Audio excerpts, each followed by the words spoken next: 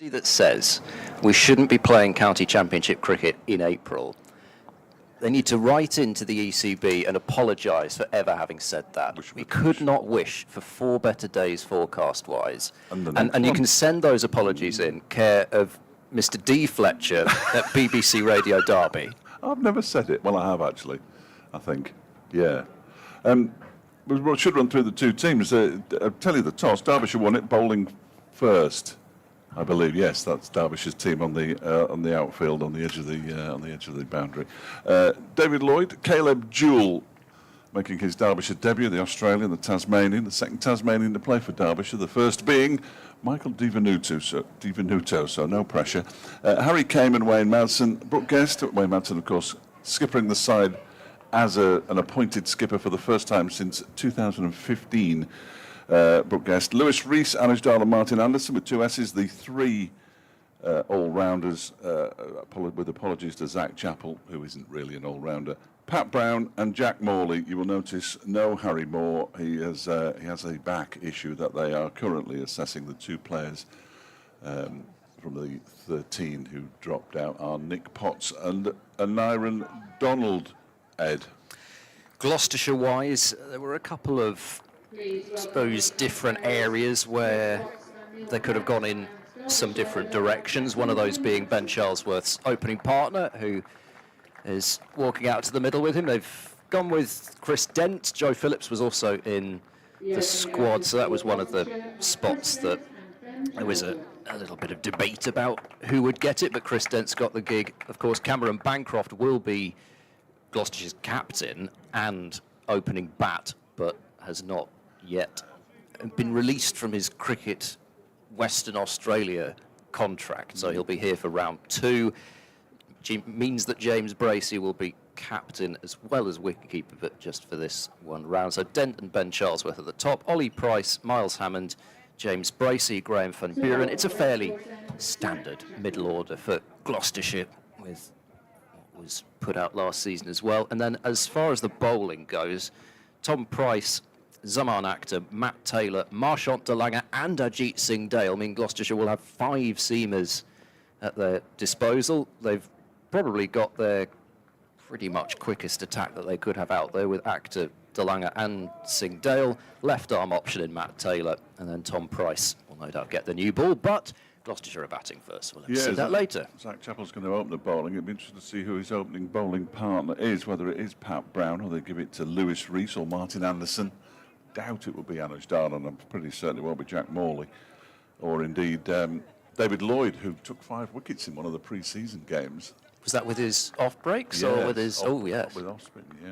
Yeah, interesting. They've got 3 slips, gully-ish, or 5th slip.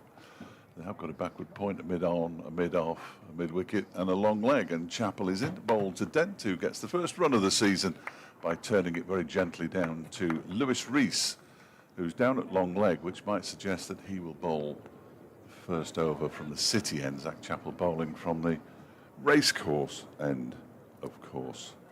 Well, I'm not saying it was a friendly start, but it was quite friendly. It was a sort of a let me just get you off the mark type delivery, and Dent wasn't particularly interested in whacking it to the boundary or anything. It was all just very pleasant. 2 left-handers, of course, opening for Gloucestershire. Charlesworth on strike now. That one is pushed out into the offside. That's better.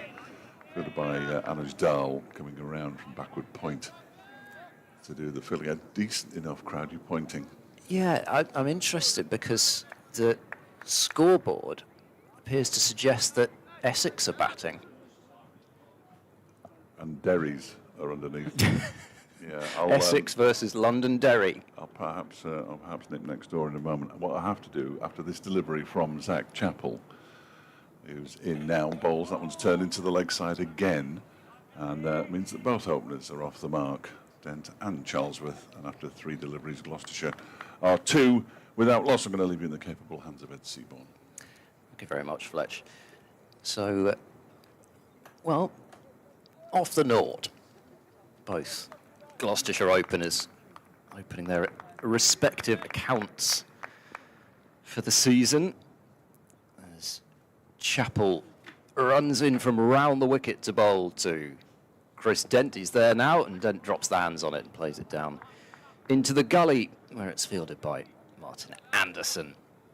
A smattering of spectators over at the far end, at the city end, and a population of people on the balconies of the committee rooms, and it's pretty much as pleasant a start as you could wish for in April. Still a few hands in pockets, but very pleasant conditions. Chappell into Dent, who leans forward into a defensive shot out into the onside. It's fielded at mid-wicket. So for Chris Dent, who has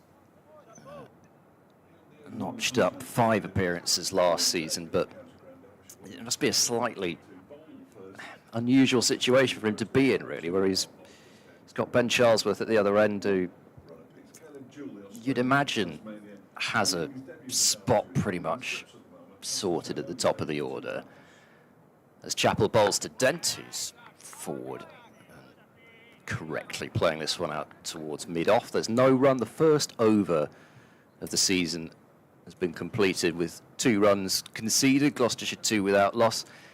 But, you know, I guess what else can you do in Dent's situation other than go out and score the runs and make head coach Mark Allane's decision as difficult as possible going forward? He did mention in the pre-season that he could select any number of different top 6s, and that there were going to be some disappointed players when that first 11 was announced, particularly with the top order.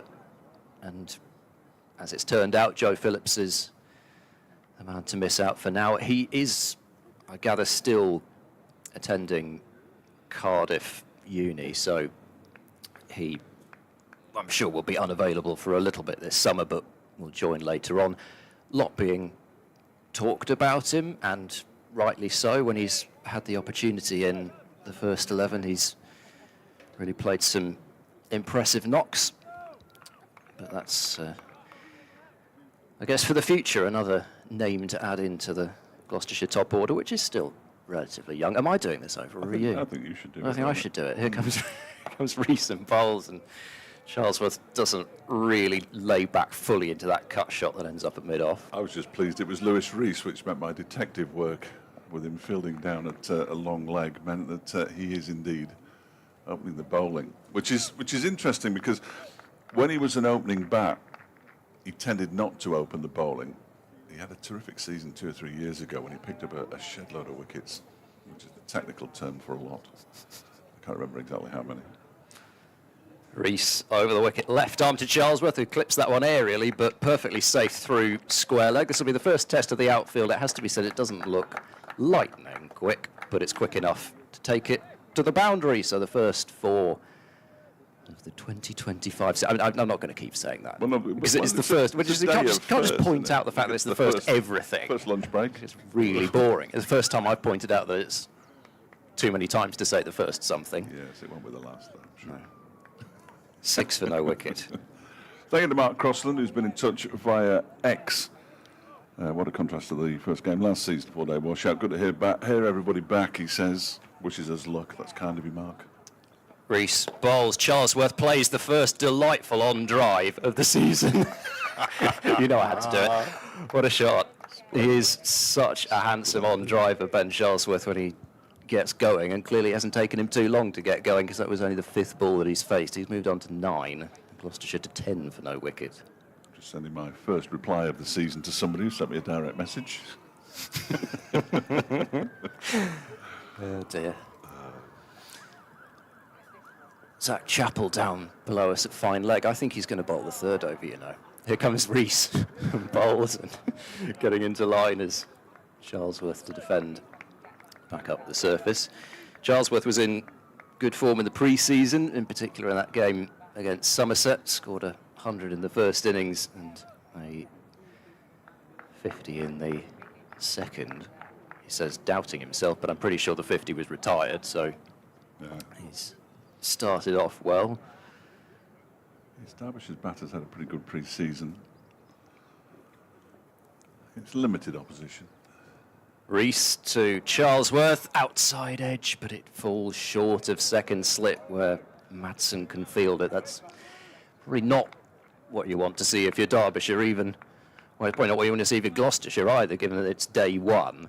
And already, okay, I think he softened it a bit, but it looked like a fairly genuine nick, and I don't think it came close to carrying to Madsen. The first edge that dropped short of the season, which is early, isn't it? 7 minutes past 11, in fairness. No gully for Rees as he runs in and bowls, and that's a beauty. Shapes away from Ben Charlesworth, who's beaten all ends up, and I'm not surprised. So Rees has his riposte to being hit for consecutive boundaries in the over. There's still 8 from it. And Gloucestershire 10 without loss after 2. They've sort of corrected the scoreboard to say Derby's with an S, but I don't like the... Glouse. No, that's no good at all, is it? CS is the accepted abbreviation, surely. CS is the accepted Well, either abbreviation. I think it's either got to be gloss or glossus. Yes, no U, certainly. The Glouse. If there's no C, there's no U.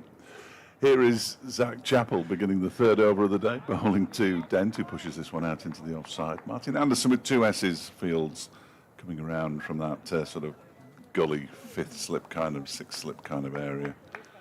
Glow we've got now. We've settled on a compromise of glow. Oh, it's changing as we speak. It needs an S on the end now. S. Yes. Yes, here we go. This is live scoreboard fixing. Yay! Oh! Wow, a fantastic effort there. Well done, everybody. We're bang up for this. Here is Chappell in again, bowling to Dent, who gets one that pops a little bit and he just deals with it nicely, pushing it into the offside, slightly backward of square. You can get in touch should you wish to do so. I'm at Fletch Sport. I don't know what Ed does these days. I'm also Well, I am still lurking on X in as the back, at EdCricket6 if you want to send me a message on there. Yeah, or you can send us an email on fletchcricket@gmail.com, but be nice. If you're not nice, you won't get your name heard on the radio. Here is Chappell around the wicket again. Dent pushes this one into the offside. Pat Brown looked interested in racing forward for that, but nobody's quicker than Anuj Dal. So Dal does the fielding. There's no. I think this is not a bad crowd. No. Not a bad crowd at all. Very pleasing, with it being the Friday that we've started. Who knows what day we're going to start of any given season. It changes almost every year. And if you're keen on watching 7 home games, you might want to come to all of them this season, because it might not happen again. That one's turned into the leg side by Dent for a single. He doubles his score. Gloucestershire moved to 11 without loss, and we're in the 3rd over, if reports and rumours are to be believed. And quite frankly, there are some well-placed people not necessarily staking reputations on the fact that things are going to change, but they don't generally report things that they haven't been told are going to happen. So stand by for less cricket. Here is Chappell. 11 without loss, Gloucestershire. That's left alone by Charlesworth to go through to Brooke Guest. The slip cordon. I'm going to take a stab at this. That's Caleb Jewell at first slip, Wayne Madsen at second, and David Lloyd at third, with Martin Anderson slightly cut adrift. Anuj Dal at a slightly backward point. Pat Brown at mid-off. Harry Kame at mid-on. Jack Morley at mid-wicket. And Lewis Rees all the way down there at long leg in front of the members' pavilion, as this next one is driven gloriously for 4 by Charlesworth to the left of Brown, and away it went into the offside. That's 3 boundaries to Charlesworth, who moves on to 13 at the end of the over. 15 without loss after 3, 5 and over, rattling along. Need to get that lacquer sorted on that new ball. Well, of course, we are still on 250 for the first batting point, so we've got to keep scoring quickly. 450 for maximum batting points within 110 overs. That's still the case. What else has changed apart from the fact that we're using the Kookaburra ball in a different patch of the season? I think it's it's those rounds that they stick in June and July. I think that's we're good using for them for Derbyshire. now. They play Lancashire at Chesterfield then. Here comes Rees to Dent. He He's forward and pushing this one back up the pitch. Reese Fields. You wouldn't want to face Jimmy Anderson with a non-Kookaburra ball at Chesterfield, I would respectfully suggest. Who knows, he may be fit by then. As he prolongs his career into his 50s. Yes, what was it, three more? Was it 3 more years or 5 more years he said he wanted to play for? I think he said 3 at the same time as saying, but I won't be fit for the first 4 matches because I've got a slight calf tweak. I think his body will dictate how long he plays, really, won't it? Dent waits, bat raised. Reese bowls, Dent struck on the pad. They quite like this, but the umpire doesn't. It's had a little woody, possibly, outside the line, I would guess. We're not directly in line. We're 1, 2, 3, 4 pitches to our left, really. Umpires are Chris Watts and Neil Pratt. I believe that is umpire Watts at that far end. He's got the power. And Neil Pratt is at square leg. What are you going to say about him? Be clever about what? No. Come on. No. He shares his name with a rather famous executor of a run-out. Yes. Here comes Reese. Bowls down the leg side. He's got something on that. You can tell immediately. Dent was looking back.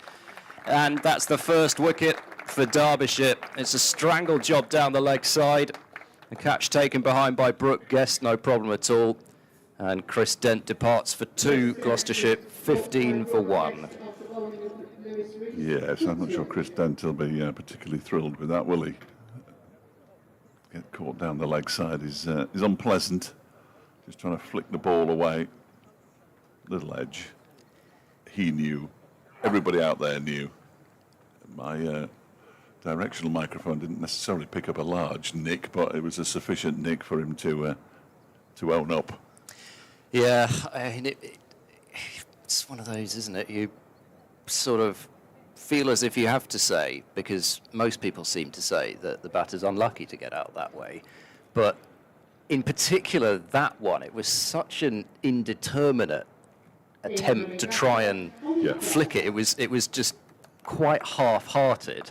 And in some ways, you almost struggled to see how he could get much more bat on it than he did. Maybe he was trying to turn it so fine to get a boundary. He was also down the pitch and had moved across a little bit, which definitely didn't help balance-wise when he was trying to play the shot. But, yeah, I maybe Reese will say, actually, I saw him come down the pitch. I saw a bit of leg stump there. I thought I'd try and target it.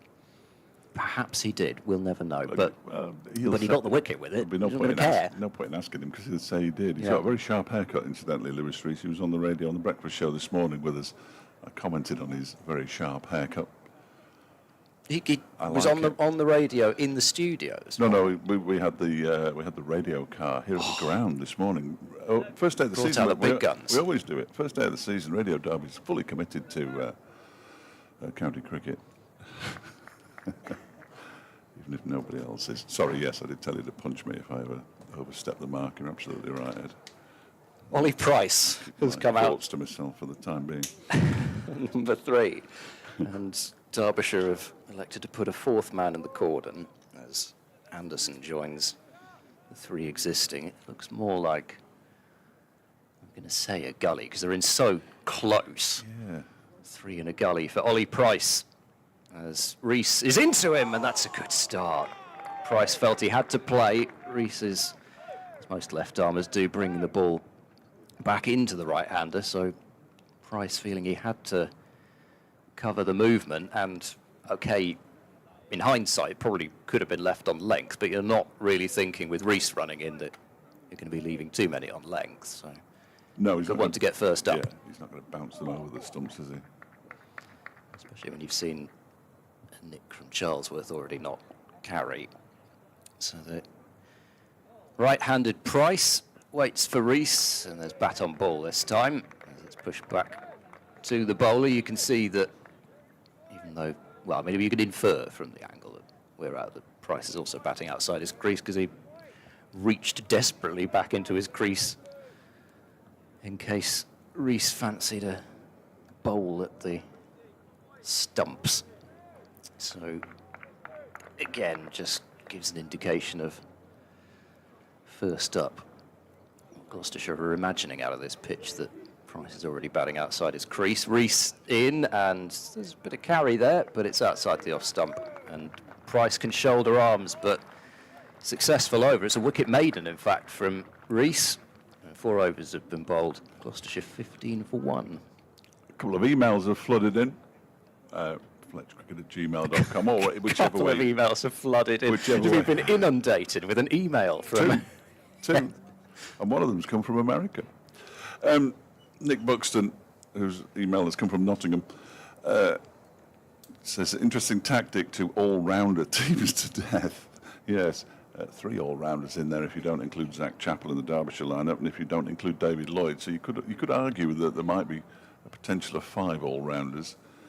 3 out-and-out all-rounders in Rees, Dahl and Anderson. Intrigued to see what he said. Well, here comes Zach Chappell in bowls to Charlesworth, who turns that one into the onside, where it's fielded by Jack Morley, who's definitely not an all-rounder. He was intrigued to see what his first email sent last season was, and to absolutely no surprise, he says it took all of 15 minutes into the first legitimate day's play of the campaign for me to send hello darkness, my old friend. Fingers crossed I can hold off sending a similar message for at least an hour this time round. Well, first wicket already taken, 15 for 1, Gloucestershire, as Charlesworth on 13 waits and just dabs this into the offside where Dahl comes around backward point to do the filling. And good to hear from Alexander Guthrie as well in the US of A, as I believe they call it. Great to see the new season start. I'm excited for Derbyshire this year because I feel they can do better than last season. Well, let's hope they're not worse. Great commentary. Keep up the good work. Thank you very much. Baseball news, he said you should Google. I'll come back to that. As Chappell is in bowls. That one is driven for 4 by Charlesworth. Don't bother running. In fact, he's barely moved, and quite right too. His 4th boundary as he moves on to 17 off 13 deliveries, and Gloucestershire up to 19 for 1.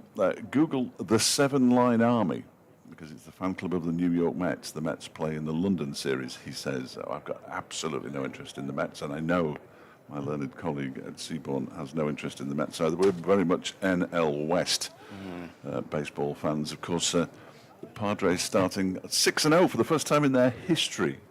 Here is Chappell in bowls. That one's cut away off the back foot to the point boundary for 4 this time by Charlesworth. Zach Chappell hasn't started well here, which is a slight concern.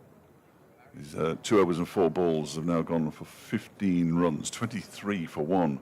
Gloucestershire. Charlesworth racing to 21 off just 14 deliveries. Is it too early to say that Charlesworth does, through 14 balls, look as if he's batting on a different pitch?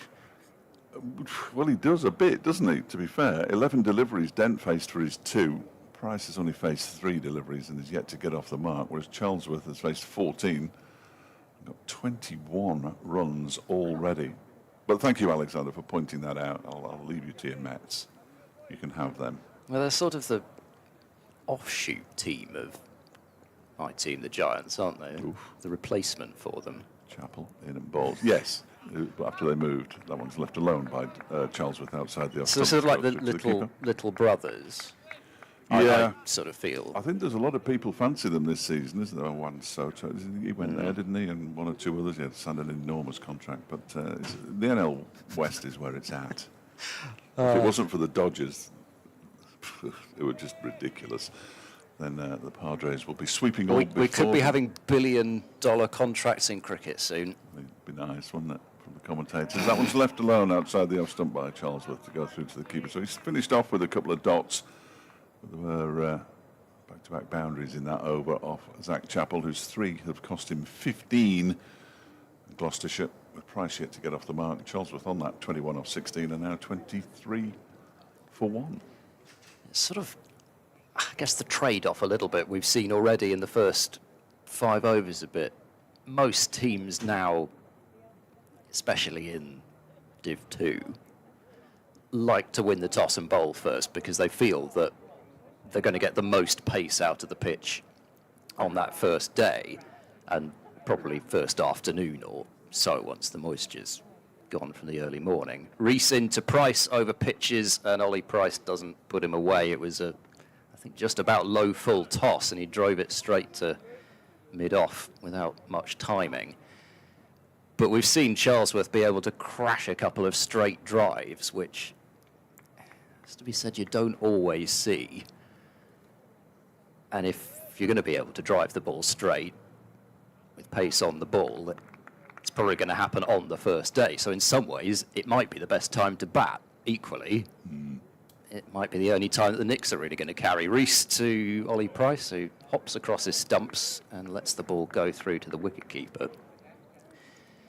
Noticed in the pre-season that Ollie Price has changed his setup a little bit. He's still getting himself into pretty much the same position when he faces, but he's got more of a pronounced trigger movement across the crease. He's starting quite leg side now. Whether that was just something he was doing in the one warm-up match that I watched, I was going to watch here as well. Watched the one?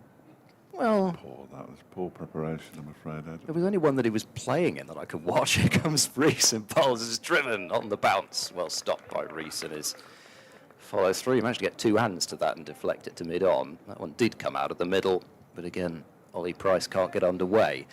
But, I mean, you can imagine in 10 years' time, perhaps Ollie Price is going to look like Shiv Chanderpaul with his extraordinary start, basically facing square leg and then moving into line. But it is a little bit different, and clearly something that Price has worked on a bit, whether it's with a thought to LBWs or, you know, playing round that front pad, just even if you get into the same position, just to put in your mind maybe that the weight's in a different place. Here's Rees bowling, and this is turned into the onside, but picking out mid-wicket this time. Still no run. But I just think it's interesting to see what, you know, everybody has something that they go away and work on in the winter. Plenty of cricket played still, even in the winter. And quite a lot of Gloucestershire's players were out in Western Australia. It seems to be sort of little Gloucestershire these days. Yeah.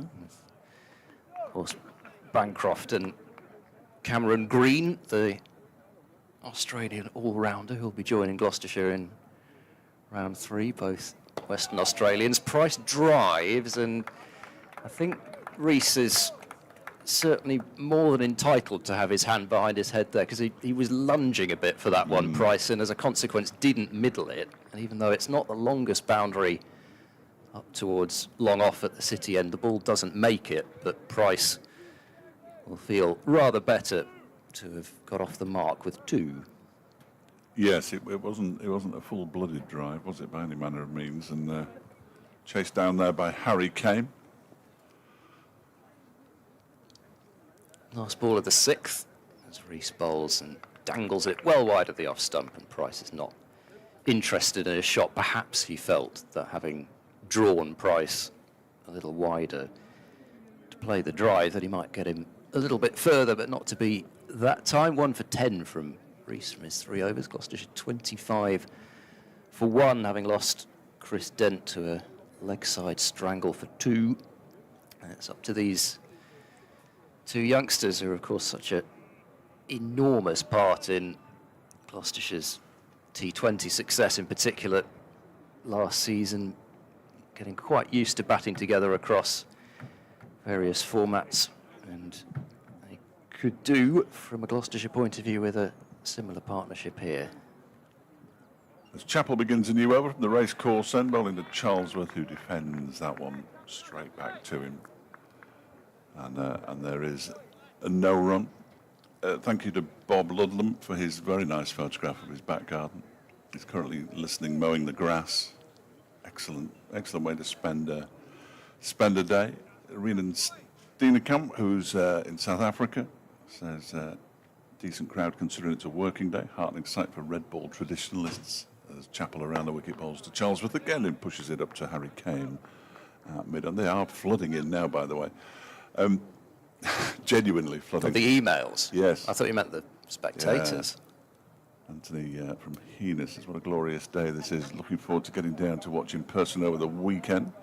Toured the county ground back in January. Slightly disappointed that you don't actually hibernate in your commentary box for the winter.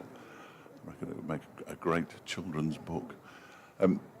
Here's Chapel in and bowls. That one is guided to Anuj Dal by Charles with backward point. And no run. It's perhaps Zach Chapel could use his literary prowess to tackle the task. Has he got literary prowess, Zach Chapel? He's a top man. I know that. No idea what that noise was. Apologies. And Mick Wood has been in touch as well.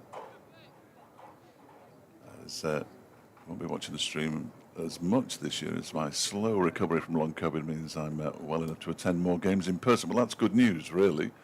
As this next delivery is driven by Charlesworth, fielded by Brown, moving to his right at mid-off.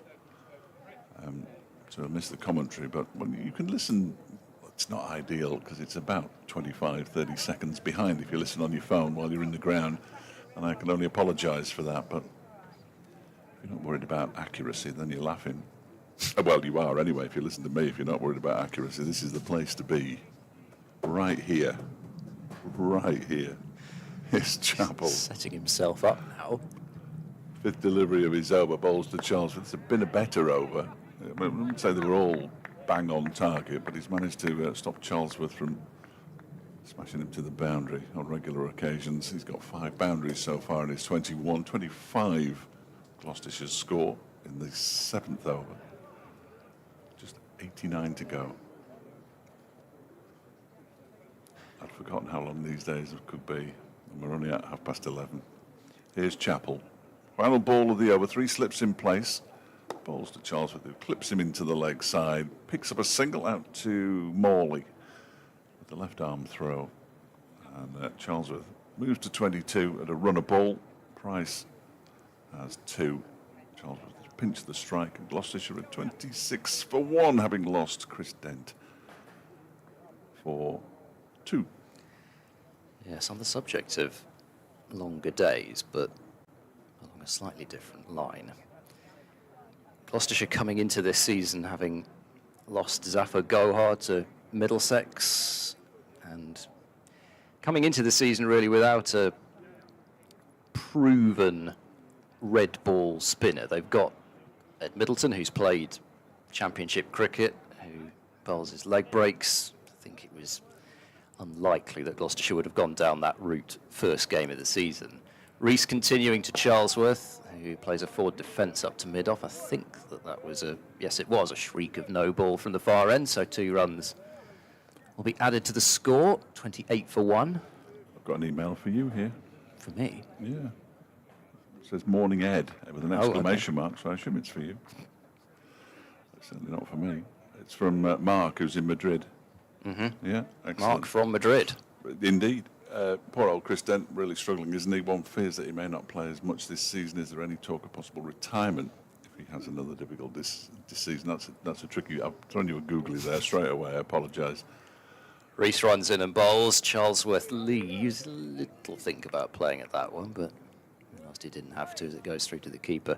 Well, no, I haven't heard any rumblings either way. Of course, he had his testimonial year last year. He is still under contract for next year, but yeah, it sort of echoes what I was saying earlier, really. The route to playing time for Chris Dent, even in the Championship, isn't anywhere near as clear as it was with the emergence of Ben Charlesworth and Cameron Bancroft as the new captain, likely to open the batting when he comes back. He doesn't bowl. Holds on to it. Yeah, I think he's okay. But yeah. Well, there's a bit more on that email. Which it's possibly because of the no ball. He realised he was getting one. close and was about to bowl another, yeah. Mark's writing on a study break. Says Dave might be familiar with Hardwick House. I'm not. Writing an Open University essay on its tapestries and hangings. Gosh. Sounds nice. I assume it's in this. I'm going to look it up now. You carry on. Hardwick House. I'm not from these parts, incidentally. Rees running in. He's there and bowls, and Charlesworth taps that one defensively into the covers, and there is no run. I'm trying to think.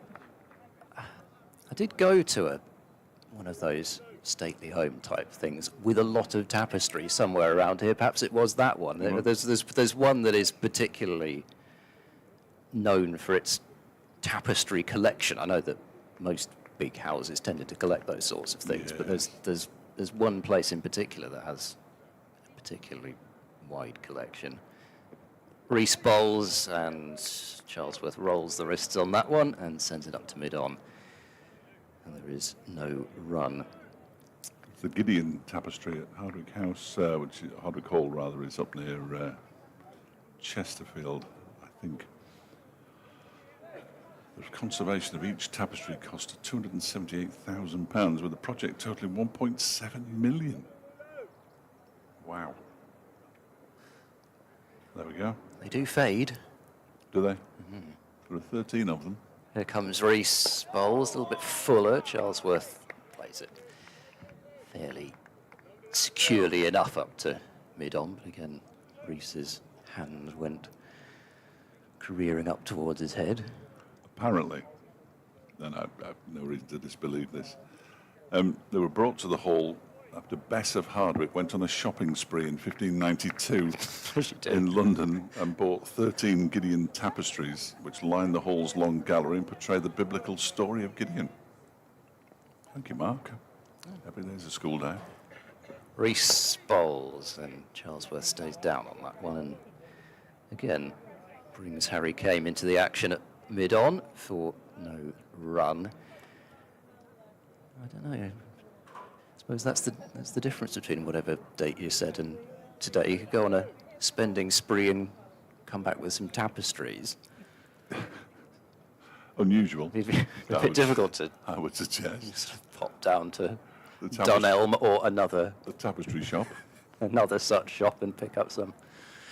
Here's Reese bowls, and that lifts past the outside edge of Charlesworth. That was a really tasty delivery of your Reese, because not only was Charlesworth cleanly beaten, but there was also a little bit of bounce there, even off a fairly full length, seemed to pass the shoulder of Charlesworth's bat. And it completes another searching over from Reese, I think, with just the no ball, or no balls from it, 28 for 1. Changing the bowling, and Martin Anderson with 2 S's for the first time as a permanent Derbyshire player. He's had 2 spells on loan, one a few years ago and one at the end of last season from Middlesex. He's moved up and everything, so he's fully committed to Derbyshire, which is excellent news. Yeah, quite a good time of it in the T20 last year against Gloucestershire. I think he scored runs in... Opening the batting? I think he was, yeah. He scored, I think, his highest T20 score at Cheltenham, which was the first time that Middlesex had ever beaten Gloucestershire in an away T20 match. They're not very good at T20, are they, Middlesex? They haven't been, no. But they've won it. It's one of those strange things. You know, you take the mickey out of them for their T20 performances, but they have won it. More than happy to take the mickey out of Middlesex. Here he comes then, Martin Anderson. 3 slips in place and bowls a full delivery to Price, who just jabs his bat down on it, dribbles out into the offside towards Dull. Thank you to Terry Whitley for his message. Hoping for a better season, aren't we all, Terry? Aren't we all? I think that sort of goes without saying, and thanks to Derek as well. I'm not sure whether Derek will be listening. I know he's a Durham supporter, but has tweeted Happy New Season to us all.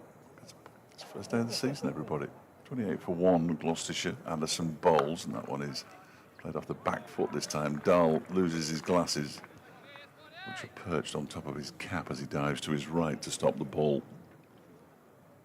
Parries it to Pat Brown, who might not have played had Harry Moore been fit, but we'll never know, because Harry Moore's not fit.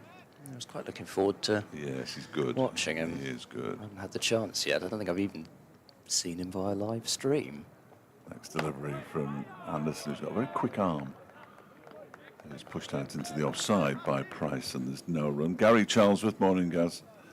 Morning guys, never wanted a Charlesworth not to succeed before, but I'm working not good at all.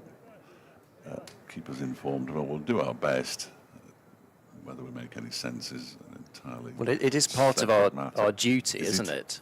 I'm not sure. I'm not sure what we're supposed to do, really. Dob, is it? Anyway, educate, entertain, inform.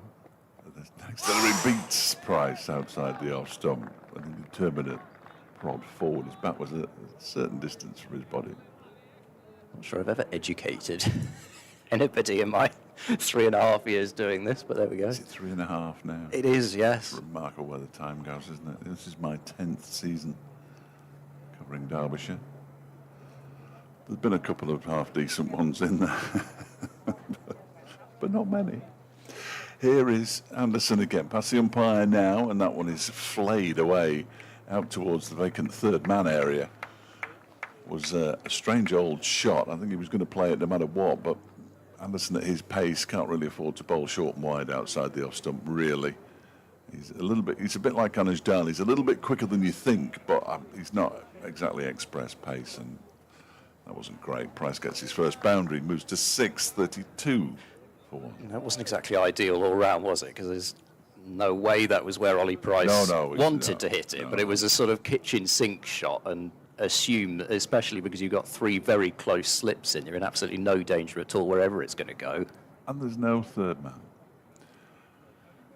As Anderson's in again, and Price just pushes this up to Rees, who's fielding at mid-off now. That was the final ball of Anderson's over. His first, just the one boundary from it. And is Lewis Rees going to continue? I think he probably is. Martin Anderson takes his sweater, and Brooke Guest comes and gives him a little pat on the back. There's a big role to play this season, Martin Anderson, you feel, in all forms for Derbyshire in the T20, which begins at the end of May, and the 50-over competition in August. The #1 competition in August, of course. Here comes Rees to Charlesworth, who gets a leading edge, which fortunately for him doesn't pop up into the air. It goes pretty much along the floor up to mid-off, but rather a distance from where Charlesworth was looking to hit it, as he was trying to turn it into the onside. I was going to mention, started on the point about over rates with Gloucestershire, because that is one of the immediate concerns, apart from just variety, is are you going to be able to get through your overs on time without a specialist spinner? Rees is in and Charlesworth watchfully leaves, but the workload is going to have to fall on Ollie Price and Graham van Buren, and if you're looking for reasons for wild optimism, the way that Ollie Price was able to step up in the latter stages of the T20, I know it's a different coloured ball, it's different bowling type, but he certainly showed that he could be a specialist white ball spinner in those games especially. As Rees is in, and a gentle defence from Charlesworth out into the covers. But yes, it's such a different thing bowling with the red one. Apart from anything else, you know, you can get away with some long hops in T20, and in fact, you can get wickets with them. I don't think it was sort of a perfect delivery that Ollie Price removed Sam Hain with in the quarter-final, for example, which was hoiked out to deep mid-wicket and caught on the boundary. Rees bowls down the pitch, shuffling is Charlesworth, but still only defending to wide mid-off. But you know, he's going to get a chance. He's going to get a chance to bowl more and more overs. So we will see. But what are these quarterfinals you speak of? I think Shahid Afridi enjoyed one here in years gone by, if I remember rightly. Well, Derbyshire only ever enjoyed one. That was at Bristol, so we'll just gloss over. Yes, just gloss over the whole thing. Back in the days, Gloucestershire struggled with T20 quarterfinals. Rees bowls and Charlesworth forward defends. 1 out of 1 in the Marker Lane era. Derbyshire's last was at Somerset a couple of years ago. Oh gosh, that didn't work well.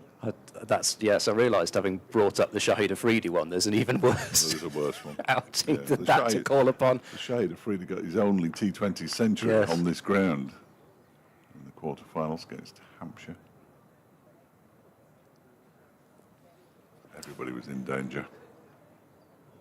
Here comes Rees once more, and Charlesworth with a slightly flamingo-like defensive shot as the back leg goes, well, not quite flying up into the air. I think that's a bit exaggerating things, but anyway, it found the desired part of the bat, but once again, Rees has proven tricky to get away. He went for those was it 2 boundaries in his first over? And Yes. since then he's gone for 4 in his next 4 and picked up the wicket. So may even get a 6th. Who knows? Even a 7th. 32 for 1. You never know. 10 overs have gone. All 3 of the other games at Northampton, at Lords and at Sophia Gardens, the winners of the toss elected to bowl first, as they did here at Derbyshire, as Anderson begins a new over. Price defends it straight back to him. Kent 26 for 1 against Northamptonshire. Glamorgan 26 for 1 against Leicestershire. And just by way of variety, Middlesex 27 for 1 against Lancashire at Lords in the match that many believe will be between the top 2 come the end of the season. I haven't seen how much Notts are struggling yet. I'll have a look. This one is defended by Price. They're playing Durham today with the dream team at the helm. Durham are 28 for 2 down the road at Trent Bridge. Yorkshire are 28 for 2 against Hampshire down at Southampton. Worcestershire have made an absolute flyer against Somerset, 54 without loss after 11. And Sussex struggling against Warwickshire at Edgbaston, a 44 for 3. There's Anderson again, bowls, and a late decision by Price to leave that one alone. Gets the fielders excited. Sorry, Fletcher, I must say, I saw that bat quite close to the ball there, and I was wondering about one of those jobs where it just runs off the face for a moment. It Very was late close. decision, wasn't it, to have nothing to do with it. That was the concern, I think, from Somerset fans during that warm-up match that Gloucestershire played there, that Taunton might just be a little too flat in the early season. We'll see how it plays out, of course. Next delivery's turned into the leg side nicely by Price. That's him. As Kane comes in off the Price off the mid-wicket boundary. I forgot where I was for a minute then. He moves on to 7, 33 for 1. Well, Anthony Gibson tweeted this morning that if they're to be taken as serious title contenders, it was must win. It seemed a bit early for a must-win game, but that's what he put on X this morning, Anthony. I guess I was about to say I could see where he's coming from. Perhaps not quite, but they were so successful at Taunton last year. This next delivery from Anderson's left alone by Charlesworth to go through to the keeper. I mean, that was what their title contention was founded upon. They had really quite poor away form, and of course it was the away loss to already condemned Lancashire that sealed Surrey's title pretty much. So I think they're destined never to win it. I genuinely believe that. Unfortunately, at the moment, they have a better chance of breaking their duck than Gloucestershire. Well, yes, this one is defended by Charlesworth up to mid-on, where Rees does the fielding. It's the end of the over, just the 1 run from it, so just 1 run off the last 2 overs. That's a bit better, a bit more disciplined from the Derbyshire bowling attack. Price 7, Charlesworth 22, 33 for 1. Gloucestershire. It's not that recent that Derbyshire actually won their only title, though. So, 1936, there aren't many around who remember that. Heady days of Stan Worthington. Well, they were a really good side in the 1930s. They were all out every night doing the Charleston. Charleston by night, taking wickets and scoring runs by day, I fancy. And now Gloucestershire are doing the Charlesworth. Wahey. It's the first bad pun of the season. Is it? We managed to make it 11 overs with that one before now. It's probably been one. Here comes Rees to Price, and that is a drive me ball, and Ollie Price is obliged, just crashed it away to the extra cover boundary for 4. You can see roughly what Rees is trying to do, because he did get Price lunging after a drive that wasn't on a half volley length earlier on, so he's trying to tempt him into that sort of shot, but that was too full and too wide. But apart from that, it's all right. Apart from that, got the treatment. Cut him some slack. 37 for 1. Well, I tried to say I could understand why he bowled it. Dreadful. That's what you're saying. Rees in, that's a much better delivery. Fantastic delivery, beautiful delivery. Line and length outside the off stump, and it's defended to point. Kent have just lost their second wicket, and can tell you that Zach Crawley was the first man out for 1. Did somebody in the press box not suggest that if Zach Crawley didn't play for England, Kent might run away with the title? I must admit I did. Whatever, it was run away with the title. But I'm fairly certain that's what Nigel said. Yeah, I mention it for no reason at all. One of Northamptonshire's new signings, Liam Guthrie, has both the wickets. As Price is forward looking for a quick single. I think it's well judged. The shy at the stumps hits at the non-striker's end, which, given that Price was home, you almost hope it doesn't hit, because there's no knowing where the ball's going to go away from the field of backing up. But actually it wasn't a full-paced throw anyway. It was off balance from Anuj Dal, so probably wasn't going to deflect to the boundary. Good piece of fielding, but also a good piece of running. Good cricket. Good cricket all round. Good cricket. Really? It's a good ball as well. What a fantastic delivery.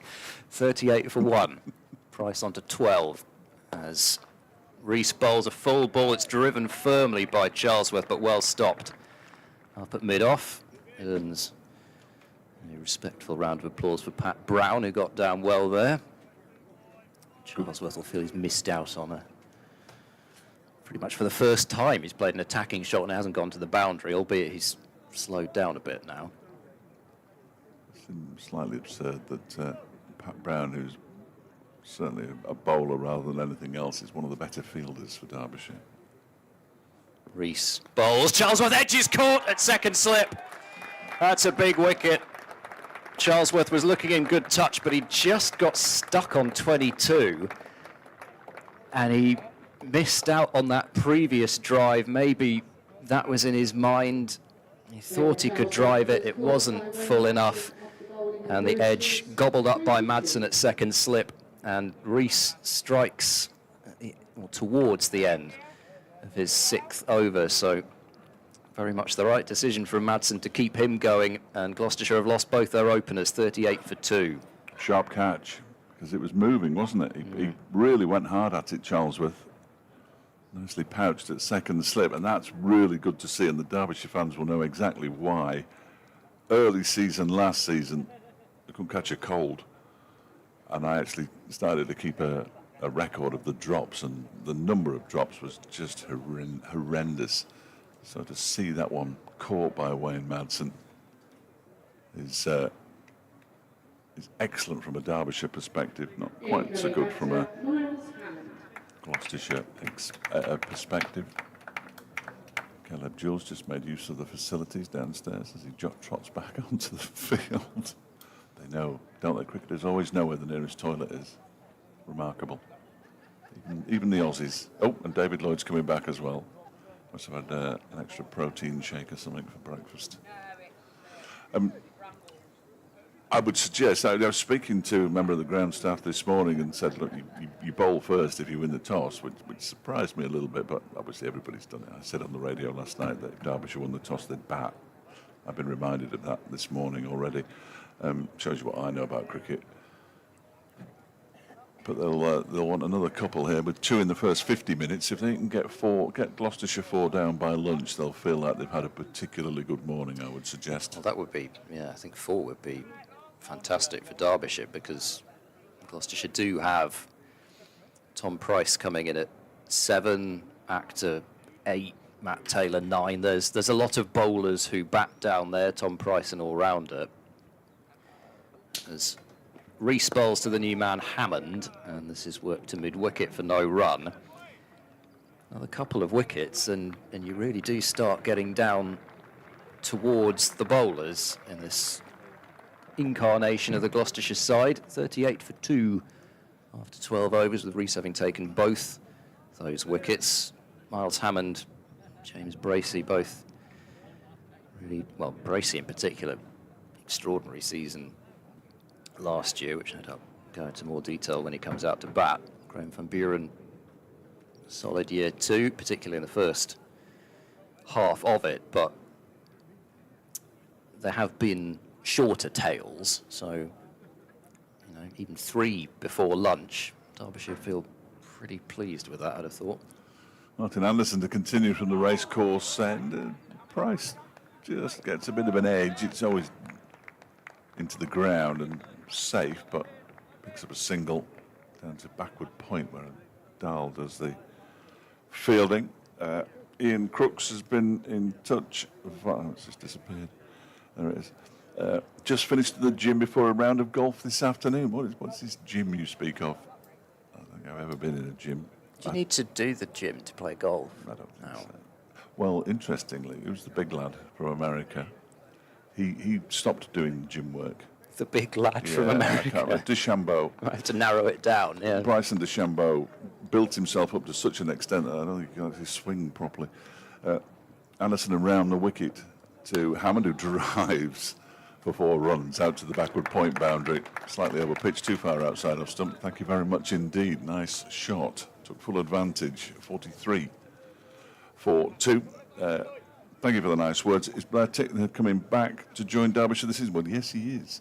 He'll be here for the second match. He's just finishing off in the Plunkett Shield, or has just finished off in the Plunkett Shield with Central Districts in New Zealand, having won the Super Smash with the Central Stags. He says he hopes things are better for him and his family if he is back amongst the fold. Well, yes, Sarah is still recovering, obviously, as Anderson bowls, and that one is defended by Hammond on this occasion. Feel that Derbyshire's batting will be the key this season. Hopefully Lloyd can show up a bit better in the middle order. Well, he won't be in the middle order, he'll be opening. Enjoy the sunshine, says Ian. Yes, thank you. It is just poking out again now, the sun, that is. And Mark Kidger has been back on again. There we go, Ed. Oh, he's got a question for both of us. He's specifically allocated questions, as this one is pushed by Hammond into the onside. It's probably less use me answering a question about Derbyshire. And no point at all in me answering a question about Gloucestershire. I think he's allotted it. He says, bottom versus bottom, but one in 2024. Ed, can and should Gloucestershire do better in 2025 if the bowlers stay healthy? Dave, what about Derbyshire? Can they move higher this season? We'll go through those in a moment for you, Mark, as Anderson bowls. And that's pushed into the onside by Hammond. You could hear the cry of no. Anderson actually does the fielding off his own bowling. It remains 43 for 2. So you first. Can you remember the question? Well, yes. Excellent. In some ways, it's an easy answer, because had Gloucestershire not had a match where they picked up 0 points due to a pitch that was deemed to be unplayable, and had Gloucestershire not set up a game against Glamorgan in the last round of the season, they would have finished higher anyway. Anderson bowls. That's struck the pad. It's a big appeal. I thought it sounded a bit woody. Hammond is still there because the umpire is unmoved. And at the end of the over, Anderson's second 3 overs for 10. 43 for 2 with Price on 13 and Hammond on 4. Because there were no bonus points up for grabs in the first game of the season either. Exactly, yes, that's true as well. So that's another. So there were two matches where no bonus points could be picked up. You only got the 8 for the abandonment here, and then 0 for the match against Northamptonshire at Bristol, and then, which I think was universally commended, Gloucestershire and Glamorgan agreed to an end of season finale. Yes, so they lost a place by doing that and then losing that match. They would have finished ahead of Glamorgan had they not done that. So it's easy to see a path where they should finish higher. Reece bowls, and one of those tempters for Ollie Price, which he lets go. So Reece does get a 7th over, as you'd probably have imagined after picking up the wicket in his 6th. But Mark asks, can Derbyshire move higher? Well, they can't get any lower. So the answer to that is clearly yes. Whether they will or not is open to debate. I think there are a couple of sides they might finish above this season. I think I don't want to say who they are, though. I might get emails. For Gloucestershire, the spin is a question mark, as this is turned up to mid-on by Ollie Price for no run. The young seam attack is a year older. Tom Price, Ajit Singh Dale, Zaman Akhtar, they are all seamers who have shown real promise. And of course, Zaman Akhtar's had another winter with the Lions. Ajit Singh Dale was picked for the Lions last year. Tom Price has already broken some first-class records in his young career, albeit had an injury-affected season last year, as this is tapped away out to gully region by Ollie Price for no run. So there's certainly legitimate hope that several of those seam bowlers can take a step forward. The batting will need to be more like the batting that was there for the first 2/3 of last season. Again, it was understandable that it fell away with the focus being on the T20 and then a bit of a hangover after it. Rees is in, that's wide and left. As Tell me you had a taken hangover behind the as well. stumps. Maybe. Good. But yes, it It's particularly not big and it's not clever, everybody, but good. in the last couple of rounds. Of course, it did have that win towards the back end against Middlesex as well. But the batting probably peaked around about Cheltenham, and in fact nobody scored 100 in the last 4 matches, albeit one of those was the victory at Lord's. Rees bowls, edging short of third slip. That's not, even though it's warmer than most April days, the sort of stinger that you want to be getting if you're David Lloyd, but he did stop the ball, and there is no fielder down on the boundary underneath us. So Got a new number, Lloyd. run. Wearing 8 this year. I'm trying to remember what he wore last year, but it wasn't 8. He had 2 digits in it. Looking to change his look by changing his number. He wasn't another 88, was he? No, it was 50 odd, I think, from memory. Rees bowls full-ish and wide-ish, but again, it's drawing Price into the drive. He can't middle it. It goes up to mid-off. There's no run, so a third maiden for Rees, 7 overs, 3 maidens, 2 for 17. Oh, nicely. Rather tidy figures at any point, never mind for your first spell of the season. 43 for 2 after 14 overs, and I mean, I'm sure he would bowl an 8th over if he were asked. Whether he will be, we'll see. Just had a long conversation there with the skipper Wayne Madsen. He's taken his sweater, but they tend to take their sweaters in April anyway. Mark finishes by his county cricket now so much haves versus have-nots, so the likes of these two sides are always condemned to struggle. I don't think they're always condemned to struggle. There's often a bolter, isn't there? Gloucestershire have done particularly well in recent seasons as Anderson begins a new over, bowling to Hammond, pushed up towards Chapel mid-off. I think the question is, you can get promoted and you can stay up, but the question is, are you going to be, and it'd be interesting to see what happens with Worcestershire this season in particular, because pretty much everybody had them going down last year and they survived comfortably.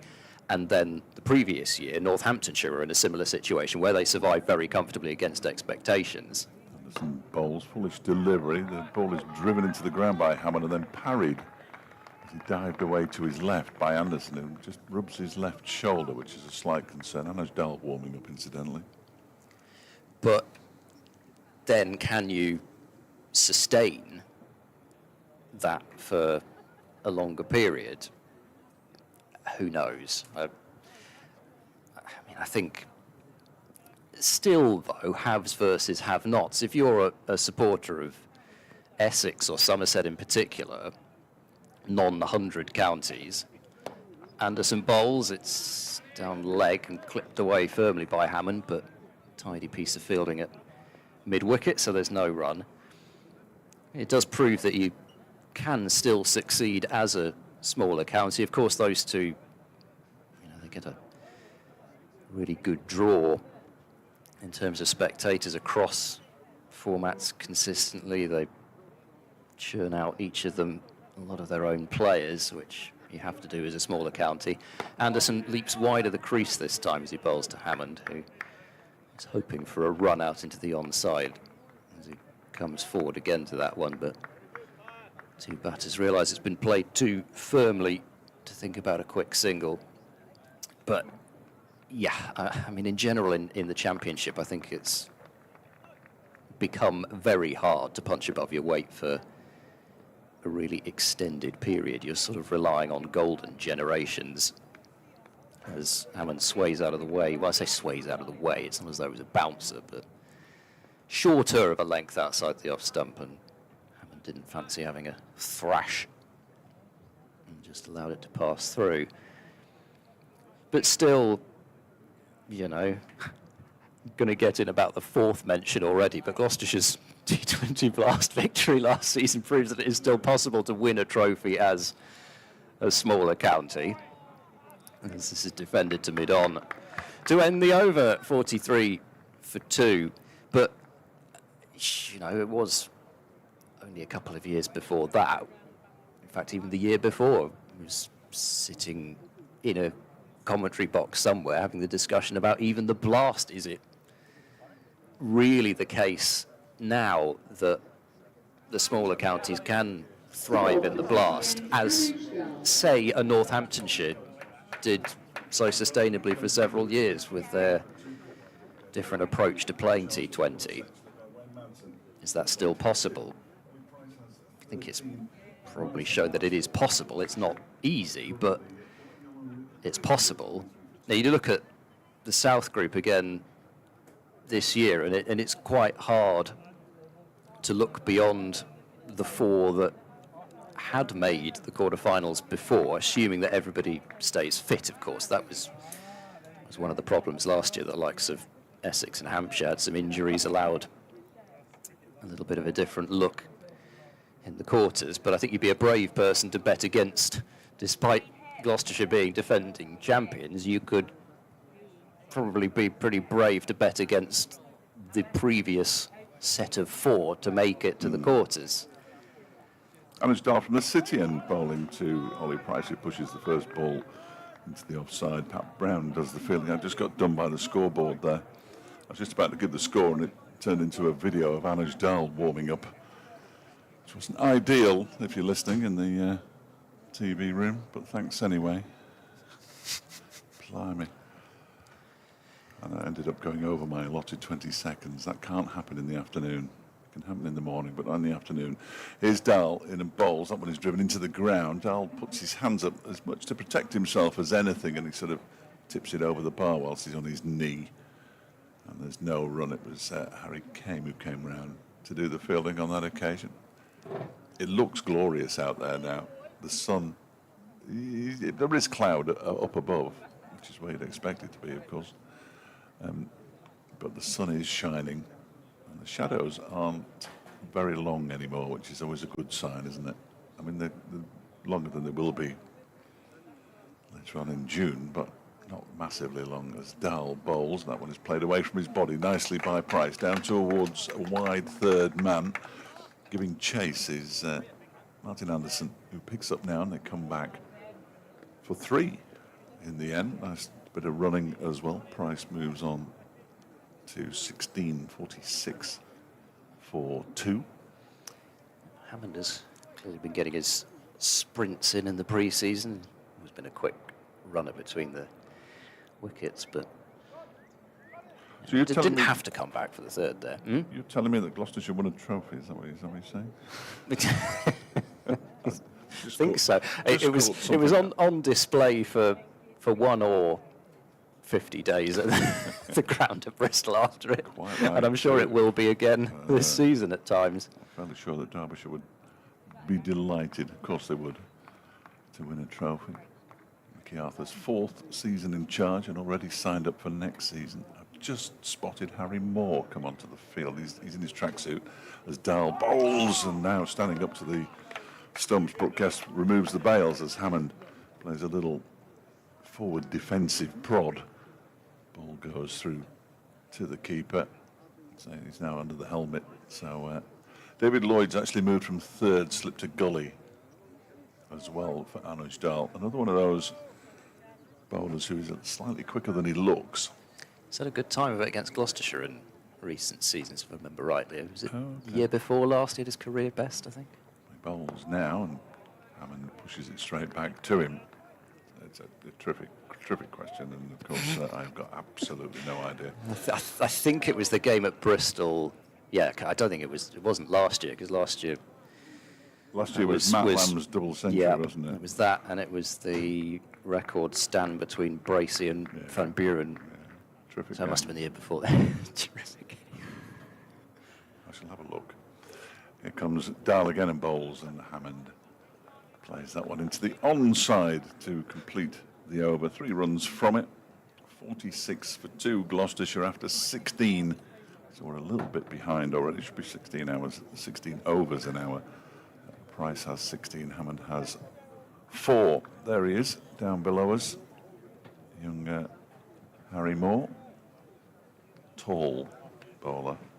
In fact, Naren Donald's with him as well as Nick Potts. A couple of members of the backroom staff as well. Mike Yardy down below us as well, who's in a batting consultancy role, I think, with That's a job. Gloucestershire. So Love a batting consultancy job. Reviews about his coaching. This has been turned away by Ollie Price to start a new over, and it'll go down to the fine leg boundary for 4. There was a hopeful appeal for LBW. Might have been bat on to boot, perhaps, but it was certainly bat. There's been signalled runs, and the 50 comes up for Gloucestershire. 50 for 2. The 17th over. I don't think it was intended to be quite as fine as that from Ollie Price. Whether it was a deliberate Yorker from Anderson or not, it didn't catch a huge amount of the bat, but it's 4 more. Reaching forward to defend the next delivery is Ollie Price. Sort of with each partnership here. I know Gloucestershire were put in, but again, we mentioned the composition of this batting lineup. It's not quite 6 and 5, but we'd like to get through this remaining lengthy period before lunch unscathed, as Price comes down the pitch and blocks it out into the covers. What a memory you've got. What's that? 6 for 69 he took I could have told you it was 6 for him. at Bristol, September 2023. I'm assuming they were his best. They are his best figures without looking. There's too much going on. Really. They were at the time, anyway, even if they've been best innings surpassed. bowling analysis in the championship match. He's a good operator, Anders Dahl. Price with a bat twiddle. Now steps into line and is beaten as he has had a full-blooded drive at that one. And that did appear to move away from him as well, which is probably, in the end, a good thing that it moved away from him as much as it did, because it missed the outside edge. It's one of those where it's almost done too much, possibly, or at least it looked that way from this angle. Well, that was seam movement or swing. Not easy to tell without the replay. Anderson bowls, Price drives back to the bowler. And there is no run. Of course, if there's going to be another wicket, it'll be from this end now, won't it? Because you've got them all so far. Well, both of them. Switched ends. Particularly good start to the season from you with the ball. Yes. You had most of the boundaries as well. 4 from Chappell's spell. I don't know why I'm here. Many people have asked that. Anderson passes the umpire and bowls, and again it's driven on the bounce for the bowler to field, and they follow through. So another tight over, despite the boundary from it. It's quite interesting. Well, I think it is anyway. I don't think anybody else will. But the only opening partnership that is still intact around the country is the slightly curious opening partnership for Essex of Paul Walter and Paul Walter Really? and Charlie Allison. Not Ben Allison, that would be even more unusual, but Charlie Allison and Paul Walter opening the batting for Essex against 3-time defending champions Surrey. 61 without loss. Looking for a 4-peat. Doesn't really work, but Anders Dahl to continue from the city end. A fair old sprinkling of spectators in the permanent temporary stand opposite us. He bowls now and it's defended into the offside by Hammond. And there's no run. But he was one of the more promising youngsters that Essex have got coming up. Charlie Allison, England under-19 international. I think it was he who briefly threatened to take Gloucestershire's quarter-final away from them as well. That would have been terrible. It would have been. Yeah, wouldn't it? Hammond waits as Dahl bowls 2 minutes down the leg side. Nice piece of keeping from Brooke Guest, who looks lively on the opening morning of the campaign. I can just about remember from watching behind the sofa, because of course Gloucestershire didn't play in that final round of fixtures and needed Hampshire to beat Essex in that match, and Hampshire were dominating right up until the point that Charlie Allison and Luke Benkenstein, both 19-year-olds, so they were going to win it. Playing with freedom. Is that one? Oh, yes. That one from Dahl is pushed out into the offside. No fear. No fear, cricket. That's what it's all about. Go out and play your own game, boys. I imagine was the cry. Middlesex 72 for 1 now against Lancashire at Lord's. Kent 57 for 2 against Northamptonshire at Wantage Road, and Glamorgan 60 for 2 against Leicestershire at Sophia Gardens. All the teams batting first were put into bat as Hammond pushes this one out into the offside.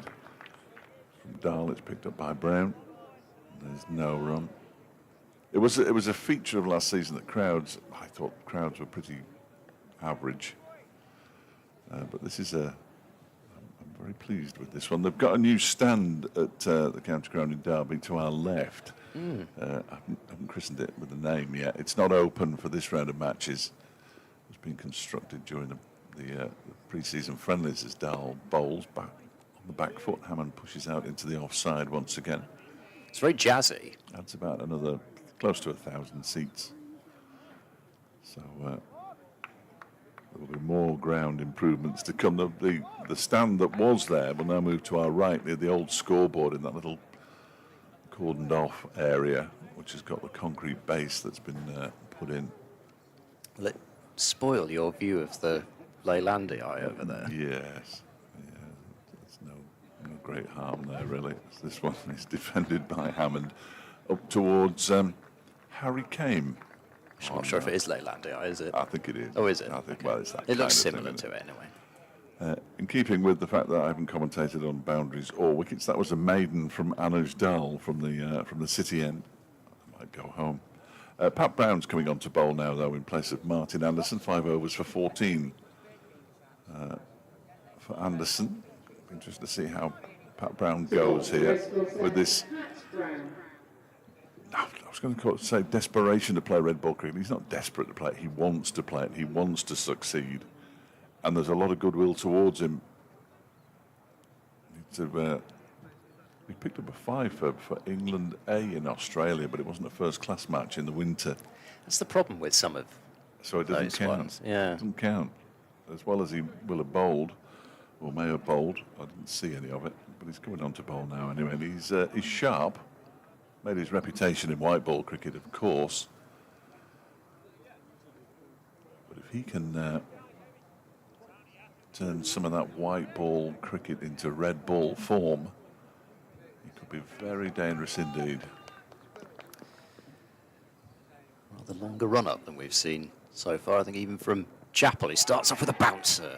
I think that's the first attempt after 18 overs to bowl a short ball. He's got a deep backward square out, he's got a long leg out, and he's going to bowl a bouncer. Ollie Price does tend to like to take the short ball on, so it could be an interesting battle if he elects to keep going. I can't imagine at 50 for 2 with ball on top of bat you're going to be consistently peppering Ollie Price with bouncers, but it's worth trying the odd one or two.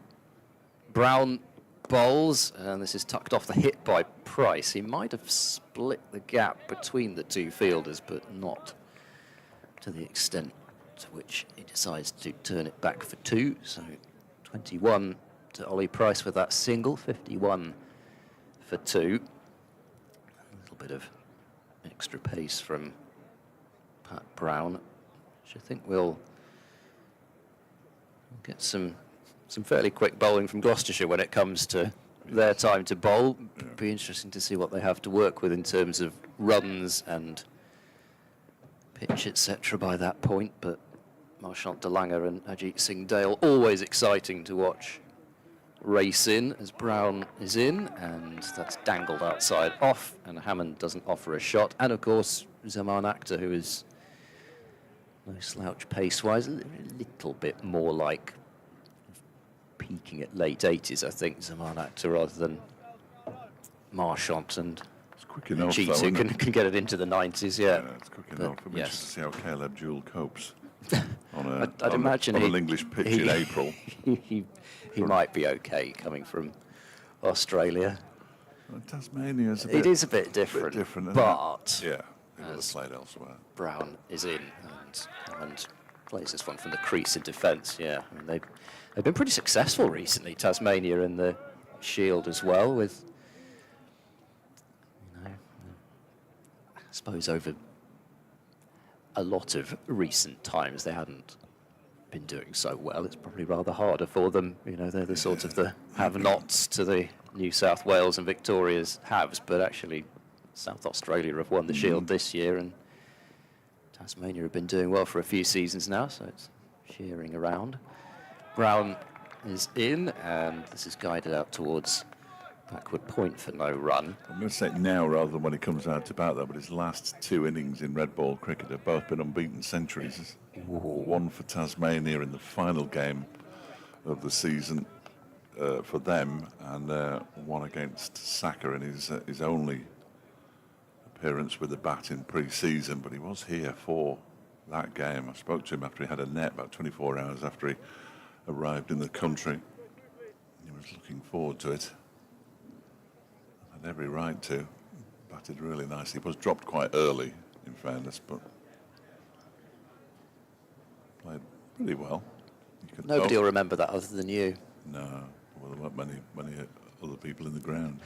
Brown bowls to Hammond, who drives wide of mid-off. They'll come through for a single as Chappell tumbles away to his right, cuts the ball off.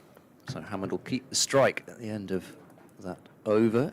Brown's first conceding 2. Hammond has 5 from 25 deliveries, so he's been somewhat becalmed. He's not gone out there and decided to counter-attack yet, and I think that's probably a wise move, considering that the ball was still doing a decent amount, with Rees and Dahl especially getting those away shapers going to him.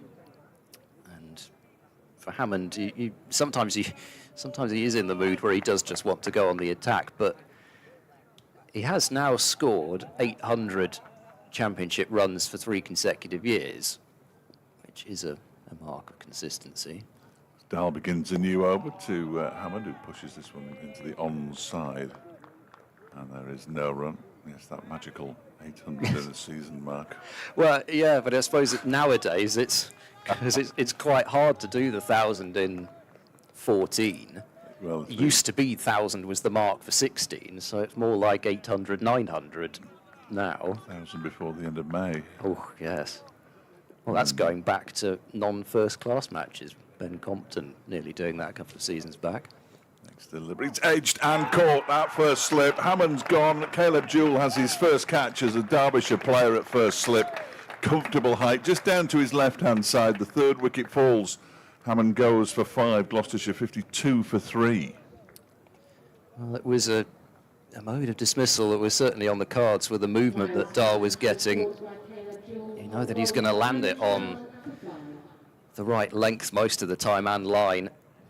I mean, you'd have to see it again from this angle. Particularly, it looked like Hammond probably did have to play at it. At least it's always easy to look at it in hindsight and say that it wasn't hitting off stump, so he didn't have to play at it. But you know, there's swing to take into account as well.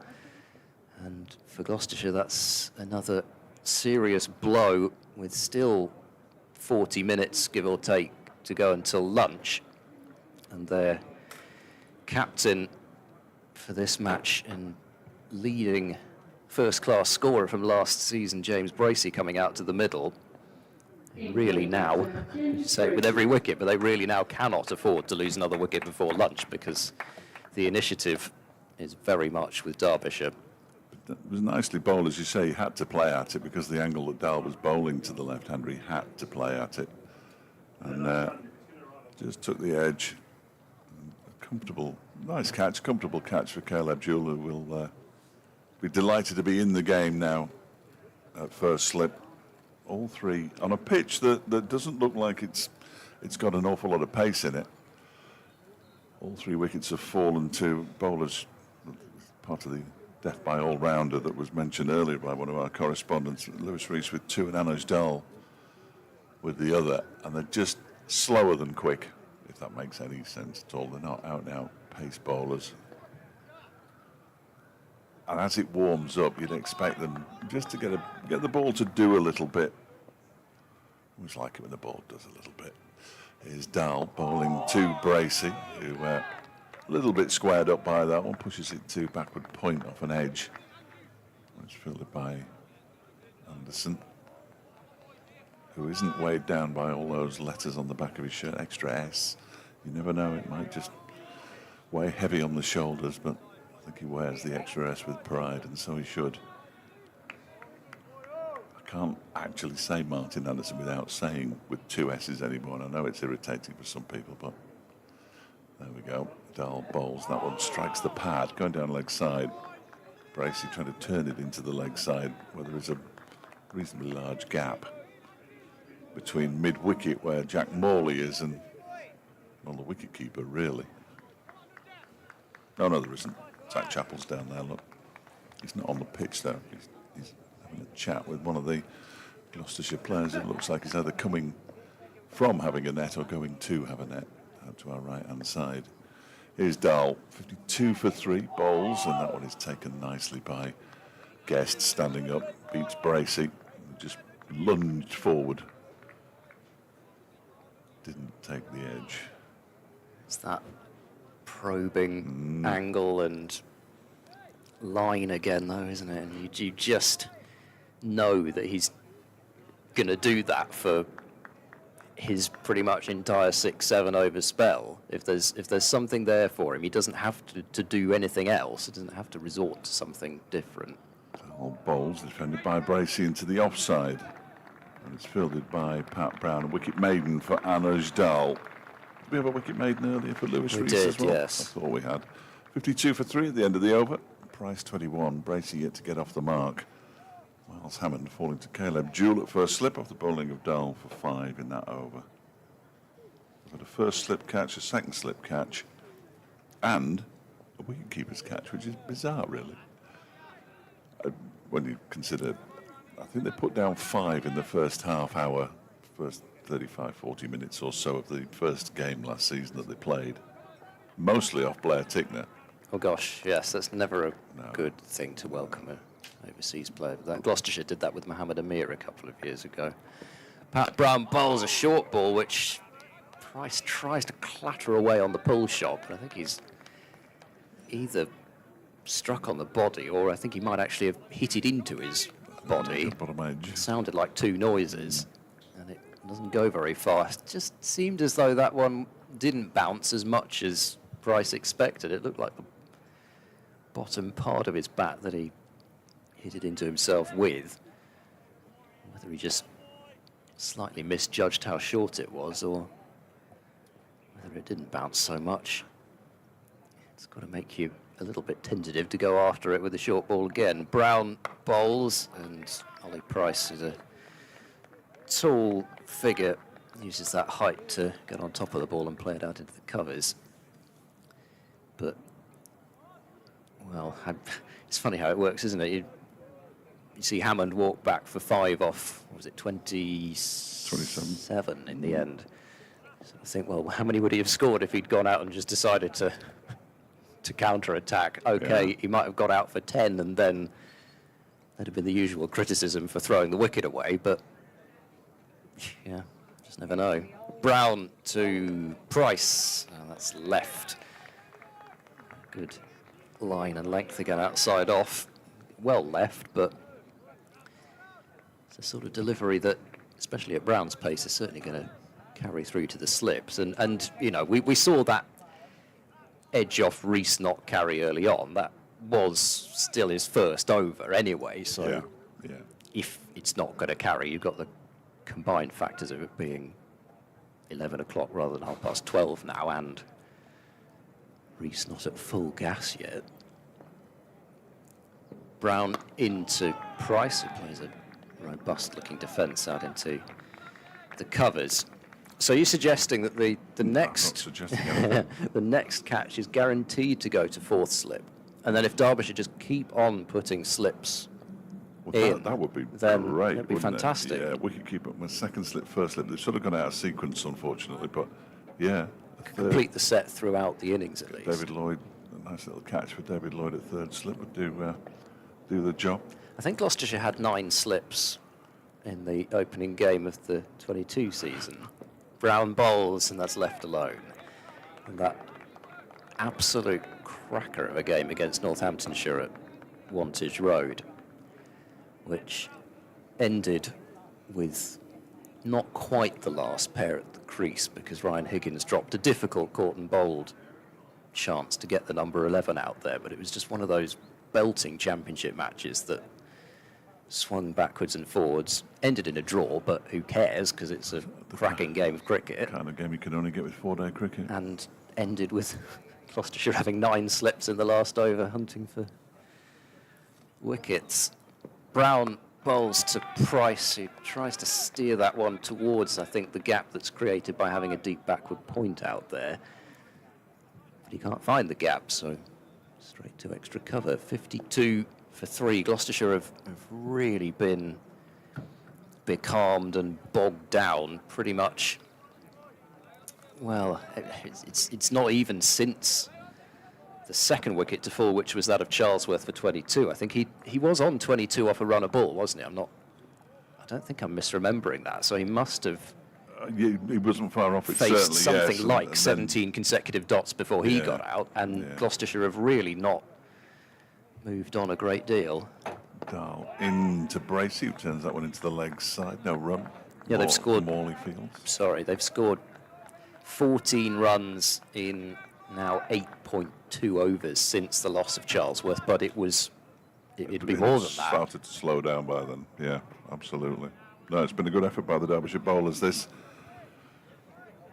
obviously spurred on by the last paragraph of my preview of the season, which suggested that they might not be equipped to take 20 wickets in a match. That one is off the pad, I think, rather than the edge, and Price is halfway down the track.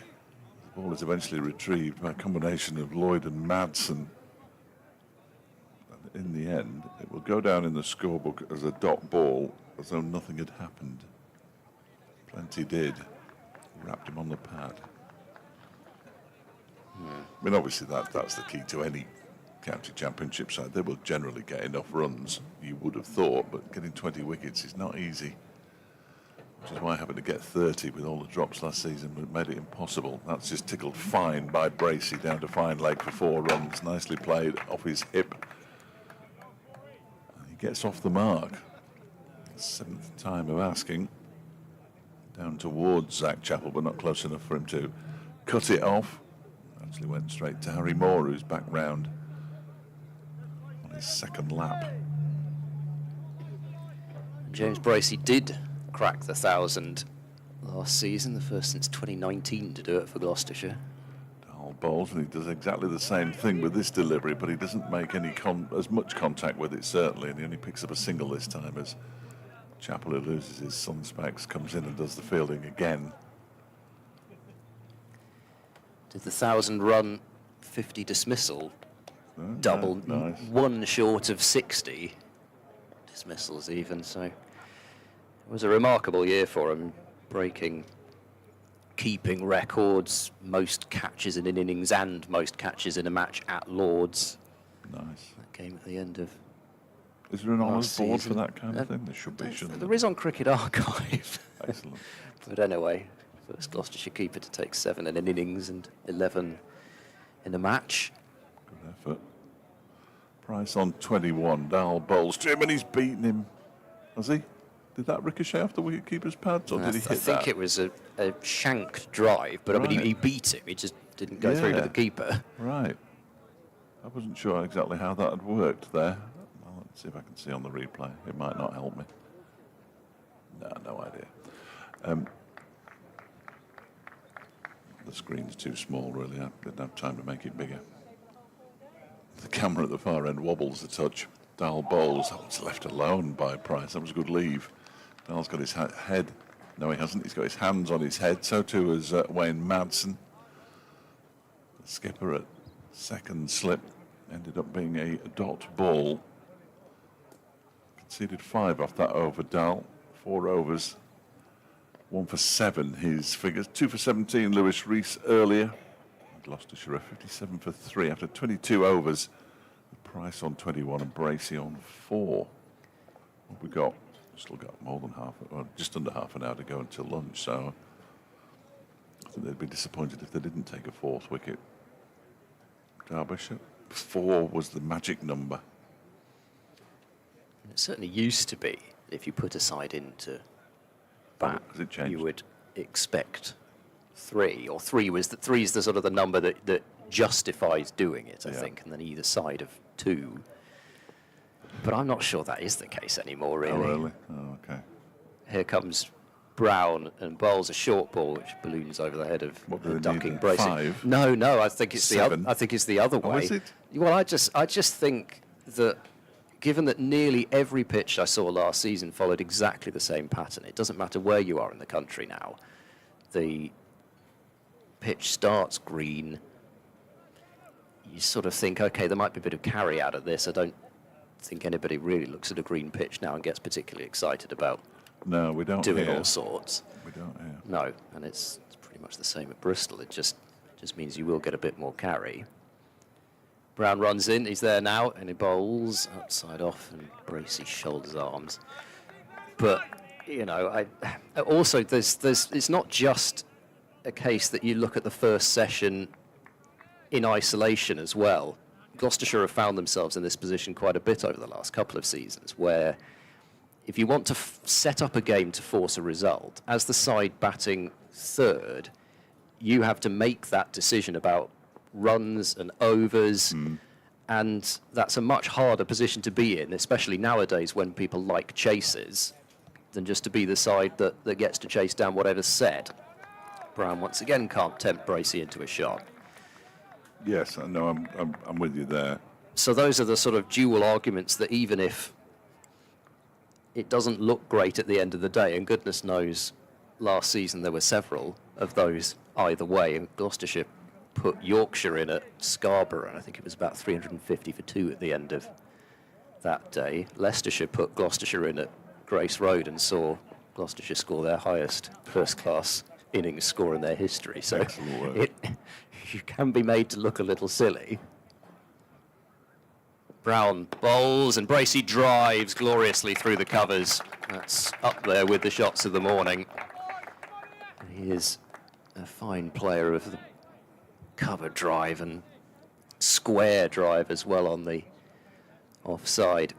But you always think with Bracey, and of course there's always the danger of tempting fate, but you tend to find when the drive goes through cover, things are really working. And it's nice when he square drives as well, but if he's cracking it through the covers, it does tend to indicate confidence, even if it won't always indicate that he's going to go on to achieve a big score. He moves on to 861 for 3, and well, he square drives this time, but that's because the ball was so full that all he had to do really was open the face of the bat, use the pace of the ball, and it runs away quickly to deep backward point for 4 more, so 65 for 3. Yeah, I'm not a bowling coach and never professed to be one. Pat Brown has got some terrific deliveries in him, but he's also got a couple of deliveries like that in him. In red ball cricket especially. I mean, in white ball cricket, because of all the variations that he's got, you can get away, That's a good ball in white ball cricket. You're not getting that away for anything more than maximum a 4. You're not going to hit it for 6. And there's probably going to be a fielder back there. In fact, there is now a fielder at deep backward point. Brown bowls. That's a better delivery, which does shape away a fraction, but Bracey was never playing a shot at that, and that's the problem, isn't it? You can go back to bowling that, and that's, you know, it's a good delivery, but the problem is that there were 2 boundaries in the over. Damage already done. Albeit Derbyshire are still right on top at 65 for 3 after 23 overs. But you just don't want to let that pressure off at all, and not to somebody who's coming off a weight of runs. And of course, he's signed a new contract extension, James Bracey, as well, which is massively important for the club. He's as local as it gets, Gloucestershire-wise, through and through. Signed up until the end of the 2028 season now, so locked him up. Yeah, longer than us as Dal bowls, and that one is driven out by Price. He misses it, goes through to Brooke Guest. It was a little bit of a airy-fairy kind of drive outside the off stump, I'm afraid, there. Thank you to Richard. I did spot your email earlier when you sent it in, but completely forgot about it, and I apologise for that. Hoping for a good season. Used to play for Derbyshire's disability cricket team at Darley Park and loved it. A bit too old now, my knees have given up. Tell me about it. Old age setting in. Thanks, says Richard, as this one is defended by Price into the onside. In typical wicket-keeper fashion. He could have left it Brooke Guest for Morley, but no. They like to be moving, don't they, wicket-keepers? And out from round behind the stumps he came to do the fielding. Especially when they've taken 3 wickets in a morning session. Do tend to find that everybody wants to field the ball in that sort of situation. The noise is noticeable out there as Dahl bowls, and that one is guided off the face of the bat down into the slip cordon, where it's fielded by Lloyd. By Price. We'll almost certainly see David Lloyd bowling some of his off spin at some point in this game, I would imagine. He's been bowling quite a lot of it in the 2 warm-up matches. Bit of left arm spin as well from Jack Morley. I was thinking with the way it's gone this morning, we might not see the traditional 1 over of spin before lunch. That's a good shout. Dahl bowls, that is edged, and it's caught by Wayne Madsen low down at second slip. Price has gone, he can't quite believe it. It was a long way from his body, in truth, when he played that shot, and the ball was going down, but that is a fine catch from Wayne Madsen, showing no signs of age.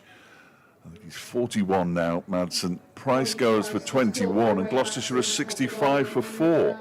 Well, 3 relatively quick boundaries seemed to provide a little bit of respite for Gloucestershire, but there's been none from Anuj Dahl whatsoever. The bowling from that City end so far, 4 for 24, I think I make that, from 11.4 overs. So there's just been consistent threat from Rees and now from Dahl. And I don't think Price, as you say, could believe that, that carry, because he's played it with such a shallow angle of the bat. And of course he's well within his rights to wait around for the umpire to give him out anyway, but he's had a bit of a probe at it, but the bat is pretty shallow. It's not as though he's really gone pushing hard at it. He would have felt that he would have done enough to keep that down, but didn't have to play at that one, did it? We've spoken about that's true. The deliveries that the batters have had to play at, and I think that Miles Hammond definitely did. The first of Anuj Dahl's 2 victims, he didn't really have to play that. The ideal shot would have been just to watch it go through to the wicketkeeper. It was a little bit one-day-esque, not totally, but the fact that the fact that you're thinking about playing it and keeping it down rather than leaving it, maybe, I don't know whether that's a white ball thing creeping in, but anyway, it's a 4th wicket and Gloucestershire are bang up against it. 65 for 4. Graham Van Buren is the new batter who just gets his bat on that one from Dahl. Inside half of the bat, dribbles back down the pitch. Morley fields. It now becomes a very good morning for Derbyshire, with 4 wickets having decided they'd have a bowl first. The sun is shining now, but there is a little bit of cloud around, and it's not a blisteringly hot day. I mean, we're talking about 20 degrees. Which is warm enough for this time of year. Good to see some of my travelling companions have made it over on the far side. Speaking of David Griffin, as that one is defended by Van Buren. I say travelling companions, they're at away grounds and we drink a lot. End of the over, 65 for 4, Bracey 12, Van Buren yet to get off the mark. Anuj Dal, 5 overs, 3 maidens, 2 for 7. Terrific start for Nudge on the first day of the season. And probably despite the fact that the sun's out, not bad swing bowling conditions really. There was, yes. I was wondering whether, okay, we'd had a dry March, but is it going to be one of those? We had a couple of them, sort of 2021, I think, in particular, was like that, where it was a dry but cold start to the season, and the ball didn't really do very much at all. Almost too cold to swing. Pat Brown bowls to Bracey, who drives. Oh, he's put down in the gully, but it was travelling. A really sharp chance for David Lloyd there, diving to his right. And, well, that really would have been the dream morning if that had stuck, because James Bracey, as captain, as leading scorer from last year, and as the last member of the top 5 remaining, if he'd have gone there, Derbyshire would have been disappointed if Gloucestershire would have made 150, really. Brown bowls, and this is turned away into the onside for no run. It was a very sharp Yeah. chance, wasn't it? And you have to sort of feel sorry for Pat Brown, who is striving hard here. He's in his 4th over. He's only conceded 10 runs, and he did go for a couple of boundaries in one of his overs, so it was his previous over. So he's bowled pretty well, Brown, so far. Yeah, and again, just maybe again his pace counting against him, and that's probably where you take a couple of steps back, actually, is the cordon after that. Brown delivers to Bracey a fairly similar ball to the one that produced the edge, but this time Bracey doesn't drive at it. I'd like to see him bowl 6 there. Just bowl 6 there, see what happens. You could perhaps do 5 and put in a short one as well with his pace. It's me, who never bowled anything other than very military medium, telling a bowler how to bowl, but suggesting, not telling. I would never tell Pat Brown how to bowl. He's played for England, for goodness sake. I played for Barnby Moor. Bracey faces, and that is edged, but this time wouldn't have carried had there been a 3rd slip in place, but it was a fairly genuine nick, but it flies between 2nd slip and that gully fielder, and down for 4. Gloucestershire will take whatever they can get in this position. Bracey has only dealt in boundaries so far for his 16, 69 for 4. No future in this running nonsense, though, is there? It's not as though actually there aren't single options out there. Put that deep backward point out since the last over. There's still a deep square and a fine leg. Plenty of singles available inside and outside the circle, as it were. Bracey opens the face of the bat this time, a more deliberate steer down there, but Lloyd comes across goalkeeper style to his right to save what would have been 4 more runs. He is the best footballer at the club, I'm told. Was on the books at Wrexham back in the day. I was going to say, I had a vague big Wrexham fan, of feeling course. that he was, He's going to be very disappointed tomorrow when they lose to Burton. And I shall be gloating on Sunday morning when I return, if they do beat Wrexham. But yeah, he was on the books at Wrexham. Big season ticket holder. I didn't think it was just because it was in my head because you were going there, yeah. There are now 3 slips in a gully as Brown over pitches, and Bracey drives him for 4 runs as the ball whistles across the turf down towards wide long off.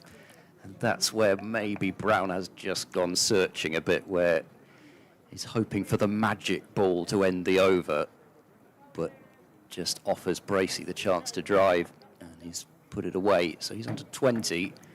Gloucestershire 73 for 4, and I think probably just hook or crook, but probably no hook shots involved, because if it's a short ball, it's probably the time to duck it with 15 minutes to go until lunch. But one way or another, they've just got to get to that lunch break hope that these two can get back going again after that lunch break. Van Buren is the sort of player who has produced some of his better innings for Gloucestershire in these sorts of situations, but you've got to be there for the afternoon.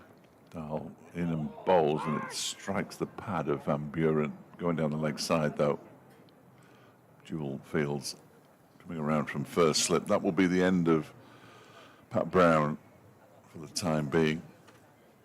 Just saw Wayne Madsen gesture towards Zach Chappell for a quick burst from the racecourse end before lunch. Bowled 4 overs earlier for 16. Chappell is his opening partner as that Dahl comes in again. That strikes the pad again. A little inside edge, I fancy. Has saved him there. Oohs and ahs out there. I'm watching the back of Graham Van Buren, of course, at this point. But yeah, Lewis Rees, who also opened the bowling, picking up 2 for 17 from 7 overs. Martin Anderson bowled tidily, but still went for 14. Well, only 14 off 5 overs. That's a decent effort. Anuj Dahl in his 6th over has got 2 for 7. And he's in now to bowl to Van Buren, who picks up a single off Dahl by turning the ball into the leg side, out towards square leg, backward square leg. Zach Chappell comes in and does the fielding. And Gloucestershire move on to 74 for 4. That was the first run scored by Graham Van Buren. Yep, and his first run scored since giving up the captaincy as well. Certainly his first run did of his first run of the season. Well, yeah. Certainly did his time. Van Buren hands the reins over to Bancroft. Dahl bowls. That's left alone by Bracey. Taken by Guest, who removes the bails. I mean, nobody's really club/championship captain for longer than about 3 years nowadays anyway, so no, Derbyshire just, had a it few. takes its toll. Billy Godwin was a captain for a long time here, 16 all the way through COVID, but lost it to Lears Deploy, who then left.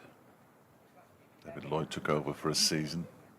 Dahl is in, and that one moves off the pitch, bounces, and into the gloves of Guest.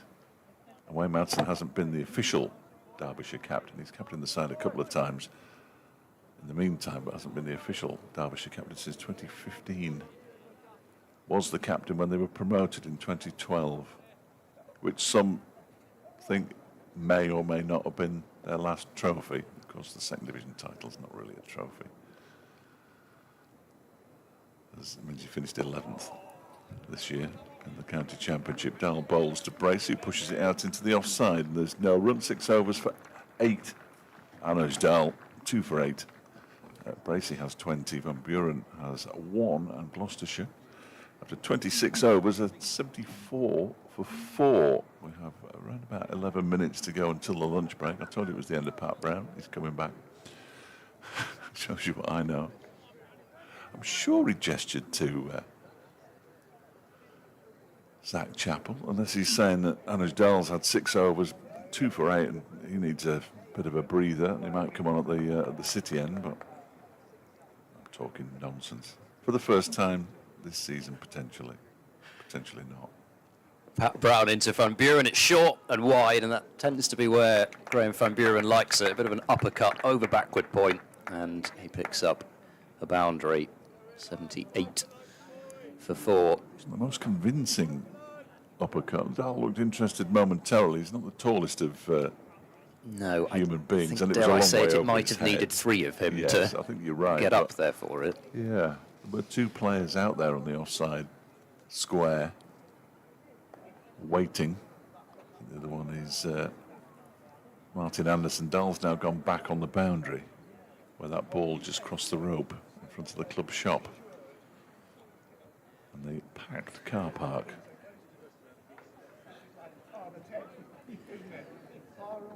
Two slips and a gully now. The third slip has gone to quite a wide gully, actually.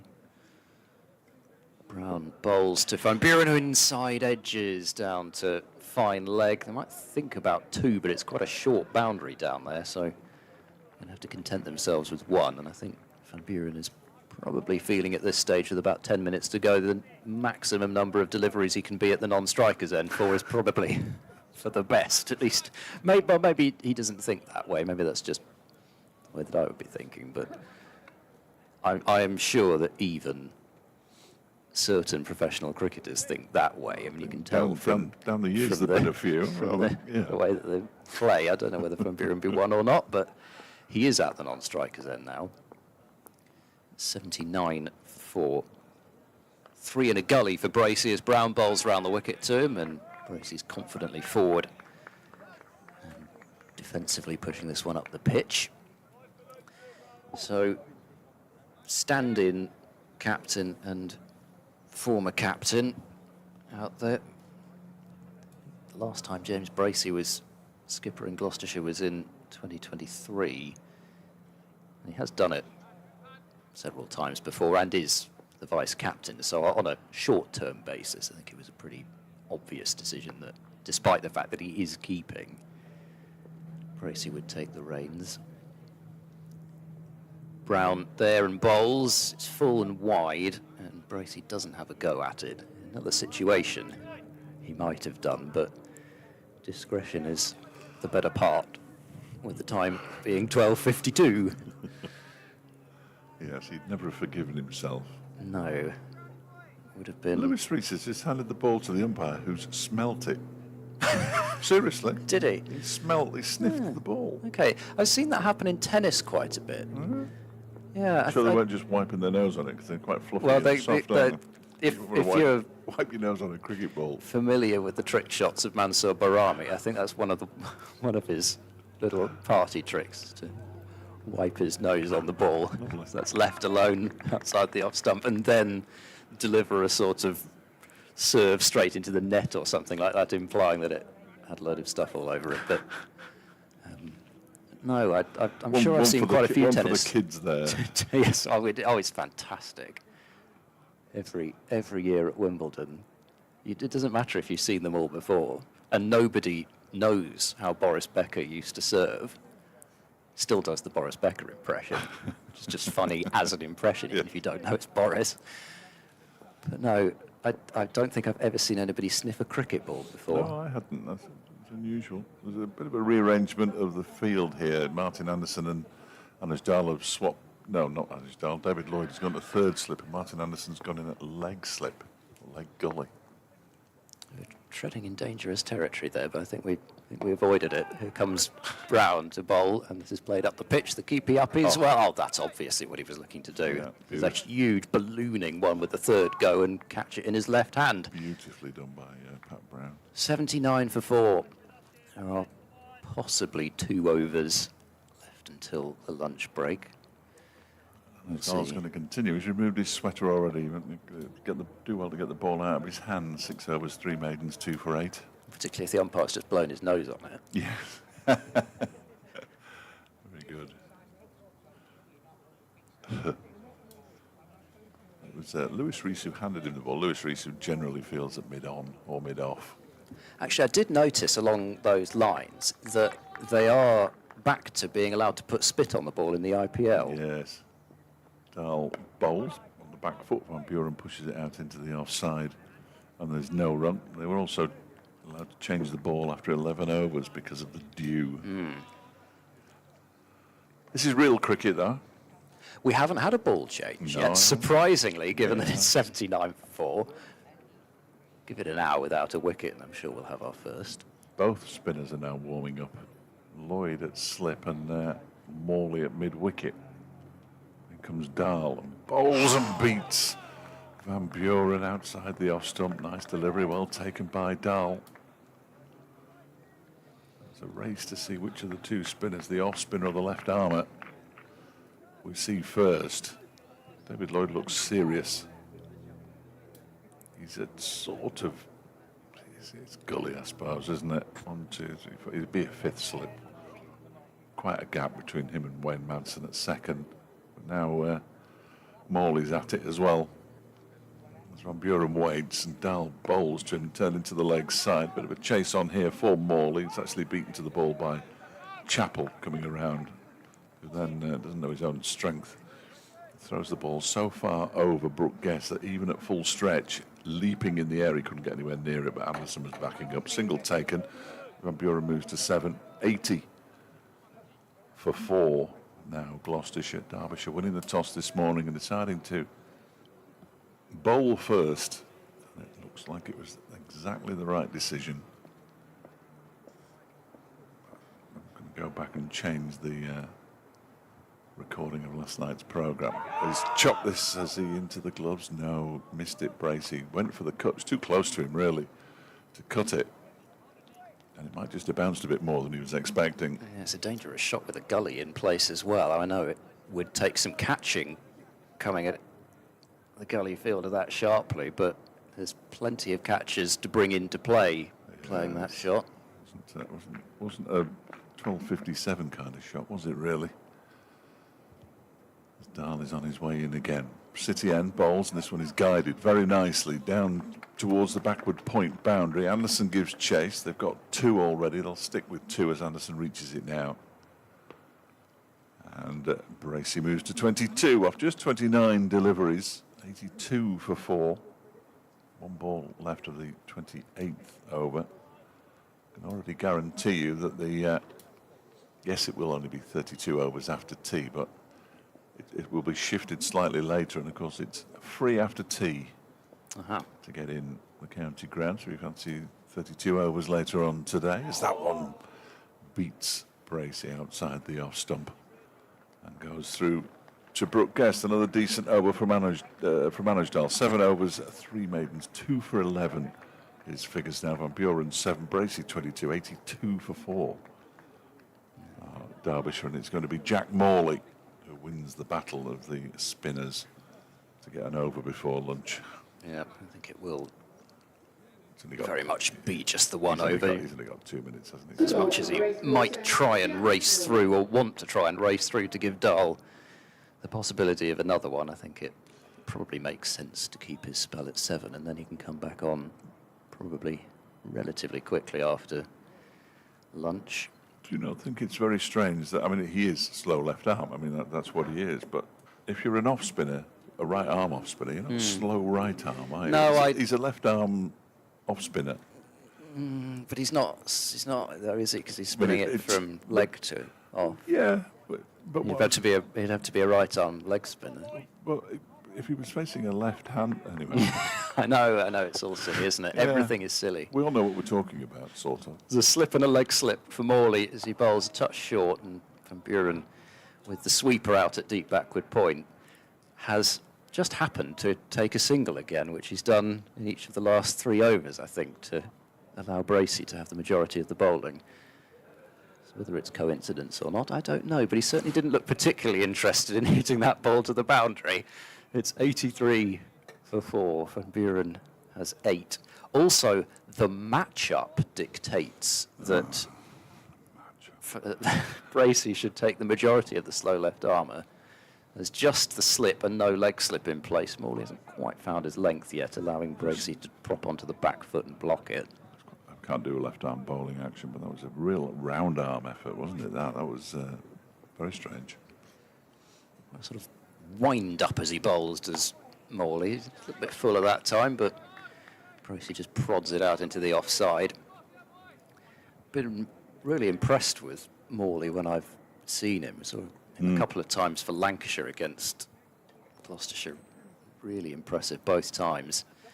Bowls a little bit quicker this time and fuller. Bracey's forward in defence again, straight back to the bowler. It's almost as though he's goading Derbyshire into thinking they might be able to get through this over, but they can't because it has just gone to 1 o'clock anyway. No chance. 2 balls left in a tricky morning for Gloucestershire as Morley bowls. This is turned leg side, and Bracey will get up the other end with a single as the fielder comes round from the 45. 84 for 4. Chris Dent was the first man to go. Caught down the leg side for 2. Ben Charlesworth looked fluent for his 22, but then just got a bit stuck and was caught there off Reese 2. As Morley bowls the last ball of the morning session, and forward goes Van Buren and plays it back to the bowler. So 2 runs off the 29th over of the morning, 84 for 4, and Anuj Dal taking the other 2 wickets to fall. Hammond probing at one outside the off stump and caught by Caleb Jewell at first slip for 5. And Ollie Price, the latest wicket, just fending at one a little outside the off stump, just carried through to Madsen. He was gone for 21. The threat has very much been from Rees and Dahl at the City end. Between them, 4 for 28. And the other bowlers, none for the rest, however many that is. It's 84 for 4, with Bracey on 23 and Van Buren on 8 at lunch. The rest of them. Thank you, Ed. Sterling effort for the first session of the season. We'll be back after the lunch break in around about 35-40 minutes' time.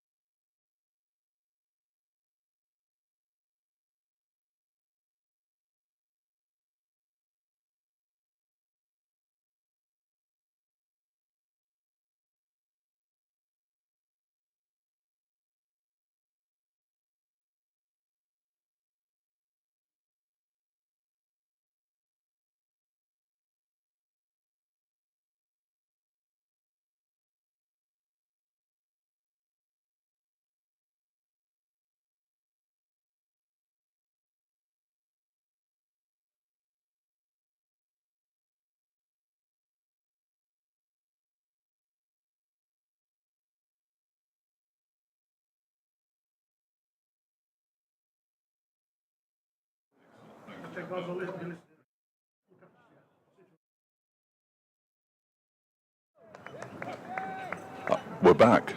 Are you back?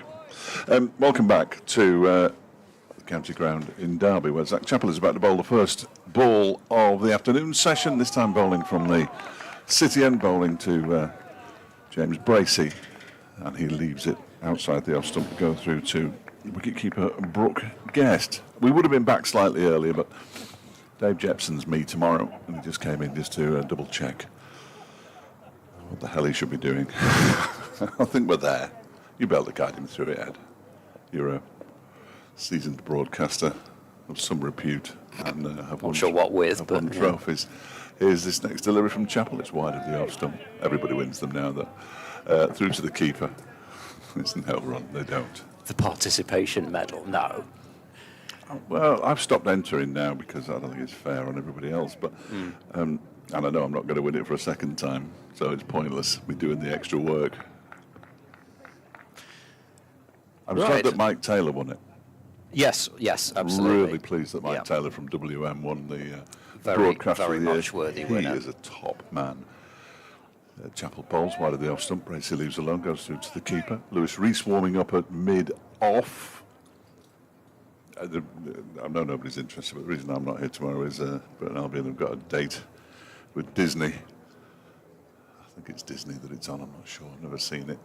But I'm at Wrexham tomorrow. Watching The Great Escape continue. Or, indeed, hit the buffers, one or the other. Probably more likely the latter. Here comes Chappell in and bowls, left alone by Bracey, bowling over the wicket now to the left-hander. That goes through to the keeper as well. So I suppose Zach Chappell has been having words in Wayne Madson's ear over the lunch break saying, just get me on from that City end. That's where I need to be bowling. 4 wickets for not many falling from the City end this morning. Yes, well, they were all from there, weren't they? Lewis Rees 2 for 17, Anisdale 2 for 11, 84 for 4. In fact, it was 4 for 28, wasn't it? Because Rees and Dahl were unbroken. Next delivery is keeping a bit low, possibly, but through to the keeper again. And Zach Chappell just turns, and in that very Gumby way of his, walks back towards his mark. I mean, there were the occasional poor balls from this end, but in general, discipline pretty good. Only one no ball, only 3 extras total, tells you a story. And the no ball was from the City end, of course. Lewis Rees has had no ball issues in the past. As this next delivery made to play it, he pushes it up to Rees. Does Bracey. The first over comes to an end. It was a maiden. And Gloucestershire remain on 84 for 4. It's warming up in here, isn't it? Yeah. I don't think I've been eating this jumper for too long. No. Apparently not the case at the far end, though. No. Mark Ecklid, formerly of the Derby Telegraph, popped up at lunchtime and looked like he'd just come back from the summit of Mount Everest. He'd only been at the back of the permanent temporary stand. He looked a bit chilly, and this is a bloke from the north of England, by the way. Sheffield man. Didn't seem to be suffering any hypoxia, though. Just coldness. Just chilly. Peak of Mount Everest. So it's a switch of ends for Rees as well. We'll see whether he can have the same potency as he did with his new ball spell. 7 overs, 3 maidens, 2 for 17. Picked up the first 2 wickets to fall. Dent with a strangulation job for 2 down the leg side, and Charlesworth, who went for a booming drive, only to see it pouched at second slip by Madsen. There's his 2 victims, 3 quite tight together slips for Rees as he runs in left arm over to the right-handed Van Buren, who cuts and mistimes it towards backward point. One of the favourite shots of Graham Van Buren. He's put 1 away to the boundary on the cut so far, but I suppose first ball after lunch, just refinding his timing as Rees was just refinding his line and length. tallest figure, Van Buren, so you have to watch just giving him that little bit of width outside the off stump. Rees bowls, and this is just prodded into the offside for no run. As we were mentioning, the first innings for Graham Van Buren since having the shackles released from him. We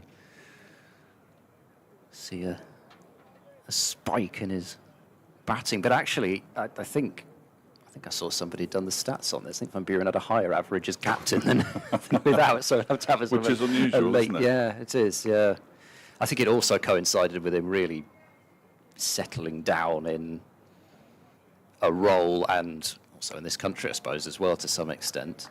Been there for a period of time now. This is angled very neatly by Van Buren down through the gully and to the boundary. So Gloucestershire moved to 88 for 4.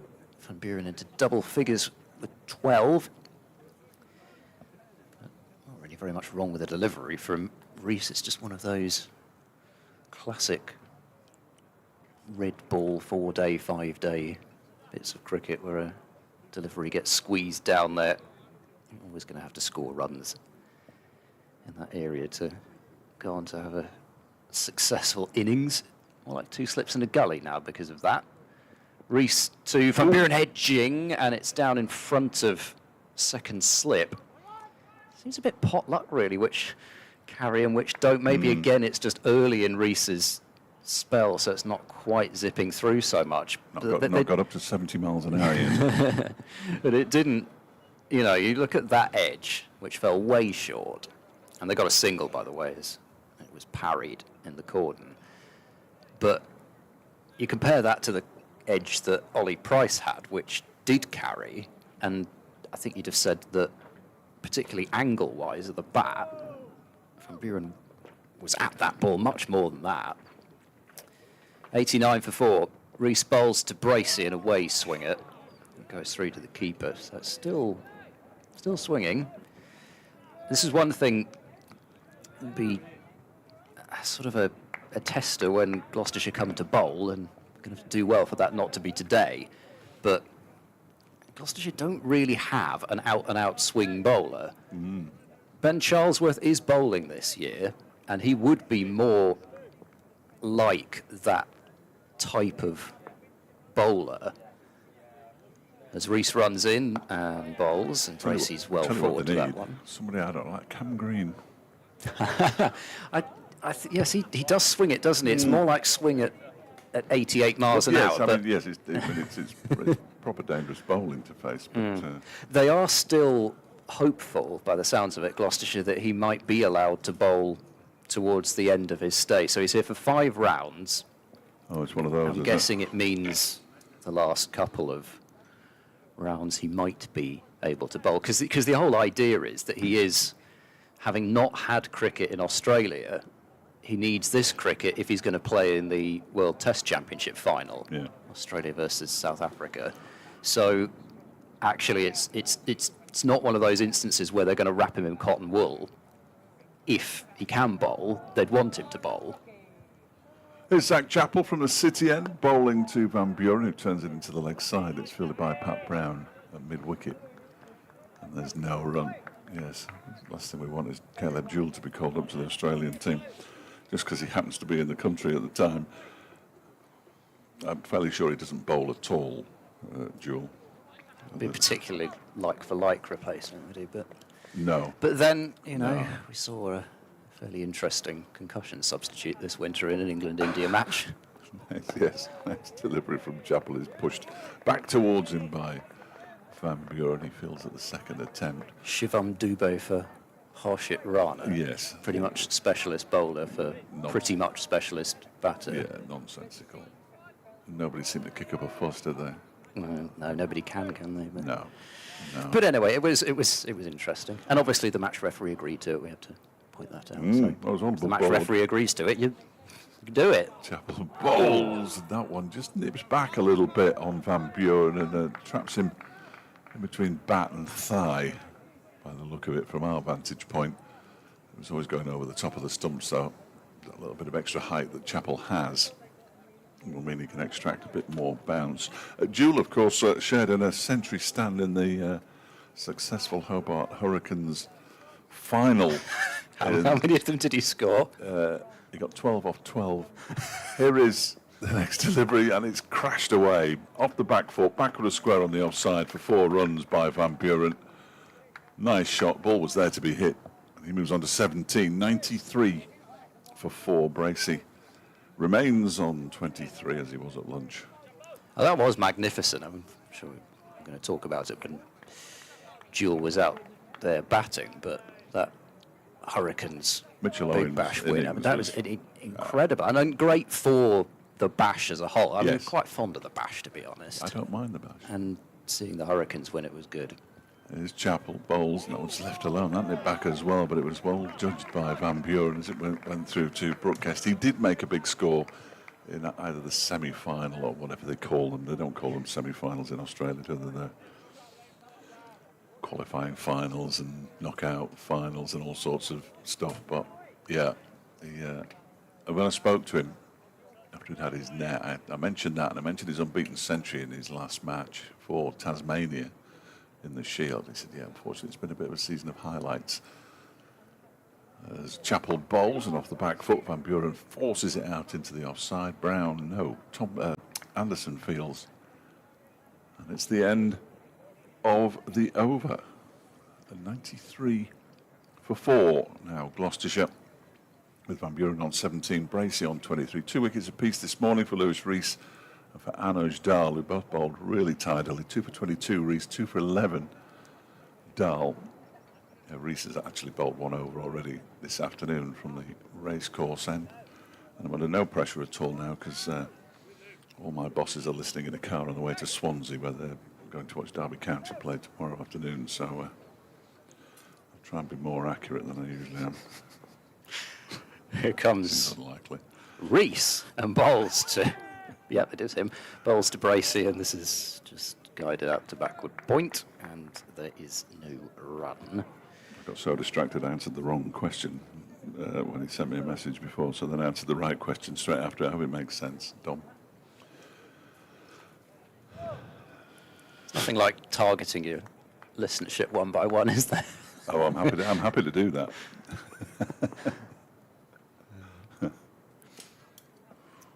Rees running in. He's there, and he bowls. It's full and on the pads. Bracey can't find a gap on the onside, clips it up to mid-on. The outfield, which was looking rather green this morning, is already looking noticeably browner in the afternoon sunshine. And I mean, I'm not surprised. I mean, it's looking fantastically uniform. It's just that you can imagine what another month of lack of rain is going to do for it come T20 time. I would not want to be diving on that even now. There if you want, yeah. Rees in, and that's left on length, I think, by Bracey. It might actually have just passed off stump anyway, but pretty much left on length. And of course, Derbyshire are going to, well, they're going to let James Bracey know about it with that one, because actually they want him to be playing at it, because if you do play at that, there's a pretty high chance that you're going to be bringing those 2 slips or the gully into play. I think they're having a new outfield in a year or so's time as part of the vast wealth that's pouring into the game. Rees bowls, and that's let go by Bracey, away shape. Yeah, of course. I mean, we haven't talked about the We don't need rich bounty that is is it coming into the game. Well, they've now stalled, haven't they?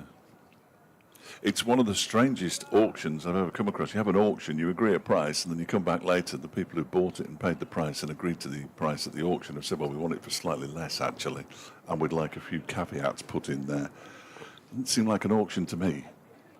Rees to Bracey, who chops that one away past backward point. The ball's running out towards the boundary. It's going to be a sprint, and it's going to be a slide and a successful keep in from Anuj Dal. And in fact, he's kept it down to 2 as well. That's tremendous fielding. He's quick across the ground. Didn't take long down in his slide. Sprang up, and they didn't even fancy a third. So Fastest man on a cricket pitch. So good that Pat Brown has gone a long way to give him a low 5. The over rate's level, so they can do that. Reese runs in, and he's there now. Bracey forward to block into the covers. Completes that over. 33 gone for the innings. Gloucestershire 95 for 4. This partnership now worth 30. And I think that makes it, yes. In fact, it's fairly comfortably the highest of the innings so far. So that tells you Gloucestershire have lost wickets at pretty regular intervals so far. They need that pattern to change in a big way this afternoon. You're a bright young man. Well, I've got light hair. I don't know if that counts. They bowled 29 overs this morning. How can they be level? Here is Zach Chappell beginning a new over inside edge. Van Buren attempting the drive into the offside, but actually skews it down to deep backward square leg. The throw from our slow left arm exponent, Jack Morley, overshoots the keeper, Brooke Guest, but they just take the single. There must be a very strong wind blowing from that Do you think? area. Well, it was where Zach Chappell overshot. I'm looking at the trees. They're not moving much, are they? No. No. No, it's just in that one part of the ground, though. Wind tunnel. Chappell in and bowls. That one is striking Bracey on the pad. Dribbling into the onside, picked up by Martin Anderson. All his S's in the leg side. And there is no run. I'm conscious that I didn't give any scores very close to lunch, so let's have a look at the scores just in the early stages of the second session of the season. Elsewhere in the second division during this over, bowled by Zach Chappell, who's in and bowls to Bracey, who defends it into the onside again. And there's no run. Kent are 148 for 3 after 34 overs. That's going along at a decent lick there, having been put into bat. Middlesex 154 for 2 against Lancashire at Lords. Middlesex put into bat there. And Glamorgan, who were put into bat by Leicestershire, are 113 for 3. They're in the 35th over there. As Chappell is in and bowls to Bracey, who gets a bottom edge on that one, and it goes past Brooke Guest, who thought for a moment it was going to race away to the boundary. He then starts chasing it and keeps him down to a couple. He's trying a sort of square drive, was Bracey, and it managed to find its way down to fine leg, having bounced past the stumps. Moral victory. Speaking of discipline, Were we? well, I mentioned 3 extras from Derbyshire. Oh, yes. Northamptonshire have conceded 30 extras in 34 overs. That's not good. Chappell bowls wide of the off stump, through to the keeper. 12 no balls, 11 wides. 11 wides is impressive. 11 wides in first-class cricket. Yeah. I mean, Wow. you've got to bowl it Unless, 2 feet over the batter's head for it to be a wide and it go over the keeper. Yeah, but then there could have been 2 of them could have gone to the boundary. I But that's suppose, sort of what I mean. It's almost got to be it's poor, isn't that, it? and then there's got to be another one as well because it's Yeah. 11. So, yes, That is poor. It's Another good 3, going. 3 by my maths, but no, there'd be 5 wides, wouldn't it? This one is driven. Yeah, my maths was hopeless. Driven beautifully by Bracey out towards the extra cover boundary, and it beats Pat Brown to the rope and actually goes through the gate into the car park. That was the final ball of the over. Bracey's moved on to 31. Van Buren has 18 and Gloucestershire 102 for 4. The partnership up to 37 now. And Wayne Madsen has a chat with Zach Chappell, who is not walking as freely as you might hope, although that is pretty much how he walks, and now he's remembered where to go. Oh no, he's been called back by Wayne Madsen here for another chat. Now he's down on his hands on his knees. It looks like he's been toiling out there. I think Wayne Madsen said, "You want to come back down to this end?" We'll find out. And Lewis Rees is going to continue in the meantime from the race course end. Worcestershire still, but they were doing really well early. they were. Yeah. When we talk about the flat pitch at Taunton, I just looked at the score. 130 for 6 in the Yeah. 37th over. That is disappointing. Yorkshire, though, and this is some cheer. Yorkshire 111 for 8 against Hampshire at Southampton. Rees runs in and bowls an in-swinger to the right-handed Van Buren, but he works with the swing, plays it into the onside. There is no run. Can't work out who I want to lose most between Durham and Nottinghamshire, but Durham 136 for 4, Essex 117 for 1 against Surrey, and Sussex 109 for 3 against Warwickshire. All the games, don't forget, available via the BBC Sport website and app, and if you say a certain phrase, you can get it on your smart speaker as well, but I can't remember what the phrase is. It's something like, hey, insert name of device here, play Derbyshire versus Gloucestershire day 1. Yes, you have to say the day. That part, Yeah. I remember. Crucial. Is I think I've got a print out of it. I'll find it. I'll find it. Rees in, and Van Buren clatters a bowl shot, but has only seen it be stopped by Morley down to his right at mid-wicket. I must say, I thought he'd hit that harder than he did. I thought it was on the way to the boundary. Yes, I mean, he didn't go slowly, but I wasn't imagining that mid-wicket would have any chance at all, and it, I think, just hit the square once and was fielded relatively straightforwardly. Got it. Tell most smart speakers, ask BBC Sounds to play Derbyshire versus Gloucestershire day 1, and it'll do it. Apparently, it'll do it. Rees is in, and Van Buren with a bit of a hop gets across his crease and tucks it away to mid-wicket. I would like people out there who are listening on a device, but not necessarily their smart speaker, just to try that out for us and tell us how it works, or if it works, or indeed what happens. Oh, and the other thing that's interesting is, if you could try, say, Gloss rather than Gloucestershire, because that seemed to be a thing that it works with some abbreviations. But Knots it works with, doesn't it? But not Worce for Worcestershire. Yeah, it doesn't work with play Worcestershire. Worce. Yeah. Sounds a bit, yeah. Here comes Rees, and this time he floats it across the right-hander, and Van Buren watches it go through behind the stumps. It's a brave new world out there, Ed. It's a brave new world that, quite frankly, I struggle to understand most of it. I've got smart speakers in just about every room in my house, but I've got the wrong kind of smart speaker. Oh, Don't do it on Google ones. dear. I don't think I've got any. They're quite Speaker. smart. They're not A massively smart smart, speaker. in all honesty, 'cause they sometimes go off, but anyway. Rees bowls, and Van Buren with a rather exaggerated shouldering of the arms that time.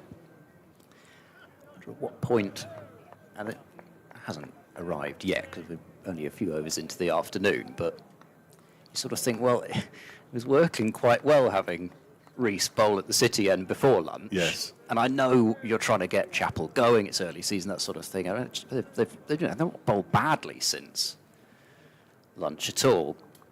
In general, there's been a little bit less sort of playing and missing-y type stuff. As again, that's left. It's a good ball from Rees. It's quite a prodigious in-swing he's got there, and a little bit of bounce. But again, because of the previous few deliveries, as much as anything else, Van Buren wasn't particularly in the mood to play the ball, so he's left it alone. 102 for 4. Dave Fletcher is swatting with disgust at the equipment. So no, it's not wrong. the equipment. I think I've just missed my first update of the season. That is impressive on day 1. I apologise if anybody's listening back at base. I just looked at the clock, 2:05. That one always gets me because no, it's a poor excuse. Because we've just been tucking into lunch. No, and then, no. Because it's only a 20-minute till the anyway. New over from Zach Chappell. First ball left alone by James Bracey. Oh no! You seemed as though you tried aubergine for the first time. I don't think I'd ever had lunch. aubergine before. No. It was awful. Genuinely awful. Yeah, I didn't enjoy it at all. And then the palaver about which bin to put stuff in. They have recycling bins now in the kitchen here, or the lounge, I think they probably prefer us to call it. And what you can and can't put in a different bin is just, it's frightening. Here comes Chappell again, bowls, that's left alone by Bracey to go through to Brooke Guest. That's going to prey on my mind now. I'll get an email. Dear, oh dear. What would have happened if we'd had a proper broadcaster here? 102 for 4. Day 1, though. It's tricky and Oh, we're all rusty, aren't we? very rusty. been rusty for about 15 years now. I'm annoyed. In comes Chappell again, bowls to Bracey, who pushes this one out into the offside. Fielded by Brown. There's no run. Derbyshire just haven't really got going in this afternoon session so far. After such a good morning session when they had at lunch, Gloucestershire 84 for 4. They put on 18 runs without too much trouble, really. A couple of inside edges, but yes, They're different, you know, a different class of false shot rather than nick, you know. Next delivery driven for 4 runs by Bracey out to the cover boundary. Nice shot, very classical, beautifully done. Some encouragement for Zach Chappell, who will be furious. You know, you're in a bit of, well, not trouble, but as a bowler, something must have gone a little bit wrong when the cordon or the keeper, the voice just goes up that extra fraction, doesn't it? Yeah, it's like sort of, you know, we want to say, don't bowl there. We don't say it that way. We just deliver the encouragement in a slightly higher tone of voice. Unlucky Chappie. Don't do it again. 106 for 4. Chappell from the City end in the bowls to Bracey, who defends this one into the offside, and they like that, the Derbyshire fielders. Good response from Chappell. There were a couple of occasions this morning when one boundary was followed by another. Martin Anderson just going through his bowling action away to our right-hand side. He's fielding on the deep backward square leg boundary. Waiting for the short delivery from Chappell, which is yet to come. That one's a quickish ball outside the off stump. You could hear him grunt as he delivered it. And he collects his cap from the umpire, because that's the final ball of his 8th over. 106 for 4, Gloucestershire. Van Buren has 18. Bracey has 35. Get in touch with us in the usual ways. Yeah, very good first thing this morning, and it's tailed off a bit. And I don't expect people who've already messaged in to message in again just to make me feel better. But it's always good to hear from listeners, supporters of either side. Rees past the umpire, and this is full ball, which is managed to elude extra cover in the end, but because of the fact that the batters expected the ball to be picked up, they couldn't come through for a run. That was slightly disconcerting. I was imagining the ball was going to be picked up, and I was like, "Why, you're going for a single?" But no. I know that Roger Bolstridge is listening, because he's just tagged me and David Griffin. He said, David Griffin, just waiting for Fletch Sport update on Radio Derby. Apparently maybe stuck in an aubergine. Rees bowls, and Van Buren gets in line again and defends. That's just not very nice. A bit bitter.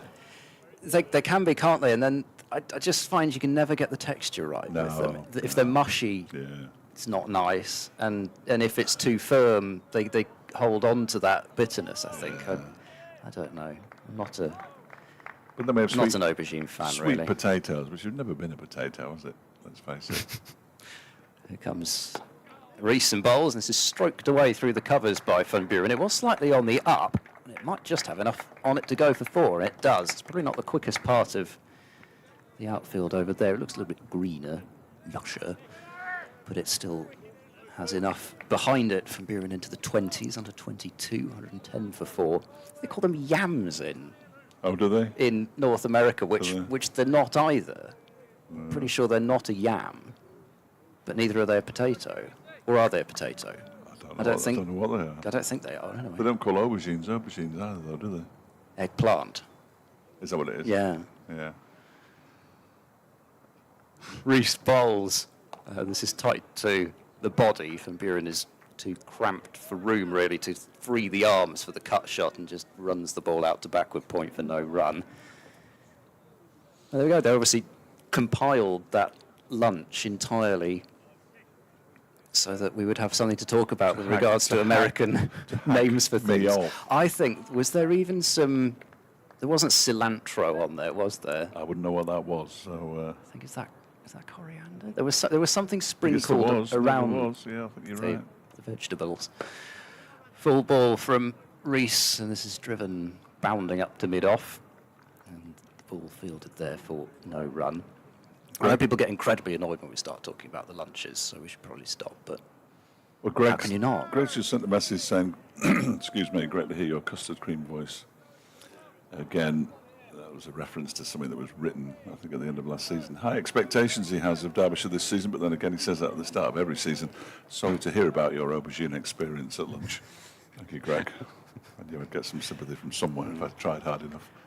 Rees in, and that's left to complete the over by GVB, and that is 110 for 4. Bracey has 35, Van Buren has 22. Yes, I mean, sympathies for your aubergine experience. You haven't had any sympathy yet for your recycle bin experience, as indeed you shouldn't. I'm gonna do the younger generation's role of lecturing here. Why can you not put tea bags in the food waste? Because you compost tea bags, don't you? Mm. But you can't put it in food waste. No, well, you see, the thing is, at home, you don't have the food waste because you've got the compost, so, you know. Well, at home, food waste makes no sense to me at all anyway. There's no food waste at home. Because I cook what I want to eat. And then you just order out every evening. Or indeed, order out. Here we go. Caleb Jewell and David Lloyd, who this morning left the field briefly for something, have left the field again down below us, as has skipper Wayne Madsen, because one of the batters, I believe it to be Graham Van Buren, is just being attended to by the physio for something, perhaps a tablet of some description. It's Bracey, by the way. Oh, was it Bracey? I beg your pardon.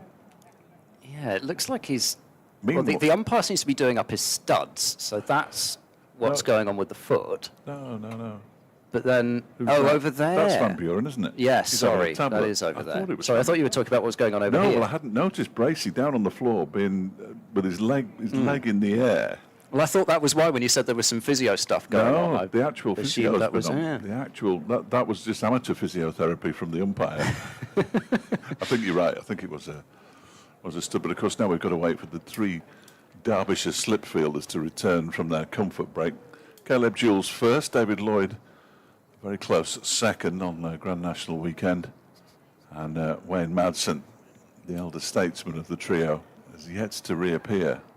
They don't have to hurdle over the fence, do they? Which is slightly disappointing. Poor old Wayne, some grounds the older he gets, the more he'll probably have to go, won't he? So here he is back. It happens, Ed. You laugh at me, but it happens. He's back now, Wayne. He's only 41. He's hardly old. He's at second slip, Jewell at first slip, and it's, look, it's Anage down. Is it me? Yes, I think it is. Well, it's just run through the crease there, which is very handy. It's David Lloyd at gully, and there's a backward point. It looks like Martin Anderson. Pat Brown at cover, Lewis Rees at mid-off, Zach Chappell at mid-on, Harry Kame at mid-wicket, which means that Jack Morley's down at long leg, and Dahl bowls. That one is pushed by Bracey up towards Rees. It was to the right of Rees, who's left-handed, so it was a well-judged single because he had to run around the ball to pick it up and attempt the throw. He actually held on to it in the end, and poor old Jack Morley has to run from long leg on one side of the ground to long leg on the other. Speaking of legs, 111. You don't believe in that, do you? Tell me you don't believe in that. There's any county that should, it's Gloucestershire. Why is that? Well, David Shepherd. This one, of course, this one is turning to the leg side. It is nonsense, though. Van Buren gets the score up to 112. And as I seem to mention about 50 times a season, there was that time, I think, when Andy Zaltzman did the stats on it in Test cricket, and 111 was statistically less likely to be a score that a wicket fell than 112 and 110 anyway. But as I say, I do bring that up pretty much every single time the score's 111, so Gloucestershire listeners will be bored stiff of it. Dahl bowls. This one is dabbed down backward at square on the offside by Bracey. Nicely stopped by a diving David Lloyd. And there is no run. I've just got a message about my missed bulletin. Uh-oh. No. You're off. Yeah. In whichever waste bin we're supposed to dispose a Dave Fletcher in. They said they couldn't hear me. So yeah, I'm actually going to cough to this. Next delivery is turned into the leg side by Bracey. I don't think it's worth arguing the toss, is it? I don't think there was a human waste disposal bin.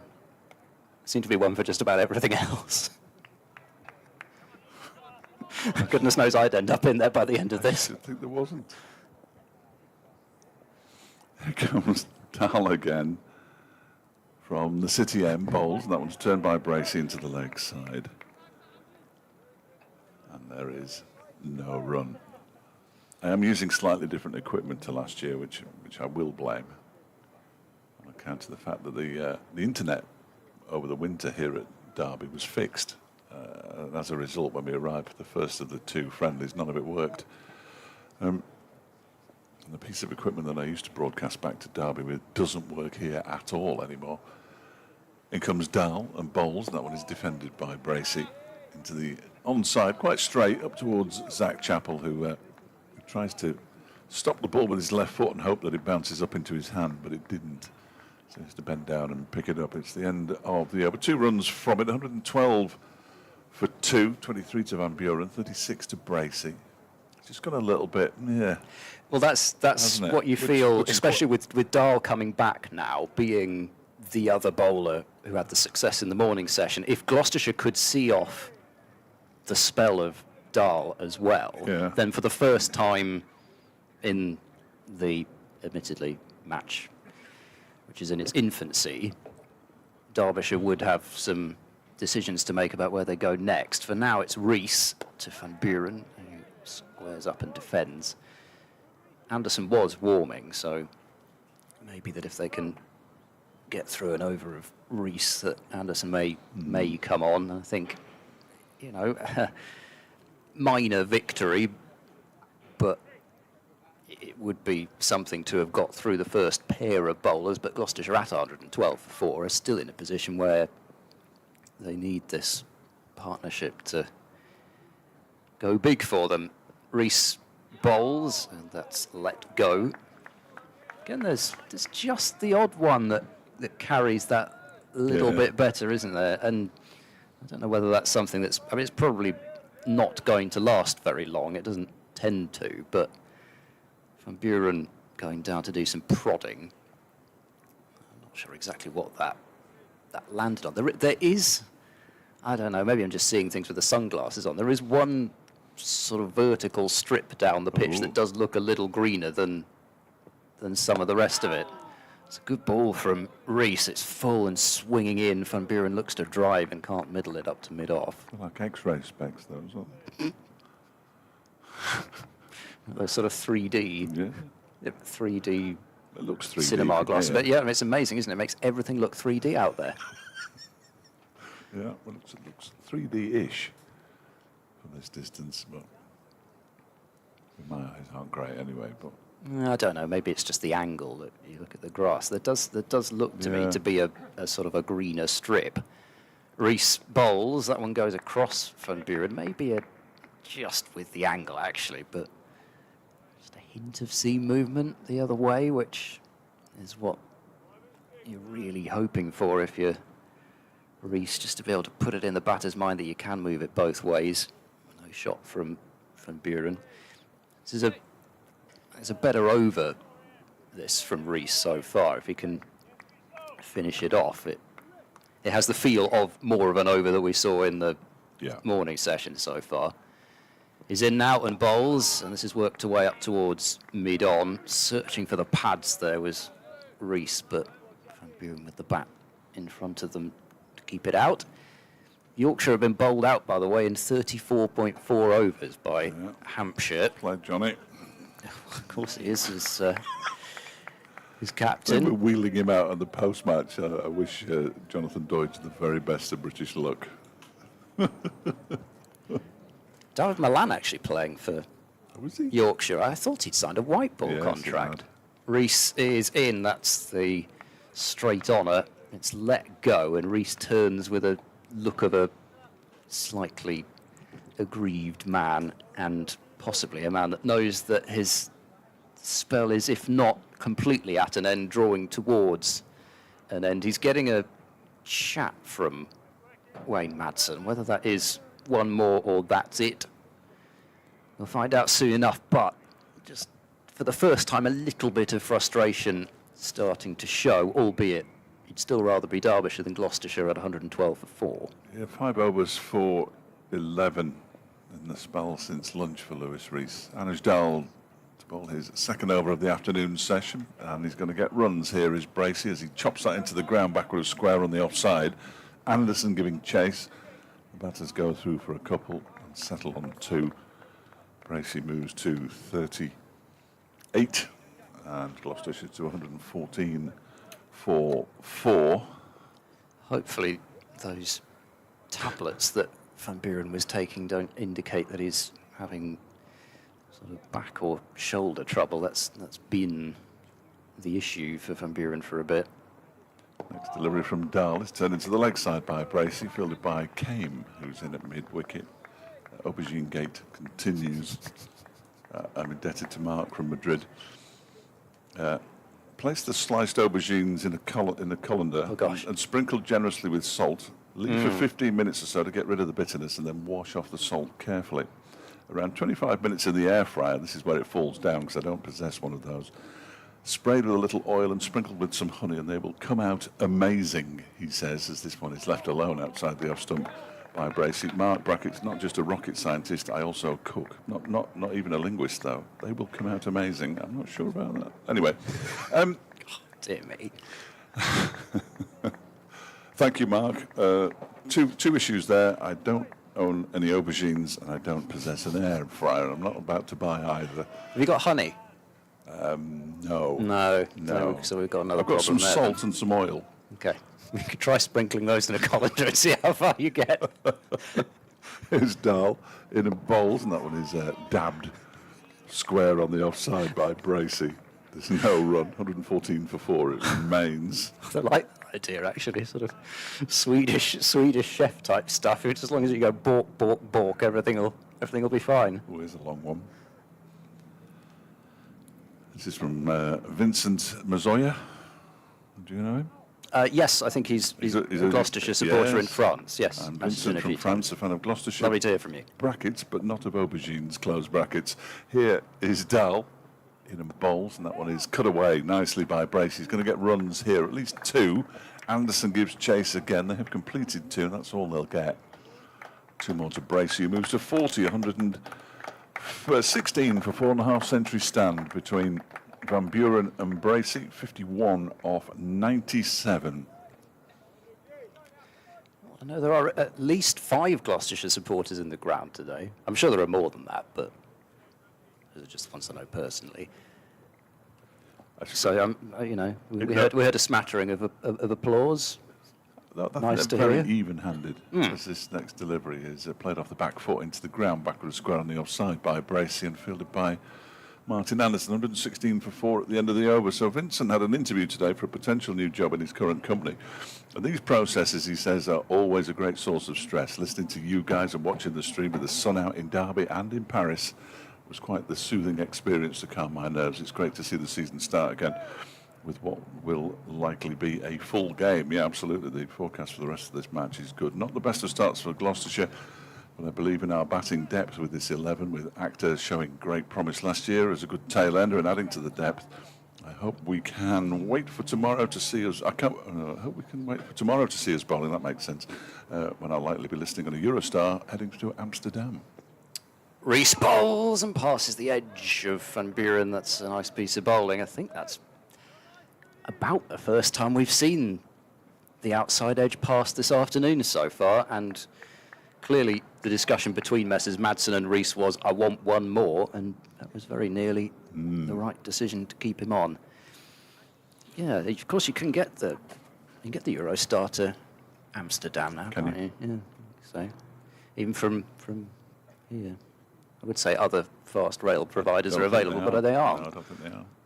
Reese in and bowls. This is worked into the onside for no run. Well, they are if you want to get as far as Ashford, I think, but Yes. that's about it. Yeah. And everybody wants to get to Ashford. Who wouldn't want to get to Ashford? Birthplace of Gloucestershire player Tom Goodman. Well, there we go then. What more reason would you need Exactly. to go there? Right. I might need another one. Never been on the in the tunnel. Oh, right. Don't like the idea, really. Cooped up. Reese in bowls, and Van Buren sort of jabby forward defence comes across and plays it to mid-off.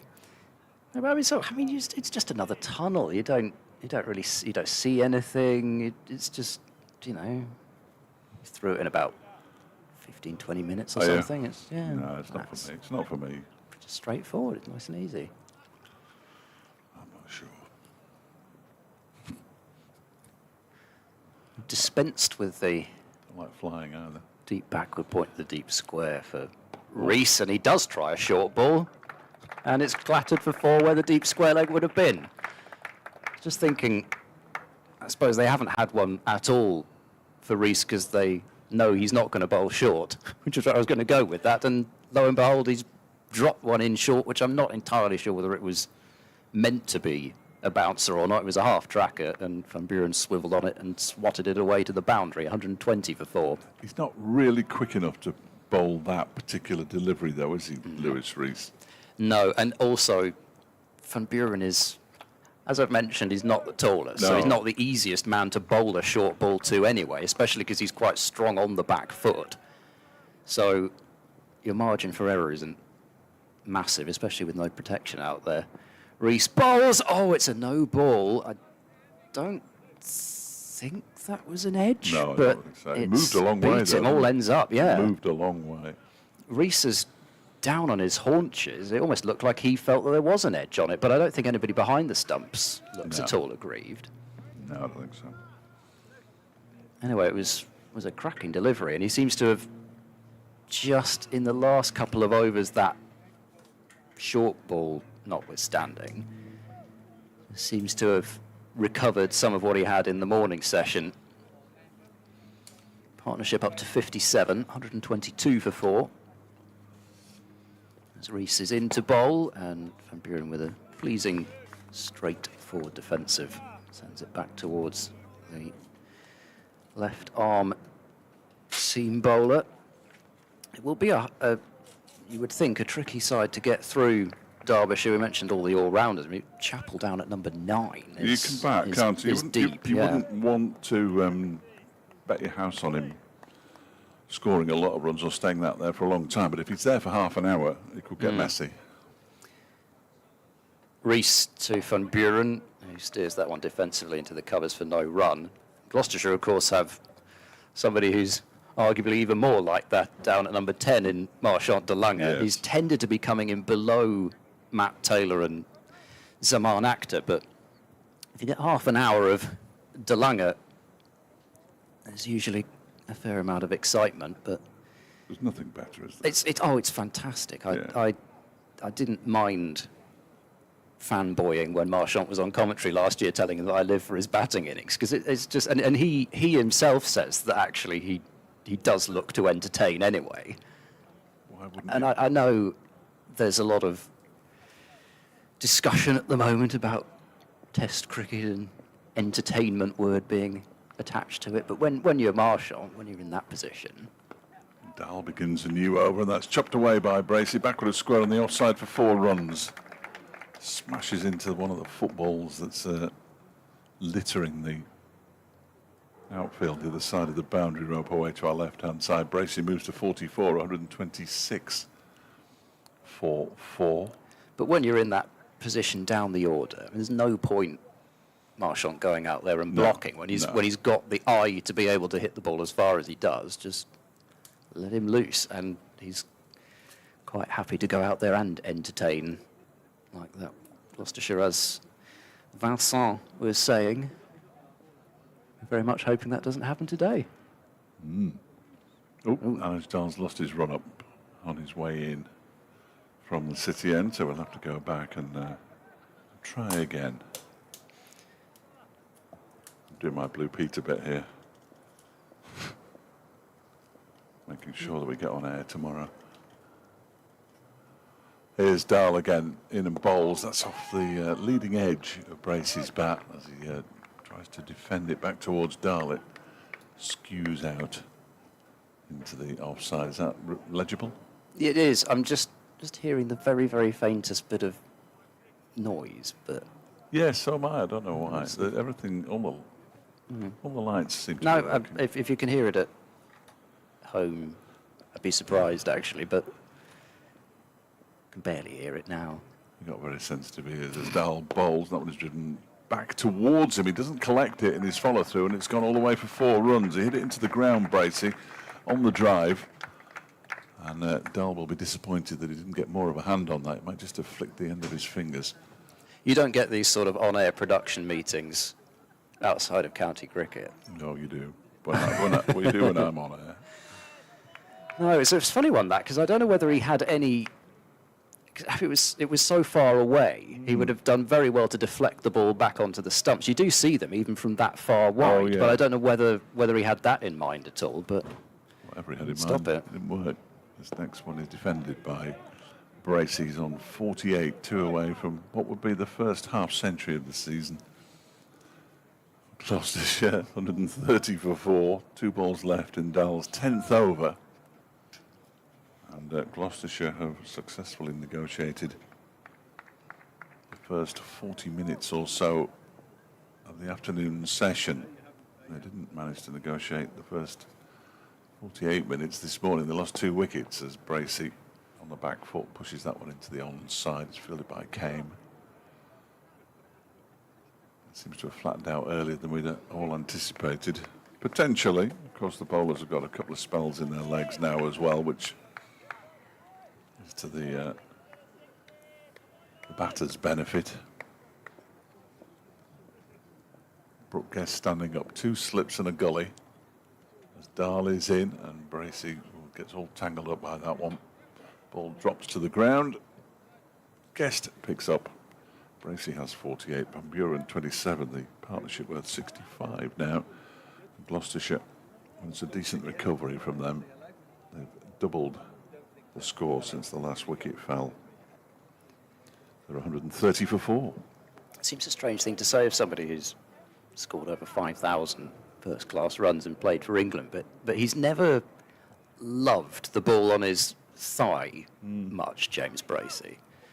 He's much happier. I mean, you can see him desperately rehearsing that shot now as well, because he knows he should be scoring off that delivery. And I think one of the reasons why he produced that 4-figure tally last year, as Rees is having another over, that's very wide, and Van Buren does have to reach for it a fraction, but it really sat up that and begged to be hit, so it didn't matter too much that he was reaching for it and carved it away to the deep point boundary.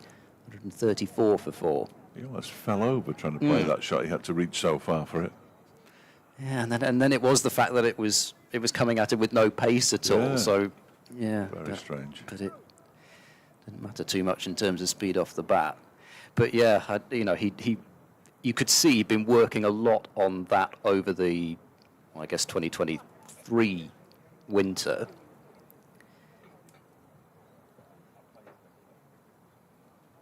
Rees to bowl, and that's a leading edge which has just fallen short of backward point. I thought that was going to carry, but Anuj Dahl just could not get there. It ballooned up. I've no real idea how it got there. Maybe it was more of a outside edge than a leading edge, but somehow it ended up at backward point and just short of Anuj Dahl. I think a few fielders thought that it had carried for just a brief moment, but just in front of the fielder who's fairly deep at backward point. God, it's almost on the half volley. Anuj Dahl, he was trying to play it into the onside.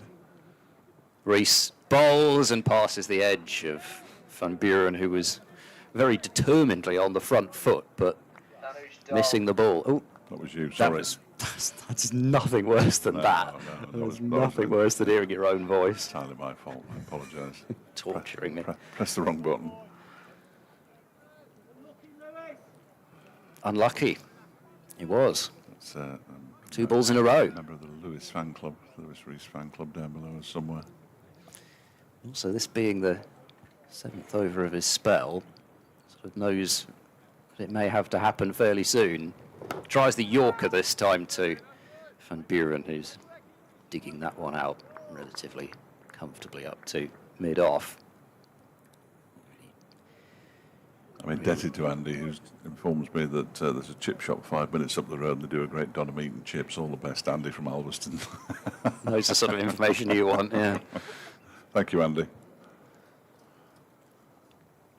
Now you do start to, I suppose, feel as a bowler, you get towards the back end of your spell, there's that extra sense of desperation and frustration when you have a couple of things not go your way and then you go maybe searching for something. And Van Buren had a ball that he probably could straight drive there, but he's not able to beat mid-off. Timed it well enough. There's no run. Interested to see who Derbyshire replace Rees with, because as you say, he's got 2 balls of his 7th over of the spell left. 21 runs conceded since lunch. Pat Brown bowled 5 overs for 23. Martin Anderson 5 overs for 14 this morning.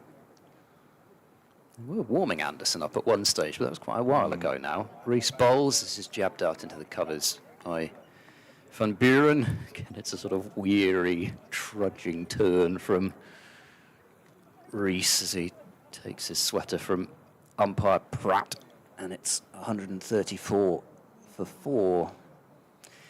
Yeah, I mean, in terms of, I suppose this is the age-old control versus, is it time now with the partnership worth 69 to think about something a bit different, just to try and break the stand and then go back to the control?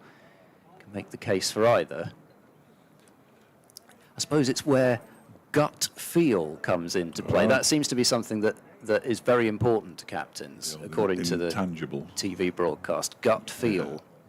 Dahl around the wicket bowling to Bracey with Guest standing up. He takes the ball as Bracey leaves it alone outside the off stump. You don't make the decisions with your head, you make them with your gut. On a hunch. If you can have a hunch in your gut. In your gut, yeah. I think it's in the wrong place. Bracey seems to have been on 48 for a while now. But he doesn't seem too bothered by that. 48 from 77 deliveries. 134 for 4, Gloucestershire, as Dahl bowls to him, and he just dabs that into the offside. Brown will jog around to do the fielding. Contented hum in the background. Oh, that might be the wind. Aaron Donald is in his whites, right down below the steps where the players enter and leave the field of play. 12th Manning as Dahl bowls, and this one is played into the ground by Bracey. Bounces up and is collected in the left hand by Guest. He's been quite strong through that gully backward point region as usual, because that's his major scoring area. Wide third round to extra cover, but has got him in trouble a couple of times. 2 men there. This one is turned into the onside by Bracey. Pat Brown jumping up and down on the spot, which often indicates a bowler is about to bowl. Either that or he's just getting now he's down on his haunches, so he looks like he might be warming up. Pat Brown. 5 overs, 1 maiden, 0 for 23 this morning.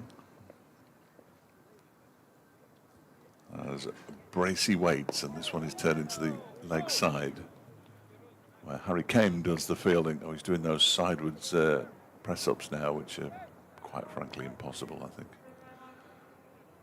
And going through his bowling action. Is that the technical term they use for it in the gym? No, I don't think the so. Sideways press-up. No, I don't think so. Somebody will get paid a lot of money to tell you to do them. Oh, if they told me to do them, I know what I'd say back. It's well rehearsed. Dahl in, balls to Bracey. Full delivery, and he's bowled him. He's got it underneath his bat. It was a sort of floaty Yorker as much as anything. Dipped possibly at the last moment, and Bracey goes for 48. Derbyshire have the breakthrough that they've been craving this afternoon after about an hour's play. 134 for 5 now, Gloucestershire. Bracey 48 off 82, and the partnership ends at 69.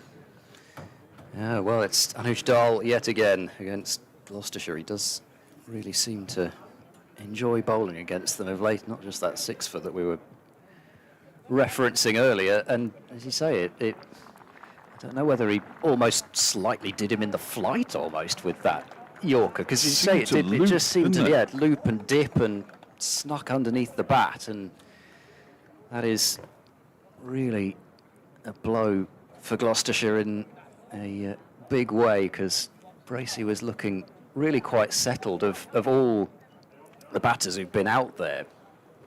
Even though Charlesworth was crashing it away for his 22, Bracey really looked in the least difficulty. And I think he's wondering how that got underneath it. Sort of had a bit of a look at the bottom of his bat, but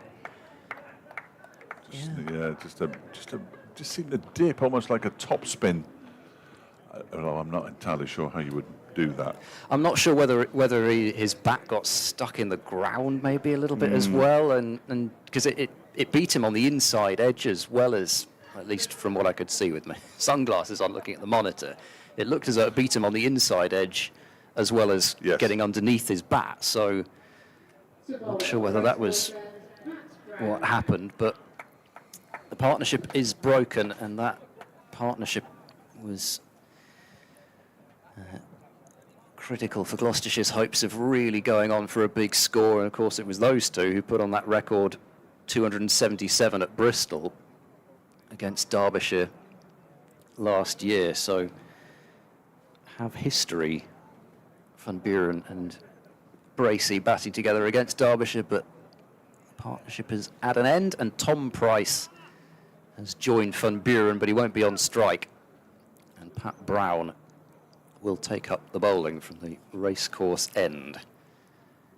Racing in to bowl, a very short delivery which has gone over the ducking Van Buren. Treated with disdain. Yes. Probably, if you banged that ball into that part of the pitch a bit later on in your spell, it might have gone over Van Buren's head and been adjudged a no ball, but yeah. As you said, he's not the tallest. No, exactly. It went nowhere near his head. Error, and yes, it pitched incredibly short and didn't really get up very much. So we're going to try this time. Ball down the leg side. Van Buren has one of those sort of swats at it that you feel so much of the time can only ever end in the ball going into the keeper's gloves. Yep. And there is a fielder down at fine leg anyway, so you're probably only going to get one for that unless you almost get too little bat on it. So, yeah, it's a shot that can get you in real trouble. And okay, Gloucestershire have got bowlers who bat, as I've been saying, but if Van Buren goes, he's the glue that you would like to hold all those together. Short ball and a crunching cut shot will bring 4 runs for Van Buren. Again, just sort of sitting up, really. But even if it wasn't at Brown's pace, you'd probably just take it finer rather than not still get a boundary for it. It was a boundary ball, and Van Buren cashed in 138 for 5. There's a bit less pressure on the Brown spell to be accurate now. I'm not saying he doesn't want to be, of course he does, but there's a bit less pressure given the fact that they've just broken that Bracey-Van Buren partnership at least.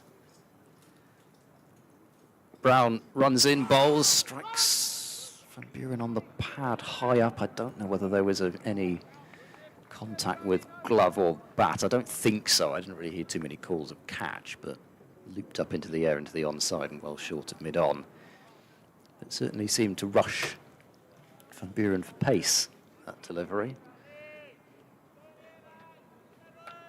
And it is certainly quite a noticeable increase in pace when you've mostly been facing Messrs Rees and Dahl, so it just seemed that much quicker. You can get me to stand 22 yards away from Pat Brown. No. For all the money that you could muster. You're standing 22 yards from Anuj Dahl or Lewis Rees Oh, either. no, there is that. There is that. Brown, long strides, approaches and bowls, and Buren is well forward to that one. And certainly giving the impression with the flourish after the defensive shot that this is absolutely no bother whatsoever. After you've just been caught on the hop, ready to get the body language back in. Everything's under control here, not getting me out. 35 from 60 deliveries, so a fairly even tempo from Van Buren. He's put the bad ball away when it's been there, but he's not really played the full-on counter-attacking role that he can do. Brown bowls, striking him on the pad. This looks pretty close, but there was a pretty much immediate shake of the head from the umpire, so whether that indicated there was an inside edge or something else obviously wrong with it, it looked closer than an immediate shake of the head from this angle anyway, but perhaps it was going down, yeah.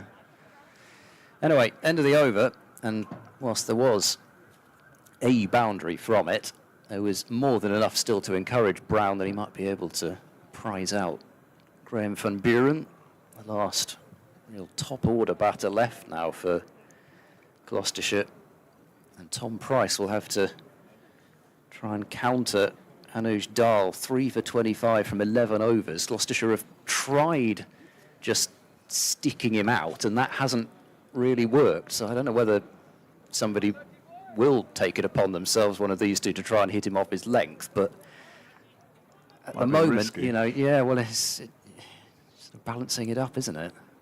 In comes Dahl and bowls to Price, who drives that one up to mid-on, where it's fielded by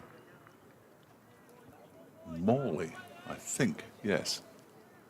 One of the two left throwers there, but it didn't look the right shape for Lewis Rees. I don't think Lewis Rees is on the field because Aaron Donald is now fielding at mid-off, so it must be Lewis Rees who's left the field temporarily as Dahl is in again and Price is struck on the pad. Big appeal and he's gone. And Anuj Dahl has his 4th wicket of this first innings. Celebrates with his skipper Wayne Madsen, and Price goes for a 2-ball duck. Gloucestershire 138 for 6. Yeah, he can be quite vulnerable in the very early stages of his innings, especially to that LBW, Tom Price, and it's something with analysts, with all these teams now, he might just have thought, well, okay, bowl it straight now, not really think so much about bringing the slips into play with the outside edge. And another key wicket, Tom Price, who was limited to 6 games last season, and it was a fairly disjointed season for him as well, coming back from that back injury towards the end of the season, but somebody who has provided some really useful lower order runs in the past and previous year. In 8 matches he averaged 45 with that amazing 100 at New Road, but he was quite out there as well. I imagined he probably was, given the nature of the appeal and the way that finger went up. Yeah, he was very out. But yeah, that's another potential way for Gloucestershire to try and get this total well above 200 gone, and you're doing pretty well to get to 200 now, with Saman Akhtar coming out to the middle. Again, somebody who has shown real promise with the bat, made his career best score of 70 last year against Yorkshire at Scarborough. He's got ability for sure, and ability which has improved throughout even the couple of years that he's been on Gloucestershire's books, but at some point Gloucestershire need another big partnership. Dahl bowls to him, and the first delivery is defended in a very conventional manner out into the offside by Akhtar. I knew I'd miss this. Graham van Buren passed 7,000 first-class runs in this innings. It's terrible, isn't it? It's rustiness. 12 That's runs all late. It is. 12 runs That's late. all it is, just a bit of rustiness. See, I'm fortunate at the moment it happened with one of the Derbyshire players. David Griffin would have tweeted it, and I could have just picked it up and stolen all his stats. Here is Darling again and bowls past the edge of Actor's bat through to Brooke Guest standing up. He will not get this ball out of Anuj Dal's hand for a while here. Worcestershire, incidentally, we heard that Yorkshire had been bowled out for 121. Worcestershire had been bowled out for 154 at Taunton, Gosh. which is some going. As Dahl is in again and bowls to Actor, who gets bat on ball this time, pushes it out into the offside. Gary Kane comes around to do the fielding. 70 for naught. Yes, to that's what I was just 154 looking all at. out. There were 102 for one and 154 all out. Mind you, there were 151 for six and 154 all out. So it's quite the capitulation by, I believe they're known as the pairs. First game of the post-Joe Leach era for them.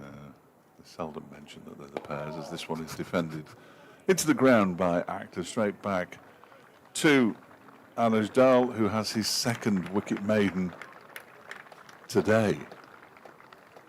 At least his second. 12 overs, 5 maidens, 4 for 25. Guess who we're talking to at the end of the day?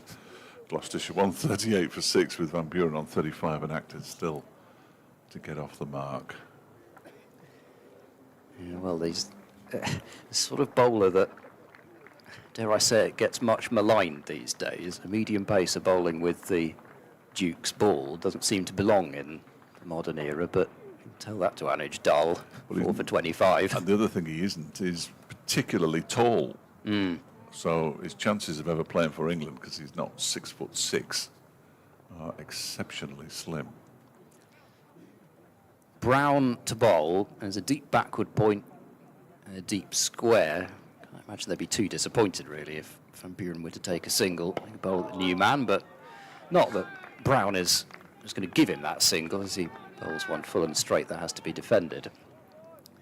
But now you've got more of an end open, really. So, yeah, you can understand more why they've got those 3 out on the boundary. I think you'd still say some captains might say, do you need a deep backward point at 138 for 6? But then if it's to serve the purpose to get the number 8 on strike, I think it's understandable.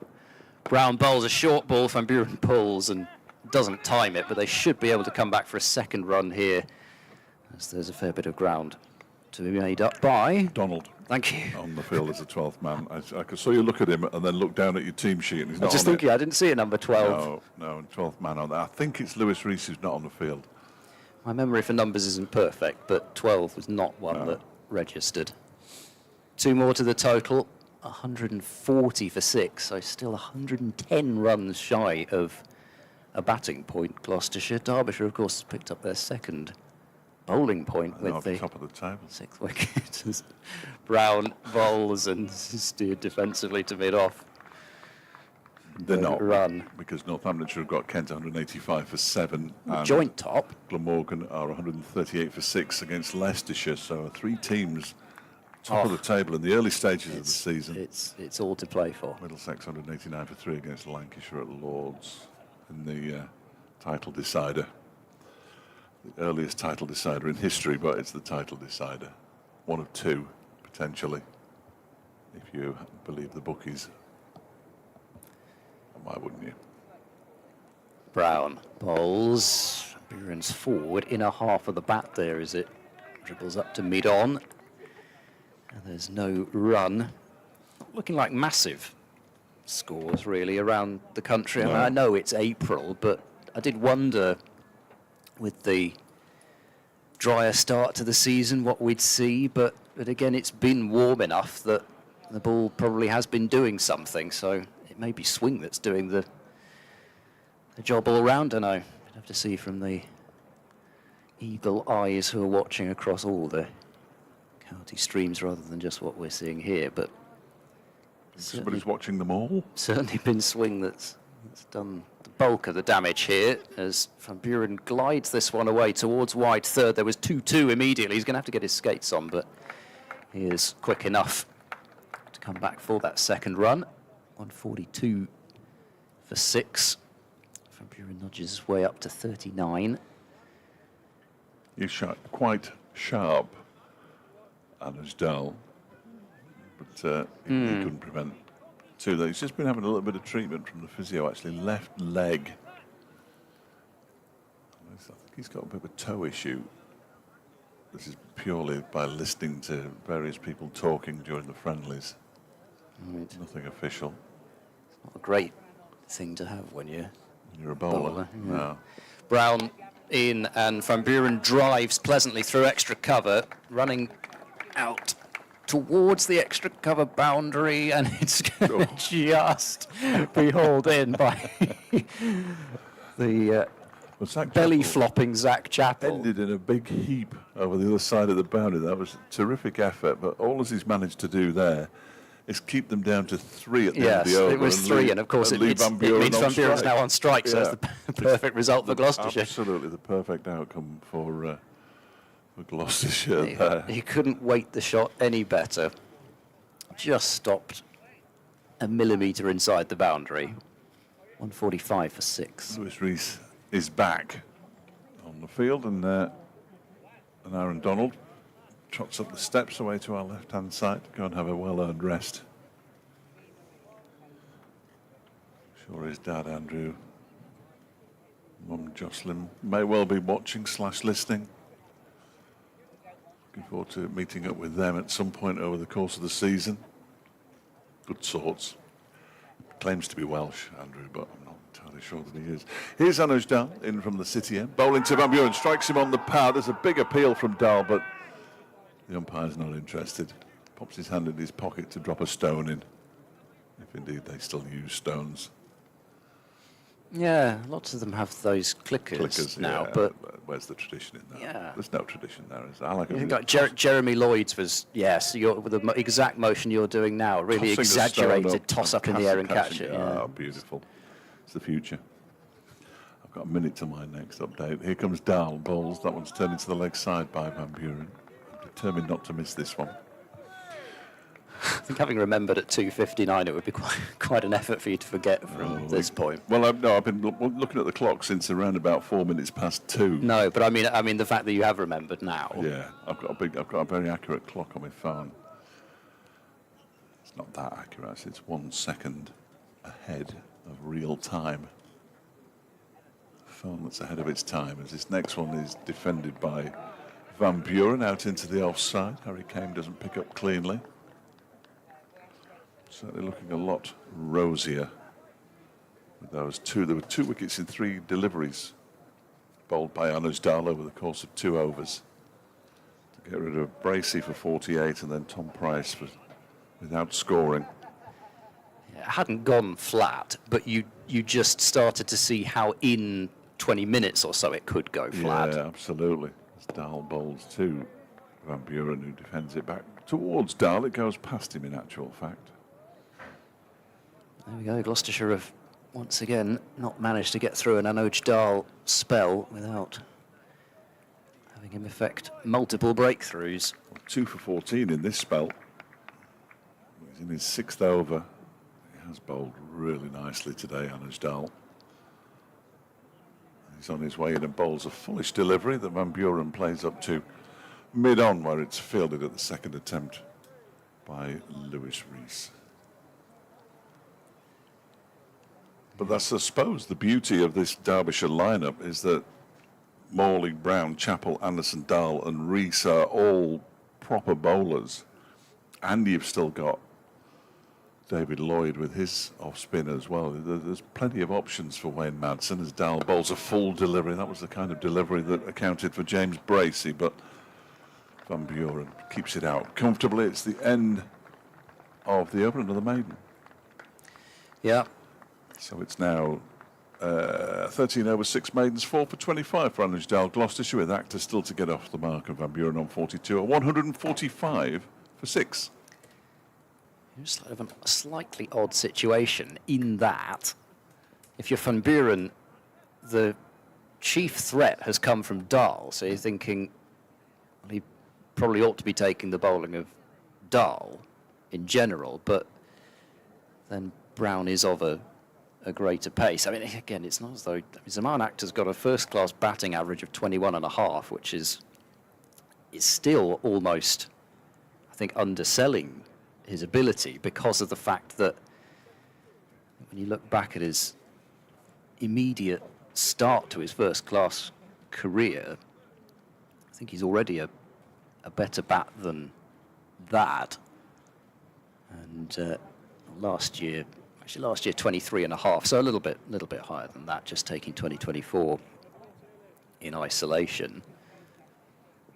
But still, he is a lower order player, and they are going to put a short leg in for him. Brown to Akhtar, it's a full ball, and that's steered very nicely by Zaman Akhtar through the gully, and I think it's going to be another teaser, which is just about kept back in. They're sprinting back for the third. That's good running from Van Buren, especially as he was the one that was having to run to the danger end, and pretty much immediately had in his mind that he was going to come through for 3. So they aren't doing anything like keeping the bowling or anything like that, but once again, it's just worked out that Akhtar can be at the non-striker's end, but off the mark with a 3.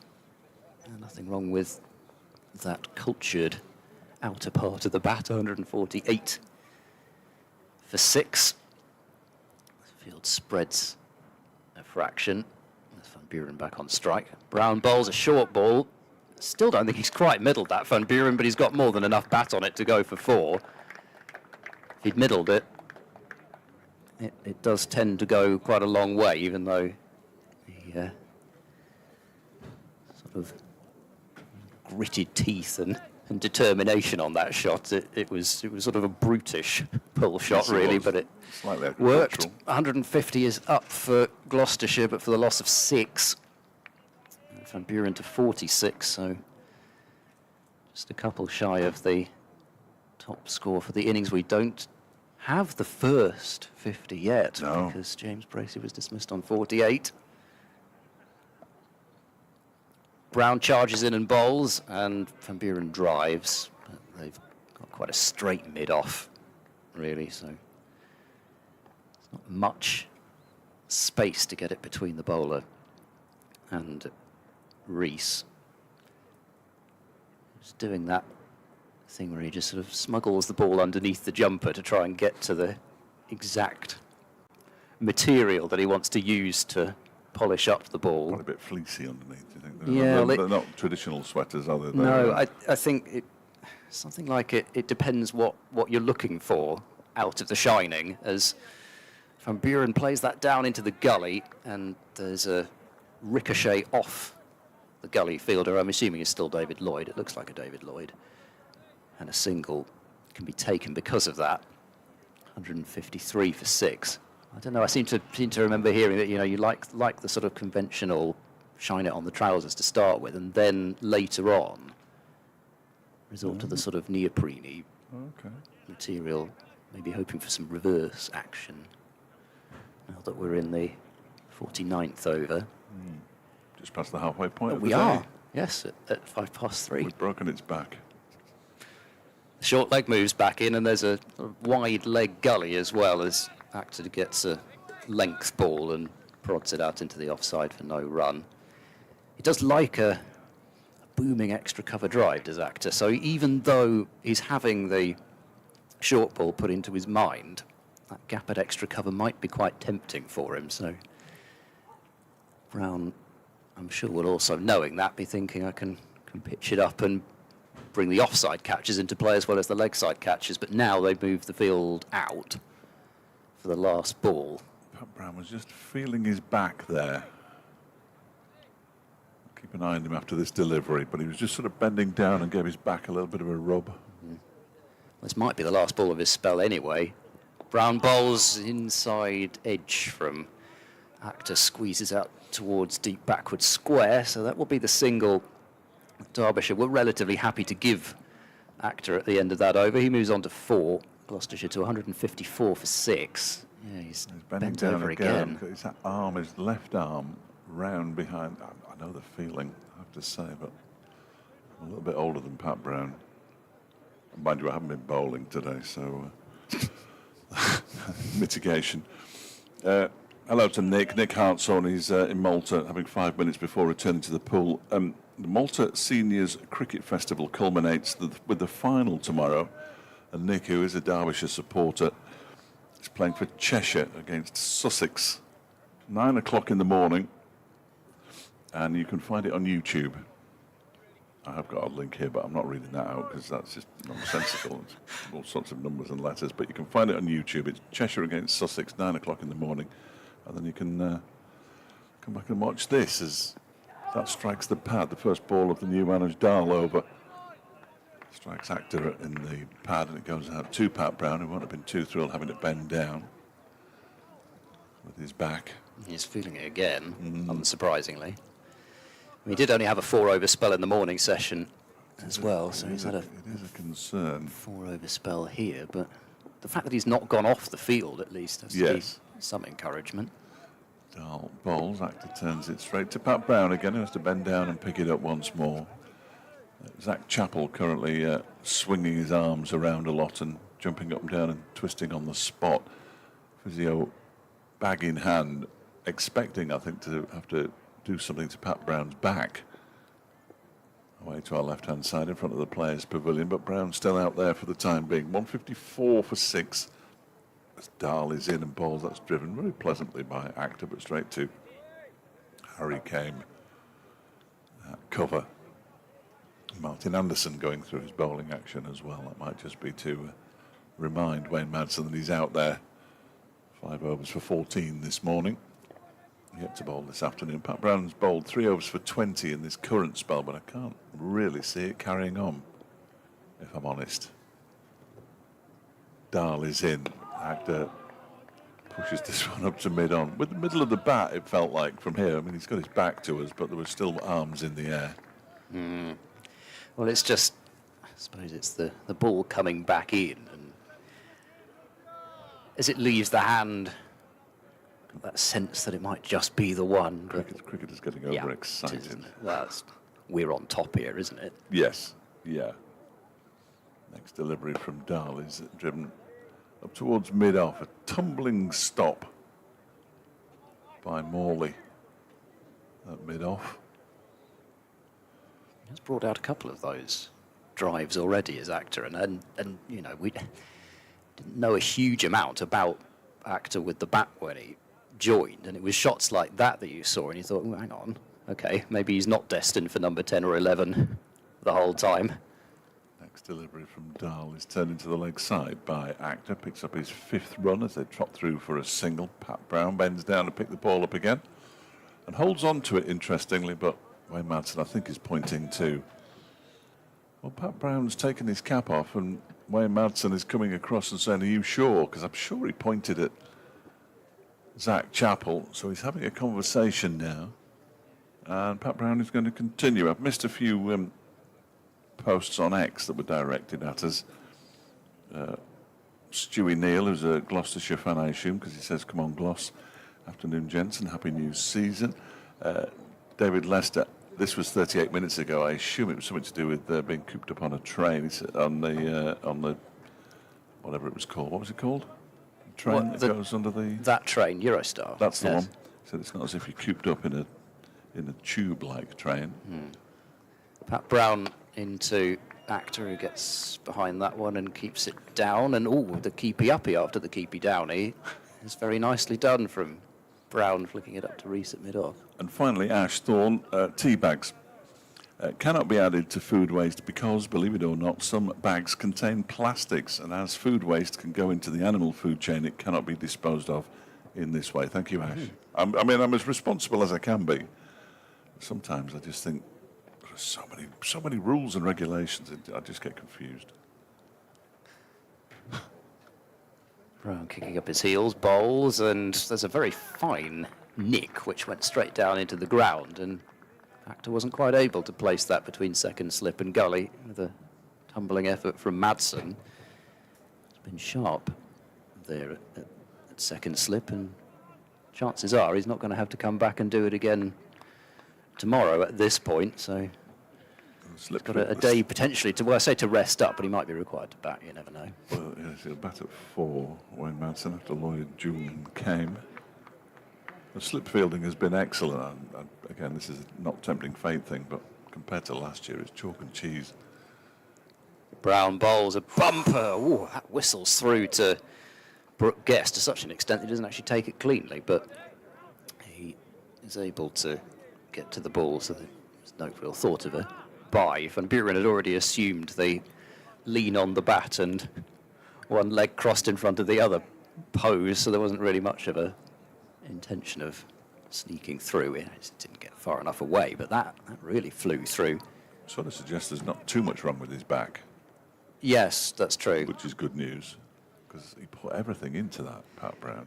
So at least if you're Actor facing and you see that, probably not immediate thought is, oh, good, but, you know, Brown is in and Actor drives. That's a really lovely shot through extra cover and just a flowing drive, which has raced away 4 runs.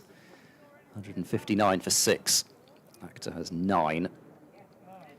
Again, he took that one pretty much on the up, I think. It didn't seem that wide or that full, but just a really classy shot from Actor. Partnership worth 21. It's not much, but green shoots, perhaps. Brown to Actor, full ball, clipped off his pads. Chappell is called into action at mid-on. That will just be a single. So that gets Actor into double figures, 160 for 6. You've got one sort of top order batter left, at least in Van Buren. It does often make it sort of more focused for the lower order rather than when they're batting together. So still absolutely vital for Gloucestershire that Van Buren's there almost right the way to the end of this innings, however long that is. Last ball of the over, Brown runs in and bowls, and Van Buren is forward and defending into the offside, picked up by Harry Kame at extra cover. So they have got Actor at the business end for the next over. Anuj Dal has got through 7 overs, and looks like that might be it for now. So he may have to come back for his 5 for later. Yeah, Martin Anderson striding purposefully. So Pat Brown was down again, just feeling his back. The last thing he wants is to go off, presumably, and stiffen up, though. So it was Nick Buxton who said death by 1,000 all round. As he says, seems to be working where the sun continue to beat down and give us glorious batting conditions for tomorrow. But that is a factor, I suppose. If Derbyshire can restrict at Gloucestershire, they're 160 for 6 at the moment. Definitely Derbyshire's day, and who'd have thought we'd be saying that? Kent 197 for 8 now against Northamptonshire at Wantage Road. Middlesex have got to 215 for 4 now against Lancashire, and Glamorgan 152 for 6 against Leicestershire. It's Darren Lehman led now, Northamptonshire. Yes. A high-profile coaching addition to the county circuit. Lehman against Arthur. Yes. It's an interesting tussle, isn't it? It is, isn't it? 2 former Australia head coaches. Well, I hope that Northamptonshire versus Derbyshire is on one of Gloucestershire's rounds off. Here comes Martin Anderson. And the first ball he bowls to Actor comes off an edge down into the ground, fielded by Donald. Which means that somebody else has gone. Anuj Dal is off the field at the moment. Would explain why he didn't carry on bowling, I suppose. Unless it was predetermined. Pat Brown's still out there. Donald fielding at backward point. As Anderson is in, and Actor is struck on the pad. The ball dribbles into the leg side. It was always going down leg, despite the rather ridiculous appeal. And they go through for a leg by 161 for 6. Actor remains on 10. One of those appeals that was started and then realised that you might lose some credibility for future appeals if you even from appealing here, for that. Even from here, you could see it was not out. And we're, as I say, about 4 strips to the right of the pitch that they're playing on. Fairly central on the county ground square. Anderson's in again, and this one is pushed into the onside. They set up rather hastily for a single, but it was always going to be very comfortable as the ball virtually stopped moving on its way to Lewis Rees at mid-on. Actor moves to 11, 163. No, Van Buren moves to 48, 162 for 6. They got the leg by, of course. That confused me. Didn't take much. There's Anderson. His involves a full toss that's driven by Actor. Rather missed out there. Could have hit that absolutely anywhere in Derby. So you're just thinking, I should have just slogged it. And he's trying to play a classical drive. Yes, it's the old 4-day Red Bull shot here. No, slog it over the stand. Get it onto the... Remind me what that road is called over there. I will in a moment as Anderson bowls, and it's edged past second slip and in between second slip and third slip and gully for 4 runs down to a wideish third man. Actor moves to 14, 166 for 6. It's famously known as Sir Frank Whittle Road, as you know. Exactly, I do. Yeah, I just wanted you to say it. Yes, Bradders, bless him, unable to avoid the obvious spoonerism.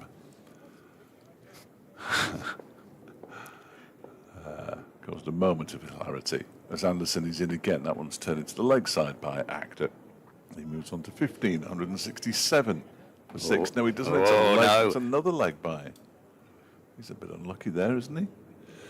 He stays on 14, but it does move on to 167 for 6 at the end of the over. Anderson 6 overs for 19. 20 overs until... No, that's rubbish. It's 52 overs gone. 12 overs until tea, which will take us to around about 4 o'clock, which is ideal for those of us who are broadcasting at 12 o'clock on the radio. My fulsome apology for the failure to hit the right moment at 2 o'clock has been accepted, which is very gracious of everybody. Nick Potts is on the field now as a 12th man. The player who's gone off is Pat Brown, and he hasn't gone up the steps. He's gone straight towards the physio's room. So that will tell you all you need to know about Pat Brown's back. I think Nick Potts on at mid-off. I don't think an Aaron Donald is still out there, though, so just the one 12th man. Not that you can have more than one 12th man. Or do you go up in numbers? Which do you do? Chappell bowls and Actor hops into line and defends to mid-on. But I suppose at least you know he's not going to have to bowl until after tea now anyway, from Brown's point of view, so he can get some physio work. Yes. Hopefully get on the field before tea so that the 20 minutes then doesn't also count to the time that he was off the field for. Nice work. Chappell to Actor, and he's forward defending again very comfortably. Although, of course, if you're Derbyshire, you'd be hoping that it doesn't matter because the inning's over by well, that yes, point. There is that. But, yeah, sort of getting used to the rhythm of 4-day cricket again, because there reaches a point in the afternoon, especially if it's sunny around about this time, that doesn't matter if one side is on top. It's just that danger that you do sort of let things drift a little bit. Chappell in, and this is driven. Gorgeous timing from Actor. That is sort of exploded off his back as he pretty much just put the bat to the ball there from the crease, sort of square drive, and that might be one of the better pieces of timing today because there was no real force of the bat through the ball. He just pretty much put the bat there and away it went, 171 for 6. Just want to point out the error of my earlier statement. It's Nick Potts' jumper that's out there, or his shirt, but it's Yusuf bin Naeem. I did think it might have looked a bit short, but it didn't look like Nick Potts for a moment. They're actually tossing the ball to the umpires now. First time. There we go. First time this season that the ball is being inspected. It was tossed to the umpire by Zach Chappell. So yeah, it's Yusuf bin Naeem, one of the youngsters. Well, he's not that young. He's 18, I think. Gosh, which is quite young. young. He's young then. I'll just check how old he is, actually. Somebody might tell me before I can look it up. Good little cricketer. Made his first team debut in the 50-over competition last season. Yeah, it is often a great way into first-team cricket in its current incarnation, and more, I suppose, people will be making their debuts in 50-over cricket. Chappell to Akhtar, who's forward and blocking this one back towards the bowler. We can go into the merits of that or not at another time, perhaps, but in any case, has always been, ever since the start of the One Day Cup in its current form, one of the really exciting things about it. And I think for Gloucestershire, looking ahead to that campaign this year, as Chappell bowls, Akhtar drives, squirts it out towards mid-wicket, and there's no run. Sort of looking at last year, we saw much more of Dom Goodman with the white ball, and he had a really successful 50-over competition, really stood out in that competition. It had a decent first-class time of it as well, but this year could be the first real run white ball wise, as Chappell bangs one in and Akhtar just drops the hands on it and sways out of the way, allows it to pass through to the keeper unperturbed, 171 for 6. This could be the first time we see an extended white ball run for Ed Middleton, speaking about Gloucestershire's spin options, because Tom Smith has retired from List A cricket now. He signed a T20 only contract for this year. So in theory, that provides some potential playing time to Ed Middleton later on in the season. And it's just those sorts of things. Joe Phillips might get more of a look. He'll be on summer holes by that point. What better way to spend your summer holidays than playing professional cricket? Bin Naeem has left the field now. He's born in 2006. As Anderson begins a new over, that plinks unpleasantly into the offside off Van Buren's bat. It's fielded by an Aaron Donald, who's still out there in place of Pat Brown. 4 matches he played in the One Day Cup last season. Didn't score many runs, only had a couple of innings, but 25th of July 2006 at Repton School. Oh, the best people are born on the 25th of July. Is that right? I might put that in my diary and send you a message. This one's down the leg side from Anderson. Van Buren tries to flick it away but fails. I think I've got something like day 3. No, it's day 4 of Scott Reed's company at Cheltenham. Oh, so we'll be nice. bored of each other by that point. That'd be nice. Derbyshire at Cheltenham this year, the One Day Cup. I won't be there. Yes, in August. I must admit I'd forgotten about that. Yeah. Here is Anderson. No, he isn't. He's stopped. And now he's turned around and he's walking back. It is quite a packed festival this year, of course, not just with the fact that Gloucestershire have 2 championship fixtures there, because Middlesex very kindly said they would come for a second fixture. I assume they decided they would rather play at Cheltenham than at Merchant Taylor's, for example. I don't know whether that's the case, but that's what's happened to allow Gloucestershire to have 2 4-day fixtures so there. It's a Middlesex home game. No, it is a Gloucestershire home Okay. game. They've just given up their home game in that July block. Oh, okay. Anderson in and bowls, full delivery, strikes the pad, but going down the leg side, and they go through for a leg bye. Van Buren remains on 48, 172 for 6. Return of Ryan Higgins and Zafar Gohar to the Cheltenham Festival. Grudge match. Could be. And of course, the Lancashire match brings the return of Dale Benkenstein to Gloucestershire as well. Although, of course, there's the trip up to Old Trafford before then. Yes, Derbyshire play Lancashire at Chesterfield in the Championship, and Yorkshire in the T20, and they also play Worcestershire at Repton School in the 50 over competition. I might be at that one. Madson's just been down to have a word with Martin Anderson with all his S's. Halfway through his 7th over, 0 for 19, in and bowls, and that one's down the leg side. It's a half-hearted appeal, really, from Anderson, as it's collected, moving to his left by Brooke Guest. Not entirely sure what they were appealing for there, because it clearly wasn't going to hit the stumps, and it didn't sound like it went anywhere near his bat, but there's some pointing going on. There is no third man. They were pointing towards third man. There isn't one there. 2 slips and a gully. Point, cover, mid-off, mid-on, mid-wicket, long leg. As this one is a full toss that's just bunted into the leg side by Actor. Drops short of Anuj Dal, who's back out onto the field, which is good news. I think it's Zach Chappell who's down at long leg. Yeah, that looks very much Zach Chappell shaped. I suppose maybe also some of that pointing, as they've decided in Actor's 18 that he's looked fluent enough that they're not particularly desperate just to bowl at him now. Yeah, absolutely. I just want to get one of these two out before tea. As Anderson bowls, and that's pushed into the offside by Actor. There is no run. It's the final ball of the Martin Anderson over. 7 overs, 2 maidens, 0 for 19. Actor has 18. Van Buren has 48. Gloucestershire 172 for 6. How long to go until tea? 10 overs until tea. So in fact it'll take us beyond 4 o'clock.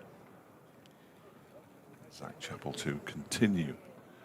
So not only those 2 4-day fixtures and that one-day cup match you mentioned, there's also the T20 doubleheader, with Sussex being the visitors in both the men's blast and League 2 of the women's blast. As Chappell is in and Van Buren is struck on the pad, it thuds into the onside, and for a moment they were actually thinking about pinching 2, but was a little optimistic, although had they actually gone for it, the fielder didn't pick it up. They might have been okay anyway. It's another leg by, 173 for 6. There's also a standalone women's blast game in that Cheltenham Festival against Middlesex. So Busy. it's a busy, actually longer than fortnight, I think. Is it a bit longer than a fortnight this year? Anyway, it was certainly not helped last year by the schedule and the fact that they hadn't managed to wangle what they had this year, with Middlesex giving up the home game, so there was only that one 4-dayer. This is clipped into the onside by Actor in the gap between mid-wicket and square leg. And they'll sprint back for 2. Actor to 20, 175 for 6. Although I would say, if you were only going to have one 4-dayer, making it a 4-dayer with possibly the best finish in terms of a pure finish of any county championship match that's perhaps ever been played. Well, we were all watching it on the stream. Well, I certainly was last year. Glamorgan. Nick Webb calling that extraordinary catch as Actor tries to stroke that through the offside and mistimes it into the onside. It was, and actually I mentioned James Bracey's keeping records that he broke at Lords. That was actually his 10th catch for that match, which at the time equalled the record that he subsequently broke at Lords. Not that anybody was caring about that at the time, or indeed many people since possibly, but lots of people did well not to shriek a lot. It was extraordinary. As Chappell bowls, edging just short of second slip. And again, it's well parried. They've done well with those of Derbyshire, not just in terms of getting hands on them, but none of them have really snuck through the cordon like that either, and just been some bonus runs.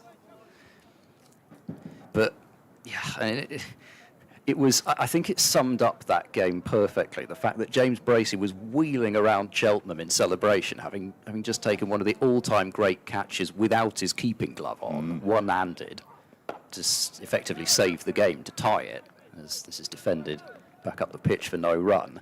And then, subsequently, about a quarter of an hour later, an interview. James, what do you feel about the result there? Well, we're a bit disappointed, really. But you know, that summed it up absolutely perfectly, because nobody knew how to feel, other than the fact that it had been astonishing, wasn't one of the all-time greats. Chappell in and bowls. This is driven away straight to extra cover, though, where Harry Kane fields, and there's no run to win the over. Until Monday. Possibly, I don't know. Who can tell? What's happening on Monday? Well, this game finishes. Oh, yes, we finish on Monday now, don't we? That's what I was sort of getting at. I was only playing along, but no, I can't get used to them. No, I thought it was, I thought it was Thursday all of today I've and struggled. Wednesday yesterday. We got so used to Thursday to Sunday, and oh no, just change, it gets to you at a certain age. Said the youth sitting next to me. I wish. Martin Anderson with 2 S's to continue from the City end. 2 slips and a gully, bowls, and that one is clipped nicely into the leg side by Van Buren. If he gets 2, he'll get to his half century, and he will come back comfortably for his half century. And nicely played. 83 deliveries and 8 fours in that 50. Graham Van Buren moves on to exactly 50 in Gloucestershire to 177 for 6. Yeah, well, he has sort of battled for his innings, really, but That's his losses run up again. He's not looked as if he's absolutely creaming the ball, Van Buren, but at the same time, valuable, he's there when the rest of the top order aren't. No, it's important that he stays there. From a Gloucestershire perspective, how Derbyshire would love to get him out. 177 for 6. Anderson bowls, Van Buren drives off a thick edge down to a wide third man for 4. Punches gloves with Actor as though that's exactly what he meant to do. I must say, I thought that shot was more authentic than you, but no. Never been an authentic shot.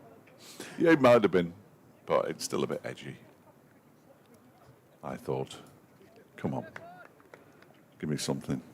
Help me out here. You might be right. I don't know. No. You only get one look, don't you? Well, there is that. Anderson bowls. No, this one's gone straight up in the air. Is it going to feel they're going to get underneath? I think it's going to land safe. Is it? No, it's been spilled by Pat Brown, I think that is.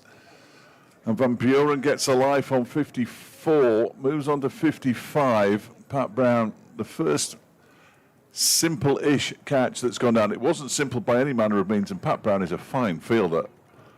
He got there, he got it in both hands, but he put it down, and Van Buren gets a life. He had so much ground to cover, and it's not really a sort of a catch that you're ever going to practice in terms of the angles. You know, you're not going to be running from a straightish mid-wicket to the 45 very often when you're practicing white ball catches even. Some bowls, and this is defended by Actor into the offside. There's no run. And initially, I thought it was going to land in between 3 fielders converging on the ball. Now, whether there is a bit of a breeze out, it's not much, but you look at the trees away to the right, they are moving more than they were moving this morning, I think it's fair to say. Certainly the ones that are in leaf there by the hotel. So it went up high enough to pick up some of the breeze. As Anderson's in again. This one's clipped into the leg side, up towards mid-on by Actor. Fielded by Lewis Rees. And there's no run. So it was sort of over his shoulder, and he had that much ground to make up. He did so well to get there as almost comfortably as he did, and then but he still didn't have enough time really to get himself set underneath it, and that's so often where you think, oh, it might go down. for a quick bowler, he's a really good outfielder as well, Pat Brown. This next delivery is defended by Actor, straight back to Anderson. He's still admonishing himself now, and he needs to stop doing that. He gets a pat on the back from Lewis Rees, and across That'll goes, help. Yeah, Wayne Madsen goes across and says, "Look, son, it was tough." It was a tough one. That's the applause for Graham Van Buren's half century. The announcement thereof. 55 off 85 deliveries got now. These two have already put on 44. And 64 deliveries, so just a little over 10.5 overs. Gloucestershire 182 for 6 as we home in on the tea interval. Wayne Madsen is not happy with the ball here. It was checked once. He's bringing it across to Lewis Rees, who is generally the oracle as far as balls are concerned. And he is going to take it and pass it on to the umpire and tell him that it's not actually spherical anymore.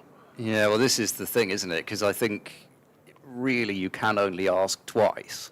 I don't know if that's official, but generally speaking, I think the umpires don't tend to like it too much if you ask them more than twice. Only 3.5 overs since it was last checked as well. It's been put through the caliper, the measuring thing. I think that's what it's called. And interestingly, Wayne Madsen has called all his troops together in a sort of impromptu huddle. I think they are going to get the ball changed here. No, they're not. They're not. No. Well, So that might condemn that ball to be used for the rest of it, unless it really, really is completely chewed up. Yeah, now it's been given back to Wayne Madsen, who hands it back to Zach Chappell. It's still got plenty of life left in it as well. Another, 20, or what, I can't do the maths, 24 overs with this ball. Umpire Watts has got his notebook out, making a note of it as well. Well, so we've all done we need that. to make a note We've of all done the that. make a note of the ball change, or lack of ball change, as it turned out. Yeah, 52.5 overs and 56 overs it was checked, so get on with it.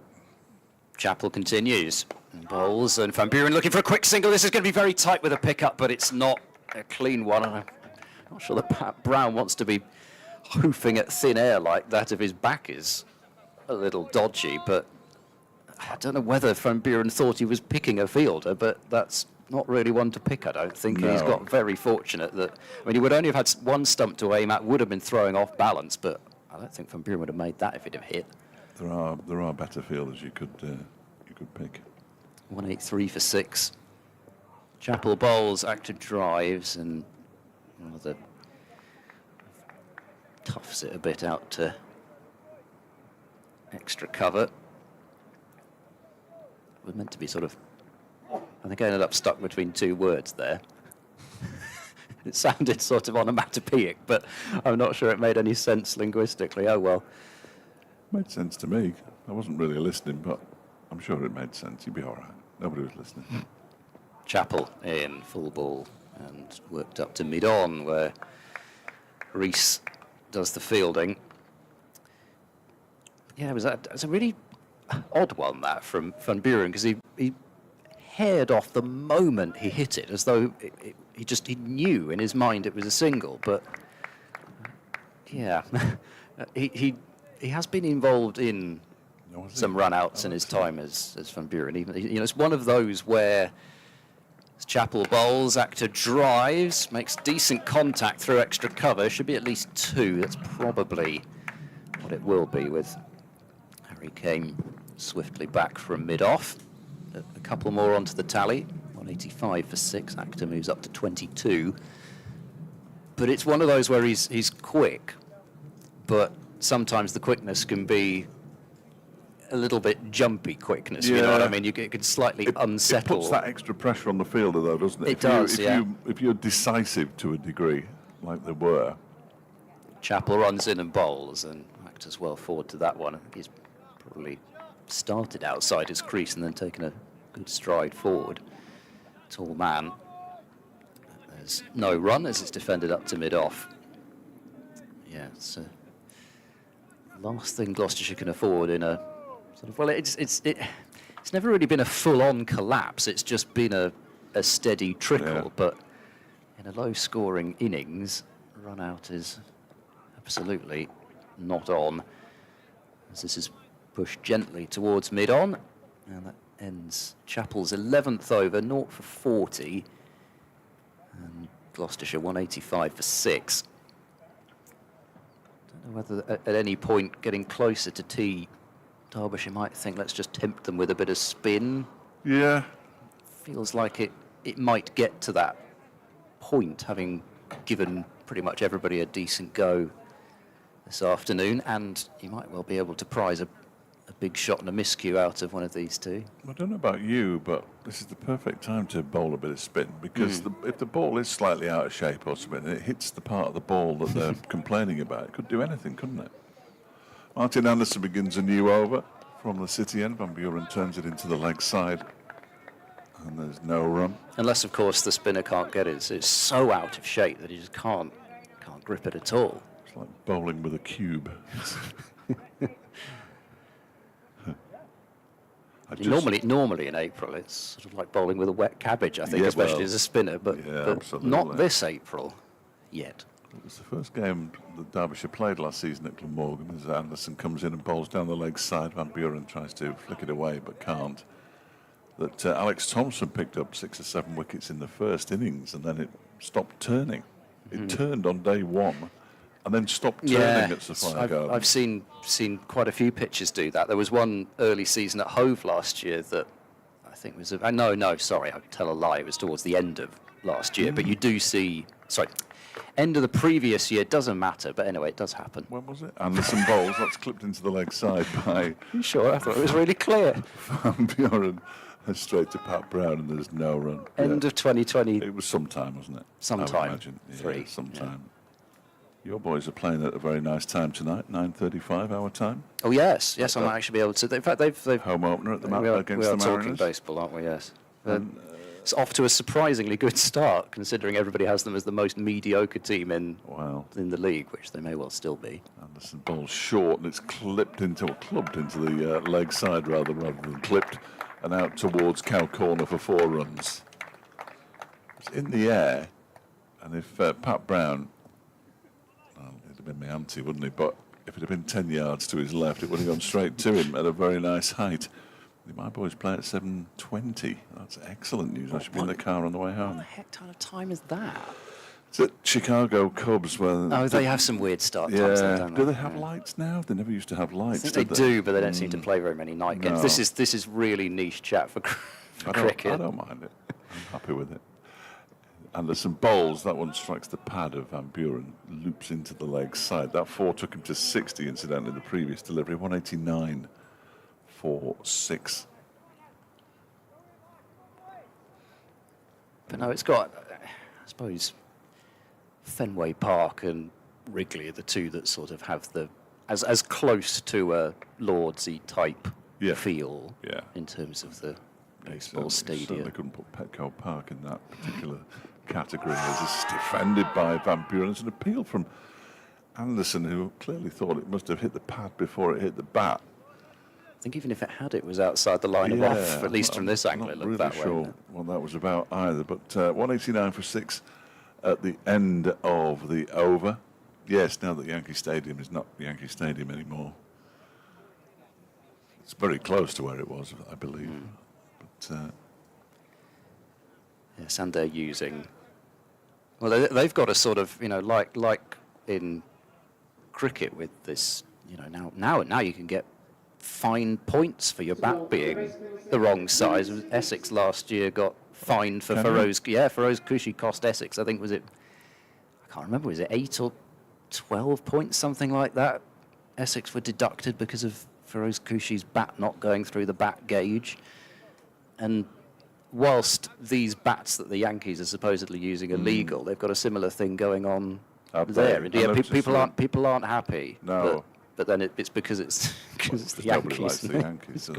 Scored 20 runs in a game, I think, in the second That game was of the only season. against the Brewers, though, and they have been particularly hopeless. They had an outfielder pitching in 2 successive days, the same pitcher, but he's an outfield player. I mean, I think they're in all sorts of trouble. But no, anyway, it's like a sort of if you remember the mongoose. Is it a composite, or is it just a short? No, I think it's just different dimensions. Right. So it's it's actually almost sort of the reverse mongoose, if you remember when those bats were about. Yeah. Here's Lewis Rees back into the attack, replacing Chappell, and there's a bit of a pokey defensive shot from Actor, but it gets the job done and keeps it out. Mongoose that just had a middle and no sort of shoulder of the bat at all that a couple of people used. And these ones I think are supposedly the opposite, so they've got lots not around the meat, so the feeling is that you can miscue effectively, not that they say that, but miscue a home run. Further. Yeah.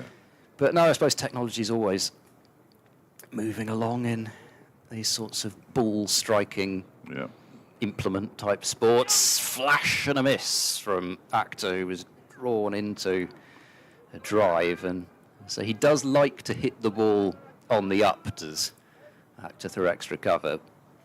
Rees early on in his spell, Actor thought maybe he might just climb into him, but wafted at thin air in the end.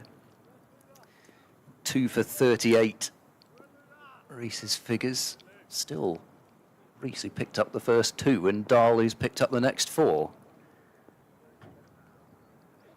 Rees runs in and bowls, and that is a ball which can be driven, but Actor hasn't quite been able to beat the sprawling Pat Brown. He's looking very sprightly in the field, it has to be said. He's not looking as though he's any problem with his back, no. And also he's probably just still on a bit of the adrenaline after the catch and the run out too. Well, I suppose the catch is a bit better than a half chance, but then both very much not sort of gimme chances. Rees bowls to Actor, who stands tall and defends. But I mean, if you think James Bracey, again, really tough chance for Lloyd in the gully, was on 12. Gloucestershire could be a heck of a lot worse off here than 189 for 6 if those maybe slightly better, but certainly not full chances had stuck. Still battling away in the 50 partnership between Actor and Van Buren for the 7th wicket. Rees bowls, and this is just a sort of it's actually not that dissimilar to the shot that got Ollie Price out. And that's what Ollie Price thought that his would do. It's a really shallow angled, just glance down into the gully sort of area. And Ollie Price couldn't believe that his edge had carried through, whereas that one did exactly what he thought he'd done and straight into the ground and no harm done.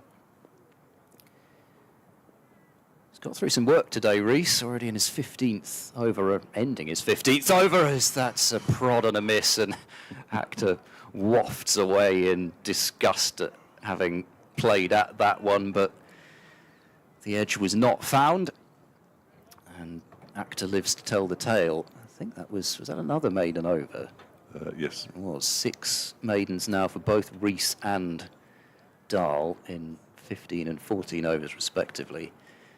189 for 6, still 5 overs remain until the tea interval, and yes, we are going to get some spin. It felt time, perhaps. Well, the real Nick Potts has just brought the helmet on for Brooke Guest, as opposed to the fake one, who was Yusuf bin Naeem slightly earlier. Obviously, has brought his white shirt with him.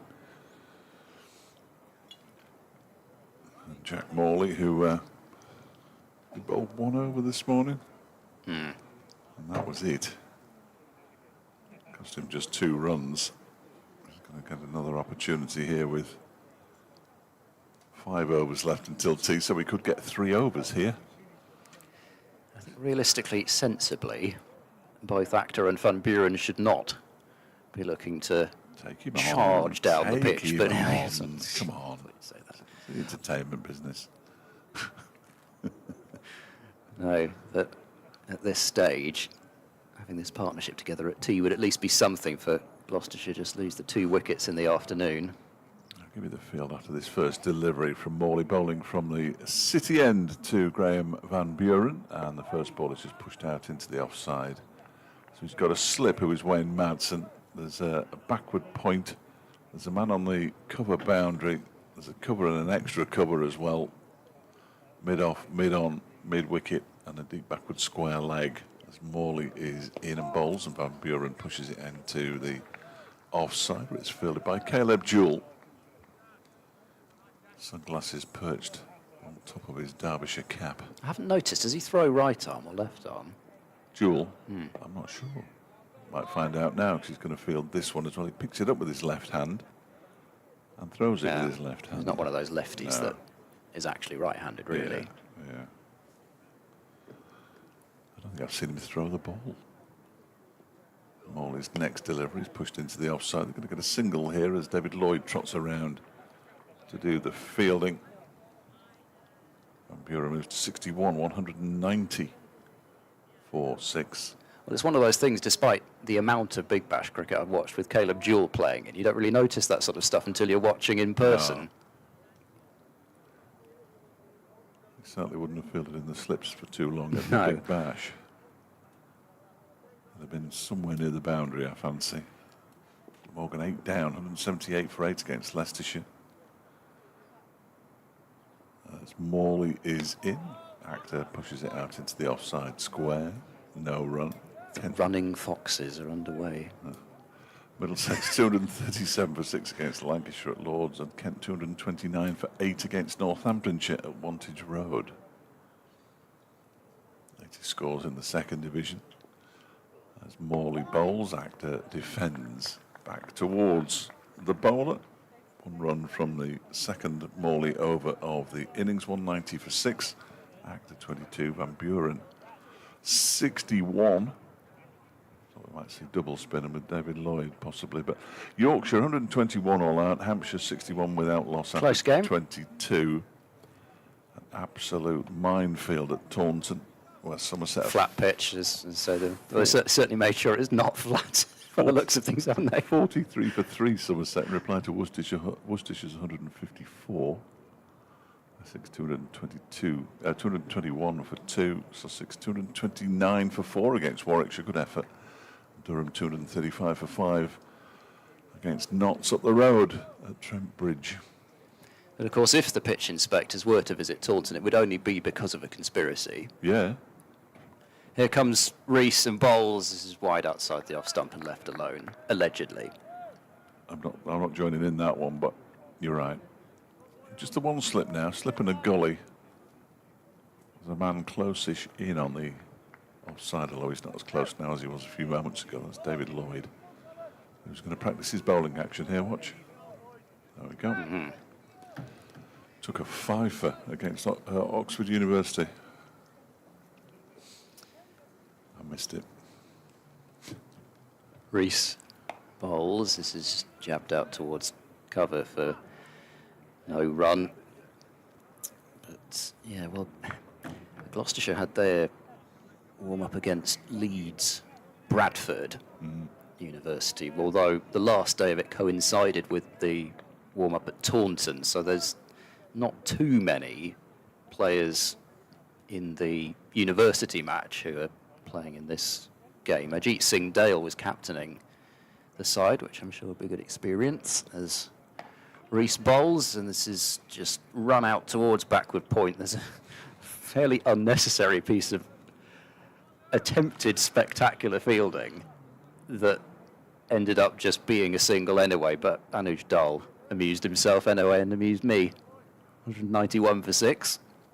I mean, not only was it unnecessary, but it was also completely ineffective. Yes, no, it was pointless. Really. He could have stopped it with his foot. But he's now got a massive grass stain on his right knee, so that indicates I've gone out there, I've toughed it out in the field. And he's just done very well. It's got the grass stain from that. This is clipped down to fine leg by Zaman Akhtar. The next delivery from Rees, and once again it'll be a pretty simple single. 192 for 6. 16 overs before tea. I mean, I know he's not bowling express at all, but yeah, it's so a good effort. Fair effort at this point in the day for, you know, even somebody who's not express. I mean, he's not got no run up at all. He bowls now to Van Buren, who again is prodding this one with a dull thud off the bat out into the offside.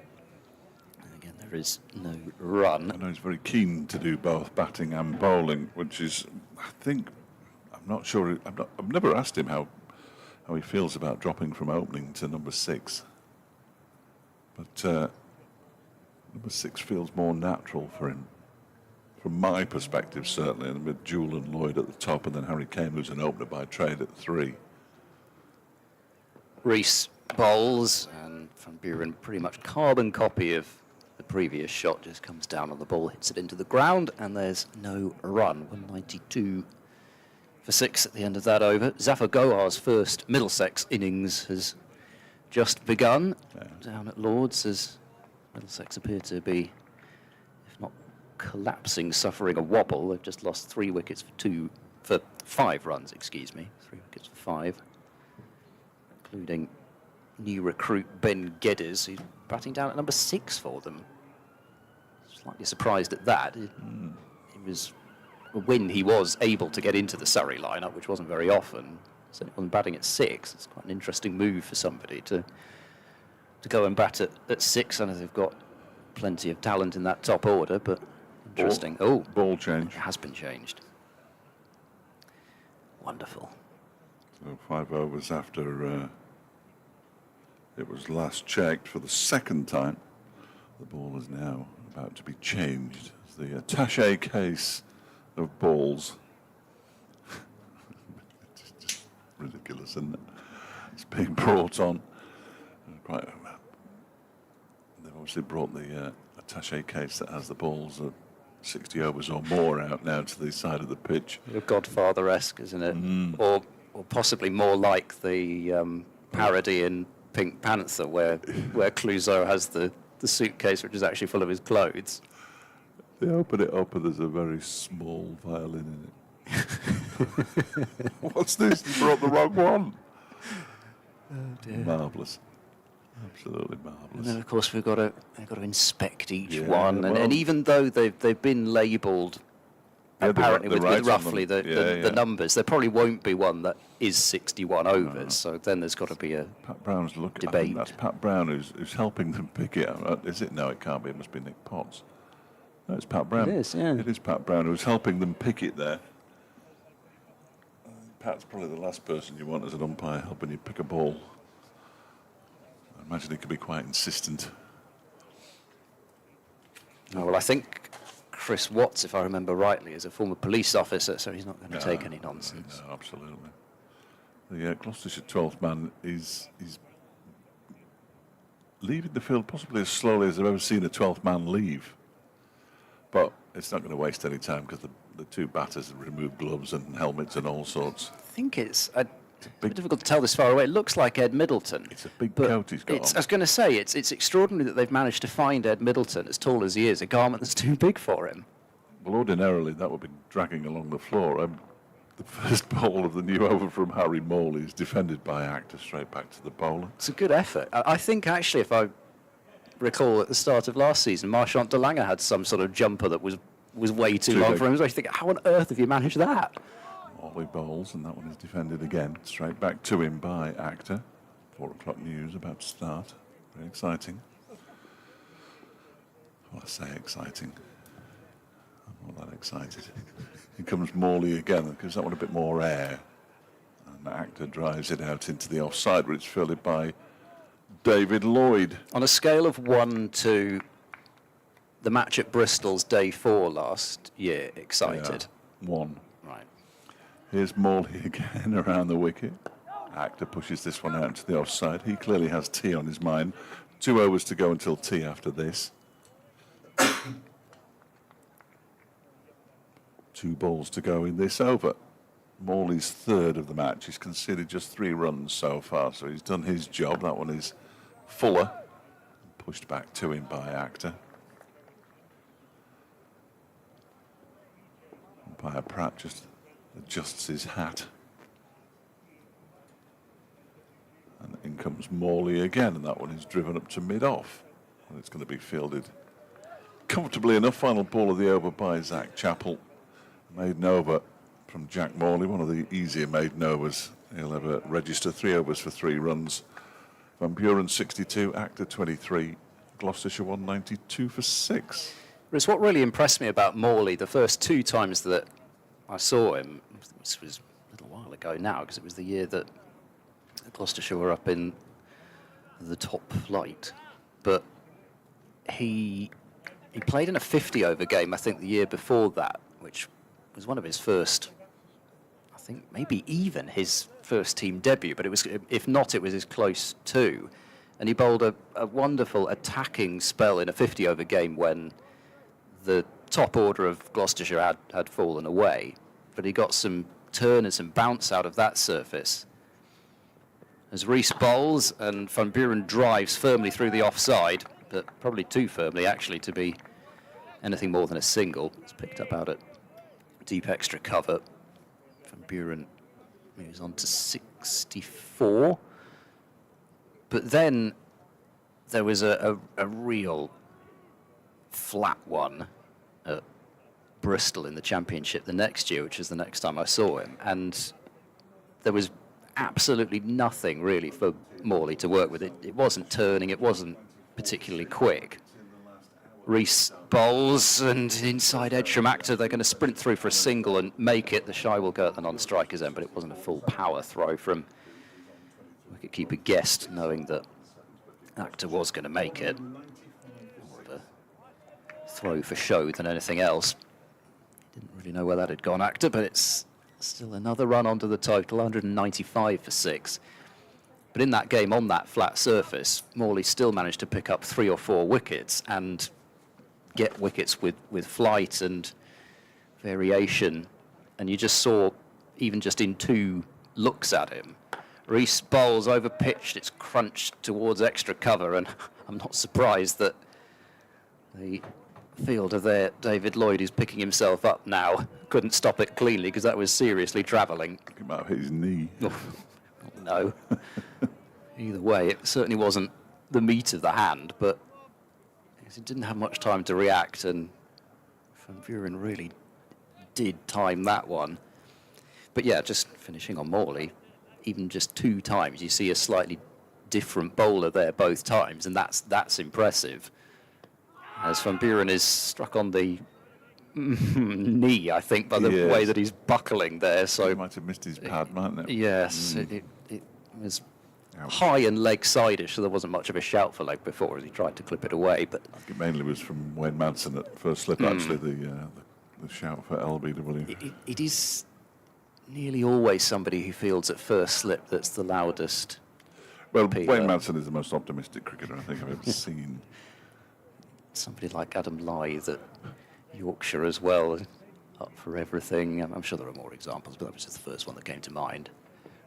Rees is in, and this is driven and beats the rather awkward dive of Lloyd on the square. It's going in the direction of one of the longer boundaries on the ground. Van Buren's coming back for a 3rd run, and he has to sprint for it, and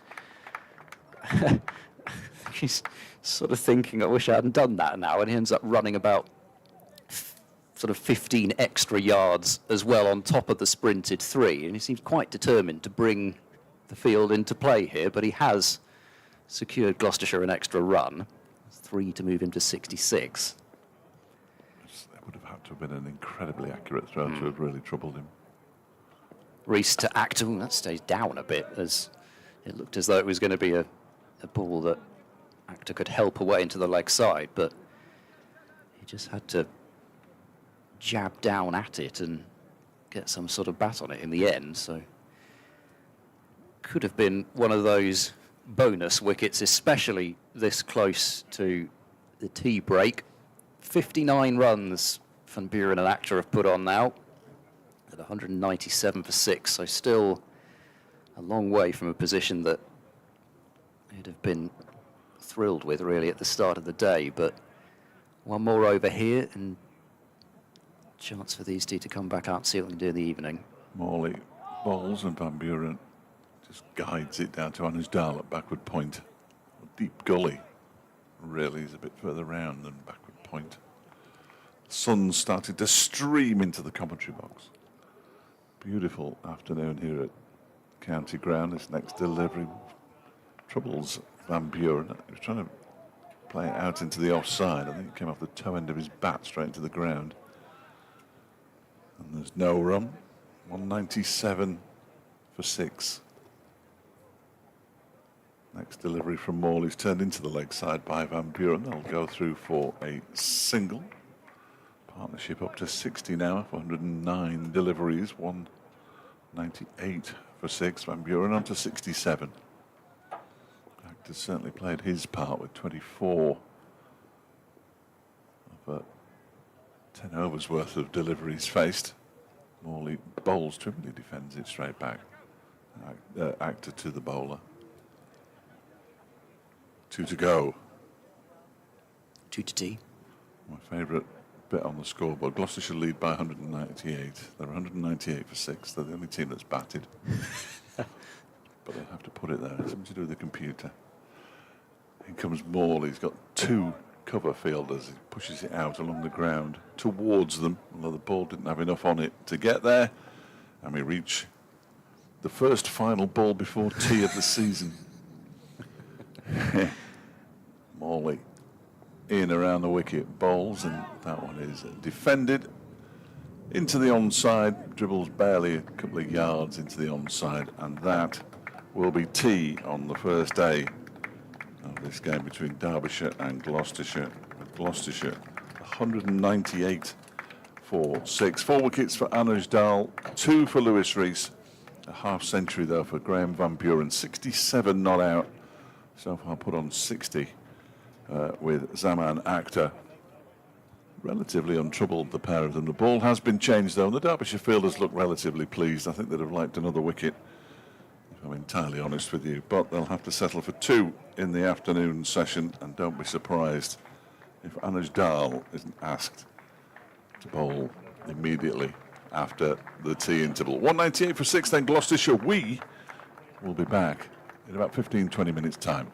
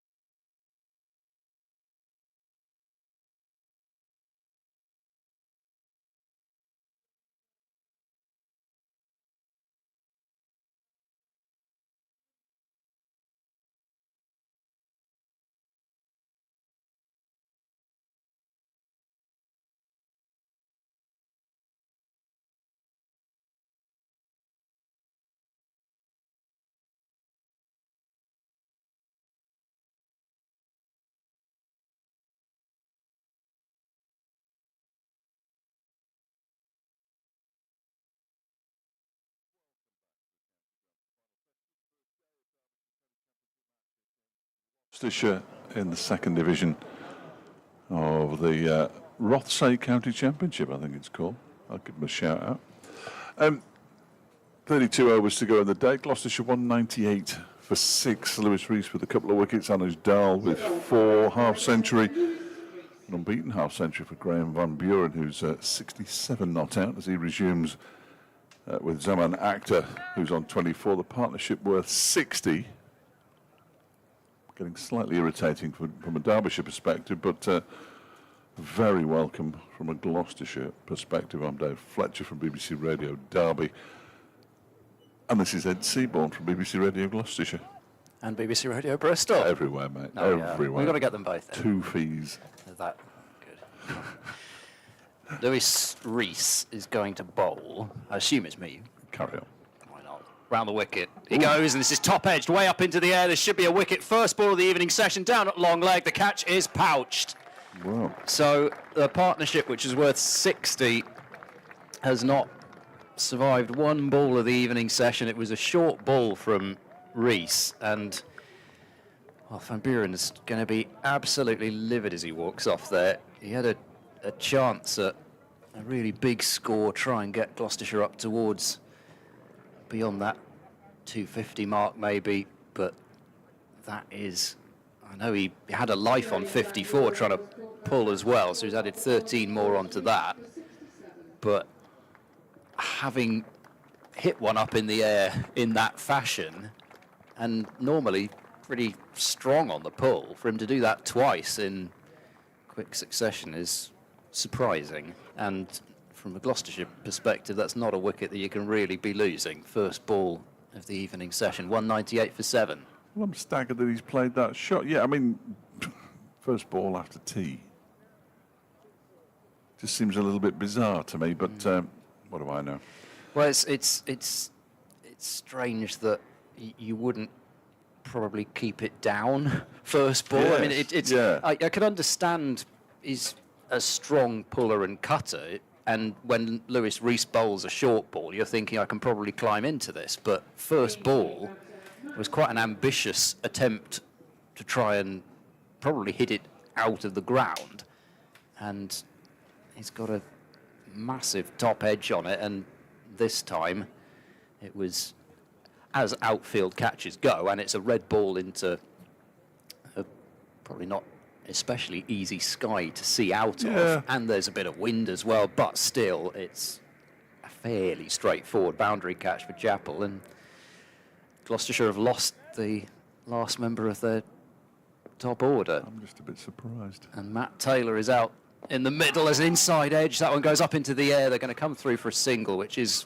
good running in the end from the pair, but wishing he had a short leg now, Rees, because it was inside edge onto pad from Matt Taylor, 199 for 7, and in one delivery after tea, it goes from, well, you know, bonus point or whatever, even if it's not bonus point, it's 250 and you move on. Now it's, well, you're really going to have to scrap for whatever you can. Yes. Yes, it was a remarkable shot. Good luck with your interview with him anyway. Unless you can find somebody else. You'd be hoping that they bowl and Ajit Singh Dale takes a hat-trick or something. Because I think he'd be fairly annoyed with himself. He will be, even if it was a valuable 67. He had the chance to go on and make it more of a defining knock for sure. Rees round the wicket to Zaman Akhtar, who's forward defensively. Goes out into the offside. Of course, there's still the possibility that Zaman Akhtar makes some more runs and even has the potential for a late breakthrough or two. Well, yes. You never know. No, you don't. No, you don't. But usually the way these things work out. Yeah, that wouldn't be favourite necessarily, but you never know. As I say, he had that 70 last year, and I think he had, trying to look back, he had at least a couple of unbeaten 40s before that. Rees bowls, oh, he's bowled, inside edge was it, but it's gone between bat and pad anyway, and that is what can happen when you lose the top order player. All of a sudden you've got the lower order out there together, and Akhtar's bowled through the gate. So 24 he's made, but he also has not added a run to his tea time score. And at 198 for 6, things were looking not optimistic, but at least a little better. They've gone back to looking rather glum for Gloucestershire here, 199 for 8. He seemed to be sort of, I don't know whether he was done by a change of pace or something, but he sort of almost, I don't think he took a hand off the bat, but it was a really sort of wafty drive. And I'm not quite sure whether he was clean bowled through the gate or whether it was an inside edge, but... Well, I'm sure that Matthew will be supplying us with the replay. There we go, look at that. Right on cue. We're not going to see much from this particular angle, in all honesty. As beautiful as the camera work is from the boys over on the balcony. Let's see it from behind the... There we go. Behind the bowler's arm. Not sure that he did drag it on, you know. No. Just went through the gate. Playing a shot, with the bat away from his body. There's Marchant de Lange, though. Or Marchand. Yeah, but actually he did take the bottom hand off it as well. So, yeah, I don't know whether that was a cutter or something, or whether he just really didn't budget for some in-swing that Rees got. But anyway, it's 4 for Rees and 4 for Dahl. And Rees with ball in hand with the chance to add to it. Marchant de Lange is out there with bat in hand. And Rees bowls to him, and he plays a forward defence first ball, which is kind of inevitable, really, because pretty much every time you sort of think, well, here we go, Marchant's going to wind up for the big one. First ball's a defensive shot, but in some ways, having said that, there's not much pressure on de Lange. I mean, what can he do in this situation? Exactly, he's just seen both members of an established partnership depart without adding runs to their tea time score, and just what can he do? Each time that Gloucestershire look like they're just calming things down, and Rees bowls, and this is prodded defensively for no run up to mid-off. Getting themselves back into the game.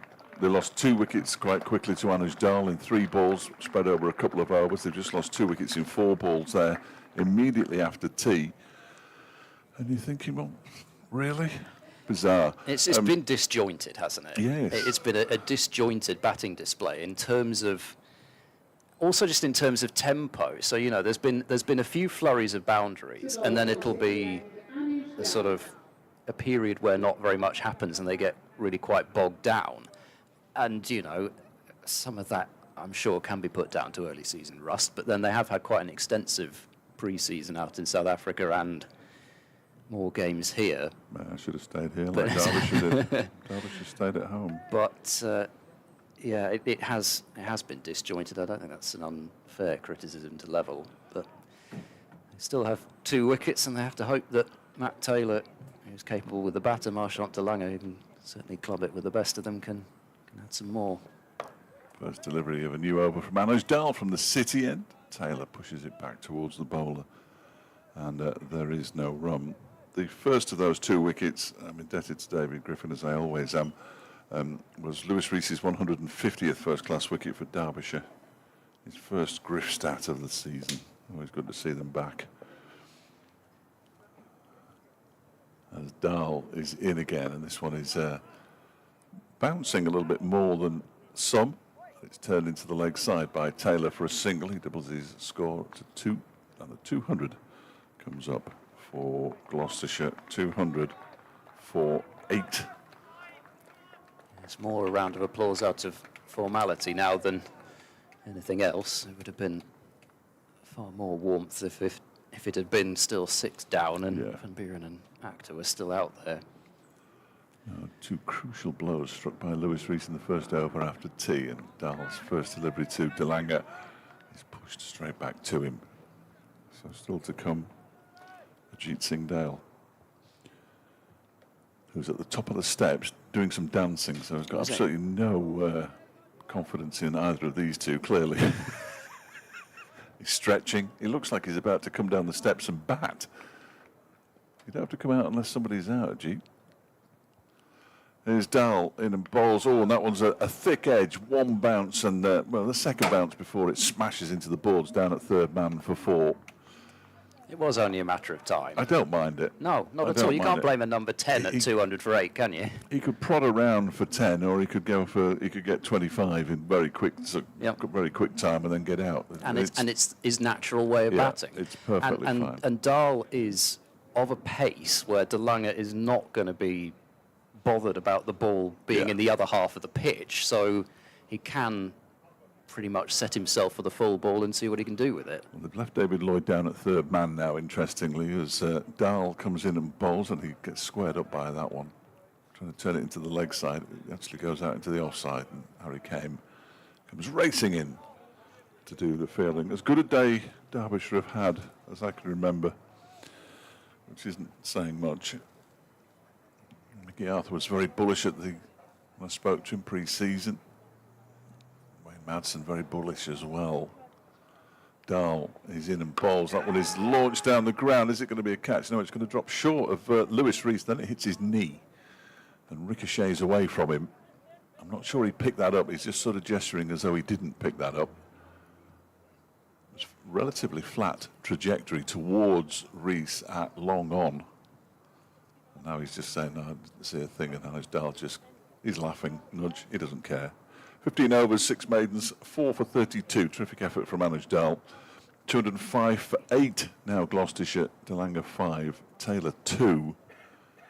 And with 30 overs left in the day, you would be surprised if Derbyshire weren't batting at some point before we pack up and go home. Probably put it this way, if they're not, Gloucestershire will have added quite a lot of runs. Yes, because well, De Lange doesn't hang around, and neither does Singh Dale. Yeah. And when he is required, Singh Dale, not that he's of the same brand as De Lange in terms of trying to whack the ball out of Derby, but he does like to play his shots. He's not a number 11 that's just going to sit there and block. He's not your Oliver Hannon-Dolby type, for example. What that last shot did is keep De Lange on strike, of course, which is probably good news for the entertainment value. So there's a long on, fine leg and a deep third as Rees bowls, strikes him on the pad. Was there edge there? No, there wasn't. If there wasn't inside edge, then that was stone dead. And Marshal De Lange goes, so the entertainment factor, as far as De Lange goes, didn't last too long. There was a huge slicing outside edge for 4, and then a catch that fell short of long on. Those were his 2 scoring shots. And Lewis Rees wins the race to the 5 for. He has 5 for 46. He started off the damage with the first 2, and it's been Rees since tee that looks as if he's going to deliver the final coup de grace for Gloucestershire. 205 for 9. De Lange departs for 5 LBW. It's the 5th 5-wicket haul in first-class cricket for Lewis Rees. You're right, if he didn't get an inside edge, he might as well just have walked without look. I think he pretty much did. He didn't look up at the umpire. He knew, didn't he? He knew. And certainly know how he would have been reacting if he'd been hit that way if he were bowling, that's for sure. Yes. So out comes Ajit Singh Dale, who last season his top score was 32 in Championship cricket. Him and De Lange actually put on quite a substantial stand at Cheltenham to semi-rescue Gloucestershire in the first innings of that epic game. What's he got in store for us here? It's a full ball which is defended back to the bowler. It's a no ball from Rees, which does add 2 more onto the total. 207 for 9. But Singh Dale's batting exploit last year that was really of note was that he tied the record for the highest score by number 11 in List A County Cricket. As a forward defence goes up towards mid-off from Singh Dale for no run, clubbed Luke Benkenstein for 3 or 4 sixes, I think it was, having a bit of fun towards the back end of a 50-over game, but slightly different situation here anyway. But so he does like to play his shots, and they're not always the most conventional, but it does make for an interesting viewing if he is out there for any length of time. Rees is in and head over the ball. A very textbook defensive shot from Ajit Singh Dale, who is is written on the Derbyshire. I'm going to call you out on this. Sorry, Well, it's not me. I don't no, not support you. them. I'm meaning you as in Derbyshire. I try not to be an ingracious guest, but it is quite I amusing. think it's Henry. I genuinely think it's Henry. Ajit Singh, as in Law Dale. That was unnaturally high. Was. Here comes Reese and Bowles, and this is driven out into the offside for no run. It was an attempt from Singh Dale at his first real forcing shot there, but still yet to get off the mark. Gloucestershire have lost 3 for 9 since tea.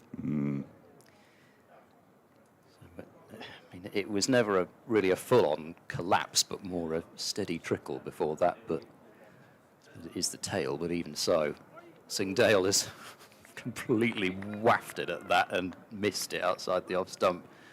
He was looking to cover drive a ball that was on a good length outside off, and predictably didn't get any bat on it. 3 in 7 balls for Lewis Rees as well. I need to say hello to my good friends at Burton Albion who are listening in.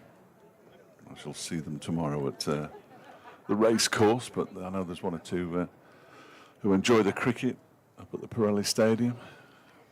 207 for 9. Rees into Singh Dale, who is hopefully looking for a single in front of point, but Anuj Dal sees that none is available, and the applause for the end of the latest successful Rees over. 5 for 48. I think that would have been a wicket maiden were it not for the no ball. Yeah. 207 for 9, and well, it's just a matter of almost sort of, I mean, it seems unlikely that a last wicket partnership is going to add anything that is substantially going to change the tenor of things. So it's just really a matter, you'd think, of just what artificial number almost a Gloucestershire finish on. Al begins a new over, turned nicely by Taylor down towards fine leg. They think about coming back for the second and then decline the second. That was good work from Jack Morley, who raced around to do the fielding. I won't embarrass the particular member of the media team who begged for a mention on air. But I will take the mickey out of him all day tomorrow, mercilessly, as soon as I arrive in North Wales. They are very helpful to an old man. Dahl is in, and that one is, he tries to whip it away down the leg side, does Singh Dale. The bails are removed by Brooke Guest, but his back foot never clearly left the crease. Smart work, but he's done well. He's sort of overbalanced, but he didn't completely fall well over today, Brooke Guest. First game of the season. It's always a bit interesting. Singh Dale pushes this one out into the offside, where it's fielded by Kame. And there is no run. He's just replying now, is the man.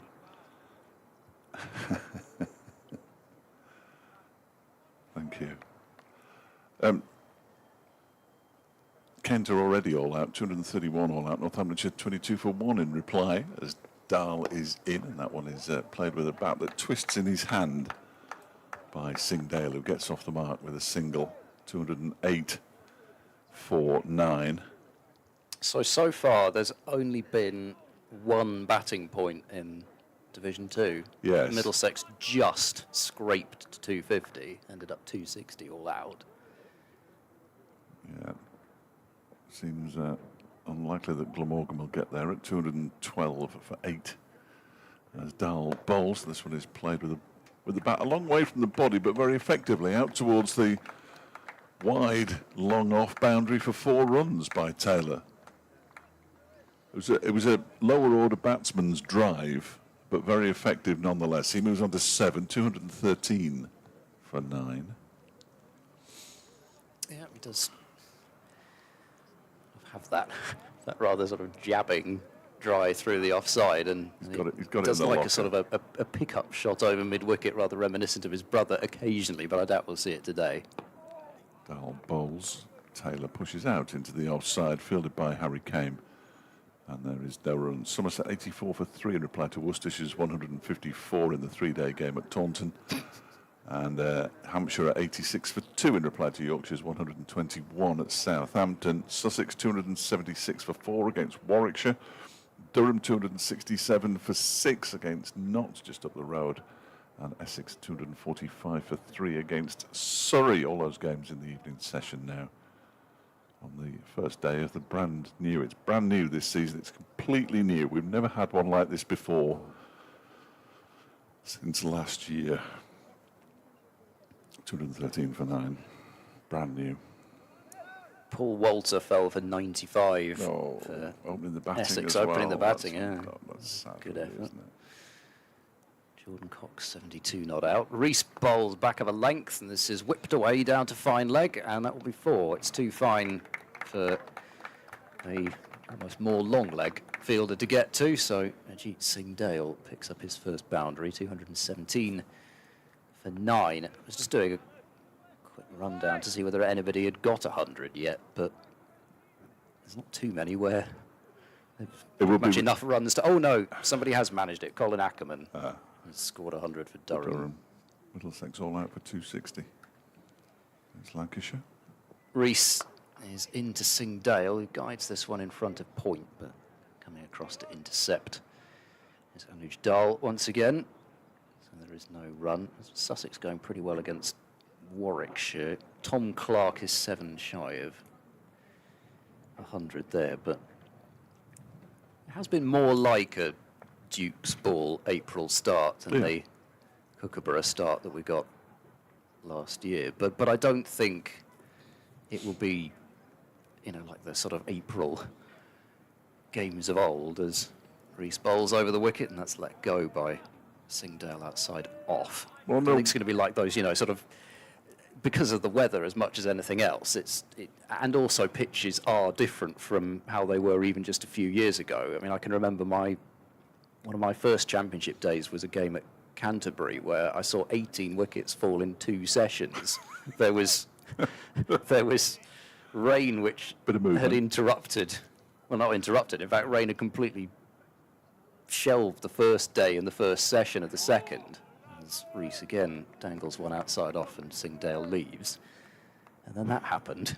But that didn't feel... I know, of course, Darren Stevens was playing, but that didn't feel actually, whilst it was an awful lot of wickets, that didn't feel that out of place. If that happens now, with pitches in general being more conducive for batting, and a slightly adapted, I think, Duke's Ball, it just doesn't happen so often that way.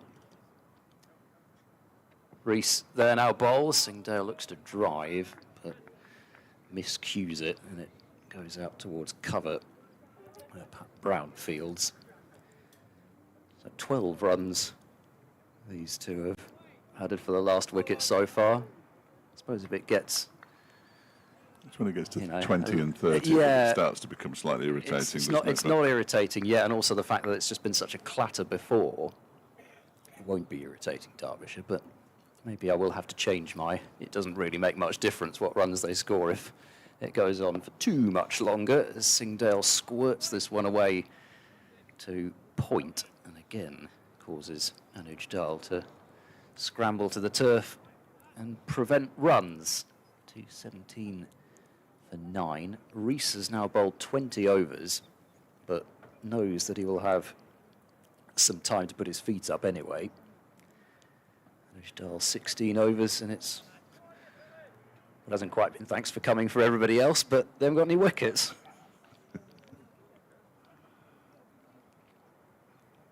Anuj Dal, unsurprisingly, going to continue from the city end with Gloucestershire 217 for 9, having resumed after tea on 198 for 6. 3 wickets in 7 balls for Lewis Rees, who now has his 5th 5-wicket haul in first-class cricket, 5 for 52. Good way to start the season for Lewis Rees. Here's Dal. He's got 4 wickets. The first ball he bowls to Taylor is turned around the corner for a single out towards Morley. Picks up at the 3rd attempt. Taylor moves on to 8, 218 for 9. There hasn't really been much of a blemish on this Derbyshire bowling effort at all. There have been very few periods where they've been offline, and okay, a couple of catches have gone down, but they've both been hard. Next delivery is pushed into the offside by Singdale, fielded by David Lloyd. And there's no run. It'll be a fairly happy team talk at the end of the day if they can see off the remaining overs. There'll be a fair chunk of overs. Well, there will, won't there? We've still got 26. Obviously, you lose 2, but there will be a lot of overs. As Dahl is in again, and this one is played off the back foot, trying to force it away, Singdale, but doesn't really get much of it. And it's fielded by David Lloyd. So I'm being sent messages.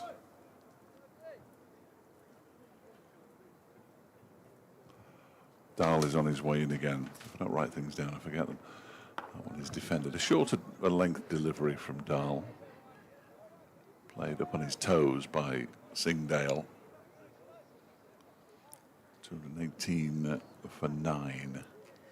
I suppose what I was getting at with the chunk of time left is it looks unlikely to be that sort of really awkward period where you can't really get yourself in, but there's plenty of time to get yourself out. Actually, if Derbyshire could score at a decent rate, then this knock would a be chunk really off the really total, strong couldn't they? position. Goal balls, perfectly correct defensive shot from Singdale. Again, it's out to Lloyd at extra cover, reasonably close in there. Martin Anderson just going through his bowling action. I can't imagine he'll dislodge Lewis Rees anytime soon. Nor Anuj Dahl, really. His final ball of his 17th over, 4 for 39. And that's edged just to the left of slip Caleb Jewell and away to third man for 4 runs. He isn't at second slip. There's a big gap between him and Wayne Madsen. He dived to his left but couldn't get there. Just bashes his hand against the ground now. I don't think he can admonish himself too much. He didn't get very close to it despite the dive. 4 runs to the total, and it's 222 for 9 at the end of the over, with Singdale on 9 and Taylor on 8. Yeah, it's one of those things where an edge from a number 11 goes through the slip cord, and you think, oh, I didn't have 5 slips in there. It's a number 11.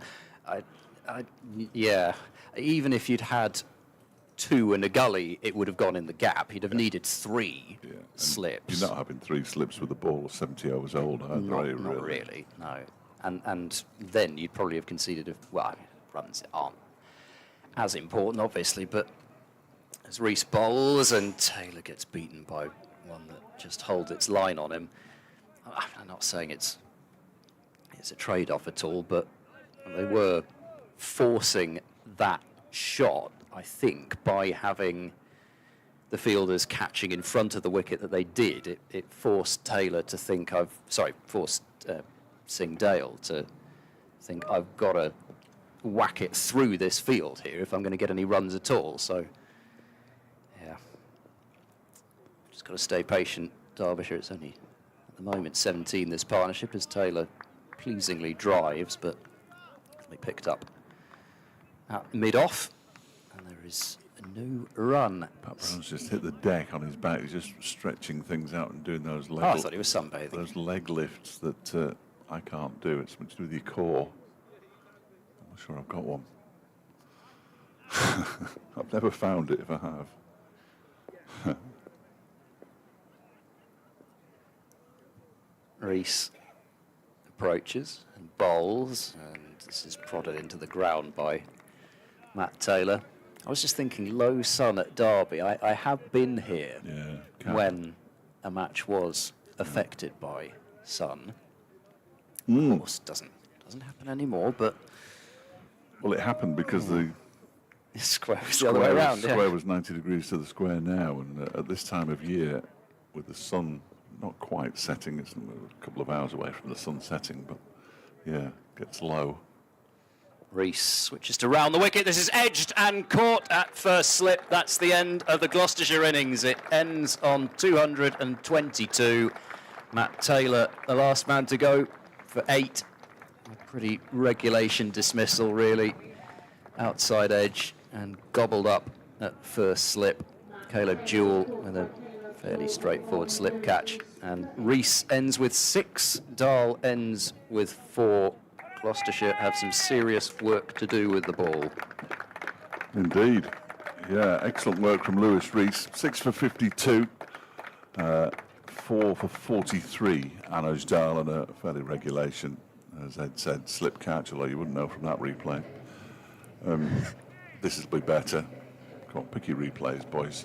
There's just an edge, and Caleb Jewell just down to his right, about 1.5 foot, 2 foot off the ground. Takes the catch. Ajit Singh Dale finishes on 9. And as Ed said, 222 all out as the heavy roller comes out.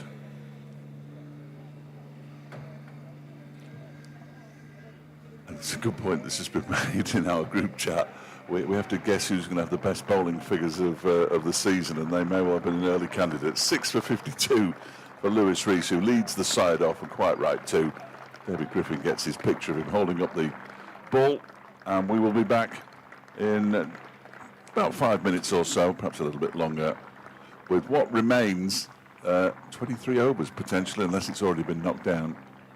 It's certainly plenty of overs. I think it might be 23 overs that Derbyshire will have to bat before the close of play.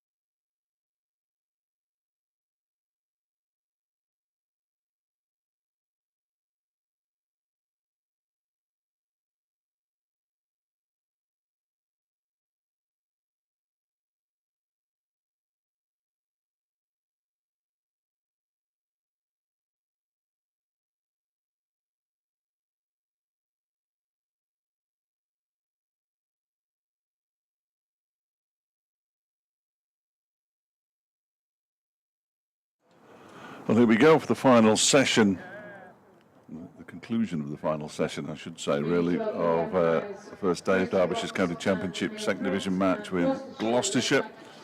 The visitors bowled out for 222, taking the field now, being followed out by David Lloyd and Caleb Jewell. Now, this will be interesting. Ed Seaborn, who's alongside me, and I'm Dan Fletcher. This will be interesting because we were told that this opening pair have been put together specifically to move the score along quickly. Okay. David Lloyd is a dasher. Yes. Even when he gets to 30, you can't say whether he's in or not. And Caleb Jewell, the only time we've seen him so far was against Saka, and he got a century and then retired. But different calibre of bowler, clearly, for Gloucestershire. So it's going to be fascinating, this. And it looks as though David Lloyd is going to face the first delivery. Captain last season, had a disappointing campaign, was very keen to say stepping down from the captaincy was nothing to do with his poor form. Believe that if you want. He was a reluctant captain in any case, but it'll be interesting to see how he goes here in his first innings post-captaincy. We know how Graham Van Buren did. Was that his first innings post-captaincy? It was, yes, yes. He made 67 and top scored. So if Lloyd can do something like that and get some help from elsewhere, who knows? Interesting 23 overs ahead. Ed. Yeah. Ed. Matt Taylor has new ball in hand, left arm over, and starts off with a ball which is pushing even a first class wide, at least from this angle. It certainly looked very wide, but umpire Chris Watts keeps his hands by his side. So there was, I suppose, a question as to who would take the new ball. Singdale and Tom Price probably had taken it between them the most times towards the end of last season. As Taylor runs in, bowls a short ball, it's pulled away past mid-wicket for 4. So it's not been a great first couple of deliveries from Matt Taylor, especially with 2-2-2 on the board, and that's the sort of delivery that David Lloyd is going to take on, and most of the time is going to hit to the boundary. Derbyshire underway with a 4. Not unexpected to see him take it on, and he will continue to do so. Some of that, though, going back to the new ball discussion, is because Matt Taylor didn't play very much at all in the Championship last season. Start of the year was disrupted with a recurrent toe injury as he bowls, and this is flicked off the hip by Lloyd. Going to do well to limit it to a single, and that's what Marchant de Lange does. Around from mid-wicket, 5 without loss. But there was that, and then as the season wore on, and Taylor had such a fantastic T20 campaign, that sort of became more of the focus for him to just be absolutely sure that he was fit for those knockout stages as well. So he didn't play as much cricket red ball wise last year as maybe he would have hoped or thought at the start of the year. Here comes Matt Taylor, left arm over to the left-handed Jewell in his first Derbyshire delivery. How did they do in the turned away knockouts? to mid-wicket. It did all right, but Okay, good. Matt Taylor. And knockout start stages to of that. cricket is what exactly? 'Cause no idea Rehash that one, are we? no idea what you're talking about. Slip cordon of 3. Ben Charlesworth is at first. Ollie Price at second and Miles Hammond at third. So Chris Dent, who was for a long time to be found at the slip cordon, is at backward point. This is past Hammond at third slip. As it slices down towards the deep third boundary, it won't get there, and they don't fancy a sprint for a 3, so Jewell off the mark with 2, so Derbyshire 7 on the board, only 5 deliveries gone. Jewell's first runs of the season. First Derbyshire runs, of course, officially. I'm not sure they were entirely convincing, but he'll take them. Looking forward to seeing Caleb Jewell player this season. I just think he's quite an exciting batter. Last ball of the opening over, Matt Taylor in, and Jewell has to defend this one back to the bowler. And Taylor, you could tell even from his body language from that first over, he wasn't particularly pleased with the way that the ball was coming out, but it is his first over. Still time to settle into a spell. 7 without loss, though, Derbyshire, and only now 215 runs behind Gloucestershire's 222. They were undone by Messrs. Rees and Dahl. Swing and accuracy. That was really the recipe for Derbyshire's bowlers, but Gloucestershire are going to be going with rather more pace here from Ajit Singh Dale. So it may be a case of a short burst from one of Taylor and Singh Dale, because you would imagine they would want to give Tom Price some overs whilst the ball is still new, but it's Singh Dale who's got the hard new ball in his hand. 3 slips and a gully in place, and he's going to be bowling initially. Singh Dale to Lloyd. First delivery is on the pads and turned away off a pad, indeed, down to fine leg-ish or backward square leg for a leg by, 8 without loss. Thank you to Gary Hall, who's been in touch on the email, fletchcricket@gmail.com. Finally, the long in capital letters, winter has gone and live cricket returns to my computer screen, and even in the sunshine. Good to hear well-known voices. 4 Division 2 games, and all 4 games have had the first innings completed with scores of 222, 229, 231 and 260. I will continue as Singh Dale in to bowl to Jewell, who gets up on his toes and forces that to backward point. There's no run. I wonder if it's Division 1 games have wildly different first innings scores. I wonder if the 4 Division 2 second innings scores will also follow a similar close pattern. Interesting. Gary's in Bad Homburg near Frankfurt, but he was from Matlock originally, which is why he says there is the Derbyshire interest. Good to have you along, Gary. Remarkable where the commentary reaches, really. Singh Dale in, bowls to Jewell upon his toes, plays it nicely out towards the cover boundary. I'm not sure if it's got the legs to go. It has got the legs to get to the boundary rope. I wasn't sure if it did, but it was being chased there by Chris Dent. So it was difficult to tell which was moving quickest, the ball or Dent. The ball just had the legs to get over the boundary rope, and it's a first boundary as a Derbyshire player, yes, etc., etc. And from what I've seen in the Big Bash, admittedly different format, but that's a sort of shot that I would have associated with him, that really sort of punchy drive through the covers off the back foot, cutting drive. I suppose a lot of left-handers are strong there, but Jewell seems to be. Singh Dale bowls, Jewell leaves alone to go through to wicketkeeper Bracey.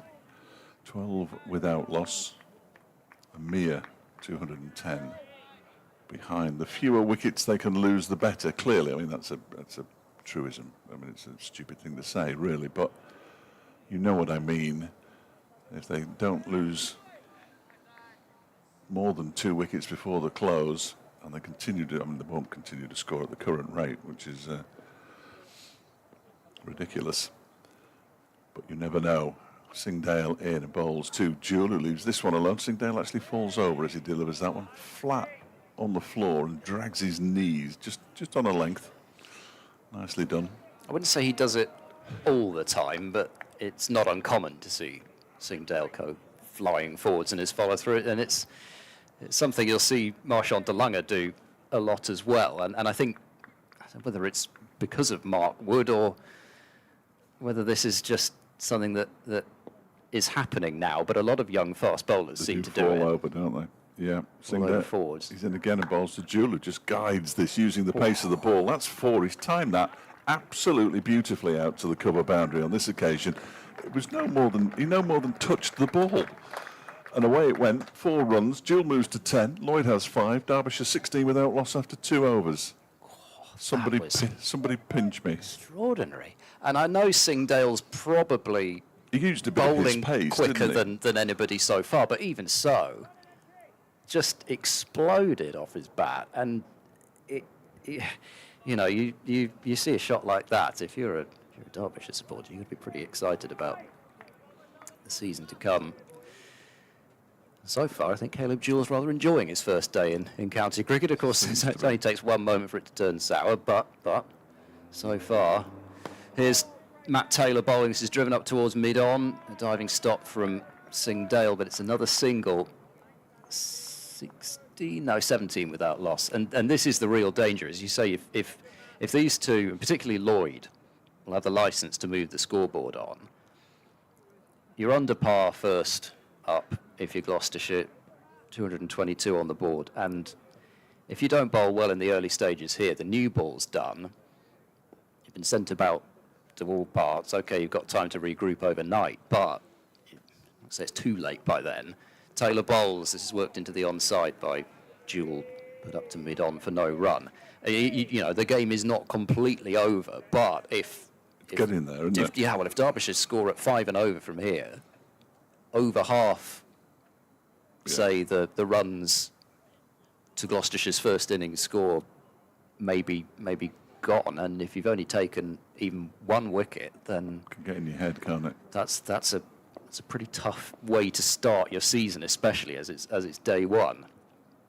Taylor runs in and bowls. This is a forcing shot off the back foot through cover point. They'll take one, but that's all they'll get. Dent is extremely sharp in the field, quick, Busy and as well, isn't and that's it's a move that he loves. It's that slide, pick up, throw off balance, but you just take him on at your peril.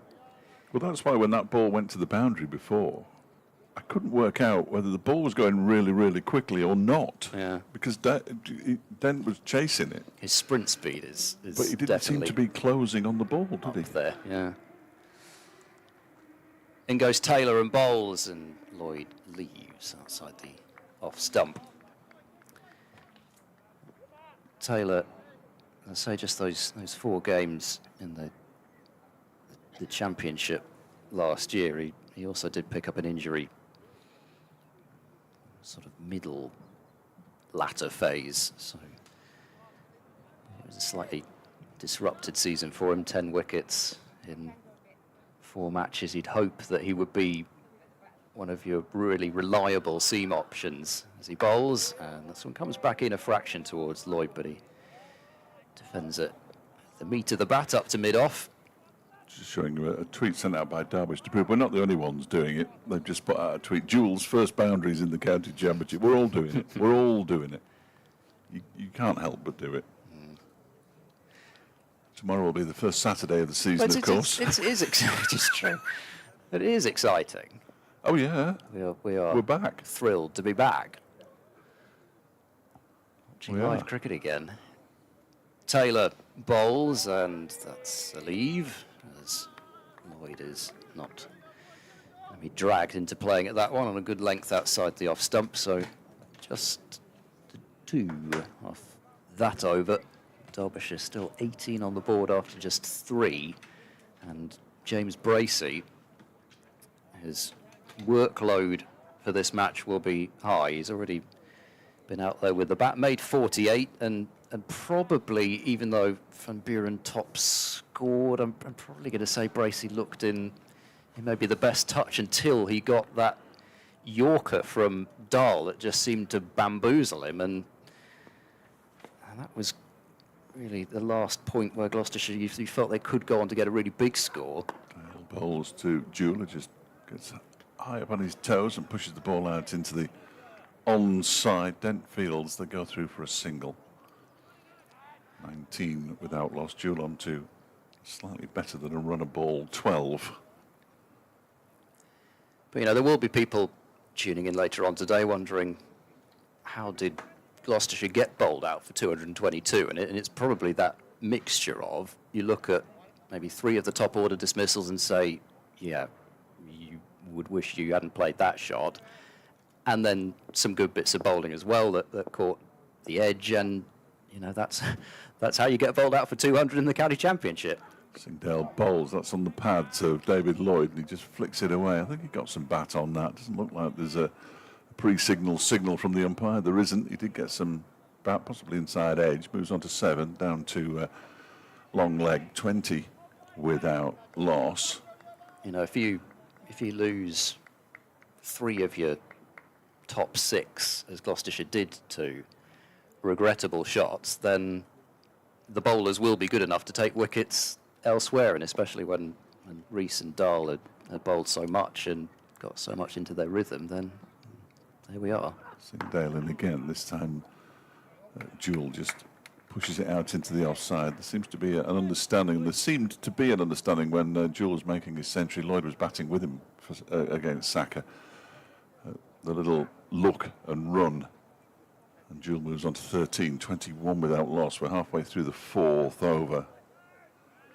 A decent enough start so far for Derbyshire. Something's messing around with my other ISDN. Sorry, you can't hear that because I've got my thing in the other one.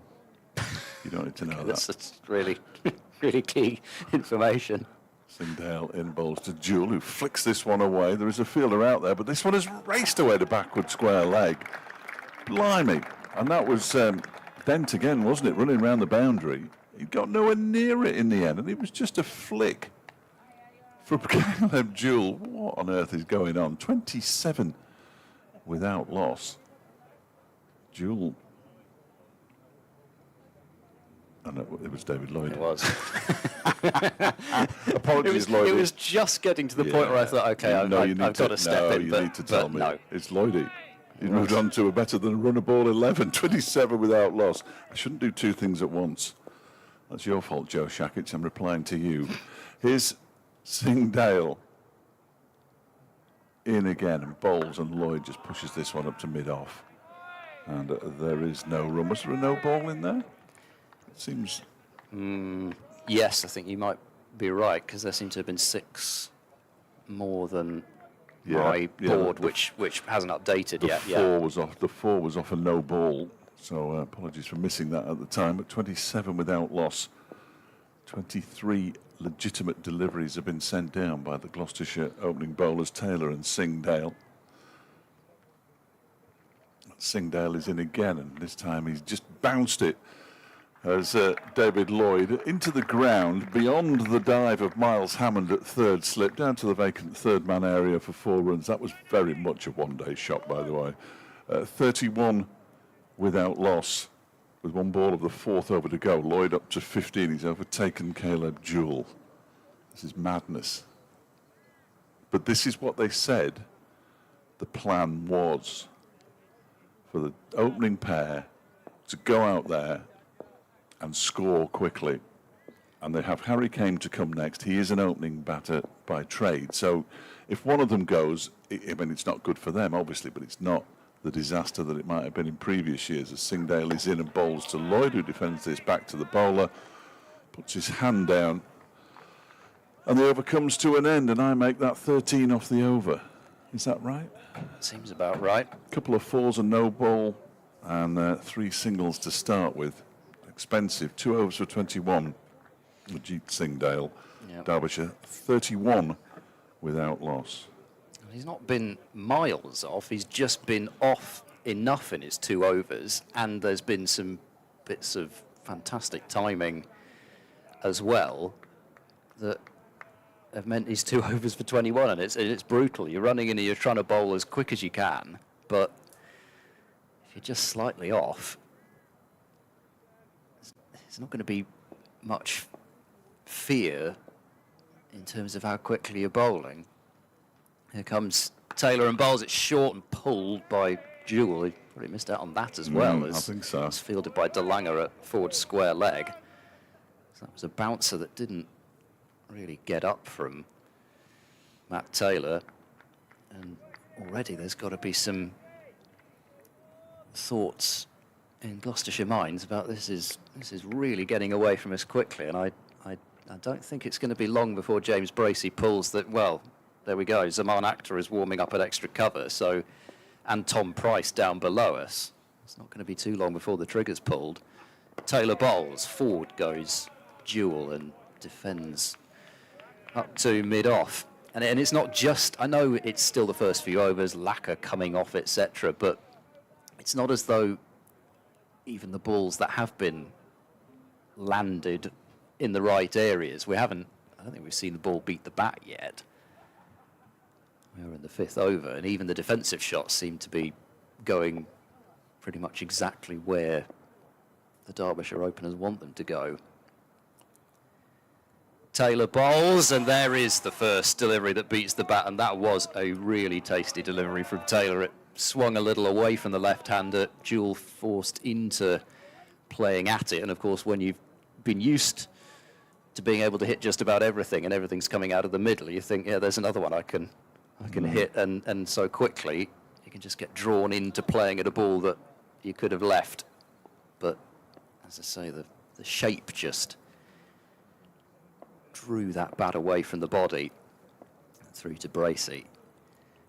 Taylor in, and this is squeezed past Dent at backward point. They'll take one, but again that slide and off-balance throw as he's almost falling backwards. Went straight over the stumps to Bracey. I mean, it was a remarkable throw because he had no right to get it there. He just, and he does it so routinely as well that you know what's coming, and yeah, he's a fantastic fielder, Chris Dent. 32 without loss, though, as Jewel takes a single, and also left-hand, right-hand opening combination. Yeah. They're rotating the strike as well as finding the boundaries. Everything's coming up trumps so far for Derbyshire. 32 without loss. Taylor bowls, forced away into the offside by David Lloyd, but Zaman Akhtar fields it. Extra cover. No change in field. Gloucestershire kind of have to still attack and try and take wickets. They have to have those 3 slips in place. They can't, in this situation, be thinking defensively yet, but they're really on the back foot with bat and now in the field. Taylor bowls short and down the leg side. That would have been, well, it would have been an extraordinary way to get out if he'd got some bat on that, but he'd have had a job too, because it was a long way down the leg side. 32 without loss after 5, Derbyshire. That's how Chris Dent got out, down the leg side. Thank you to Gary. Gary Hickenbottom's been in touch. He sent me a message. I won't read the message out, Gary, but I'm glad you managed to get down for a couple of hours earlier on today. And good luck in Swansea tomorrow. Good to hear that you're still playing at Langley Mill. 43rd season, he says, and he's also playing for Derbyshire Disability Cricket Club. So keep going, mate. Keep going. You're a long time retired. Although if you've been playing for 43 years, you're probably not a long time retired, I imagine, but there we go.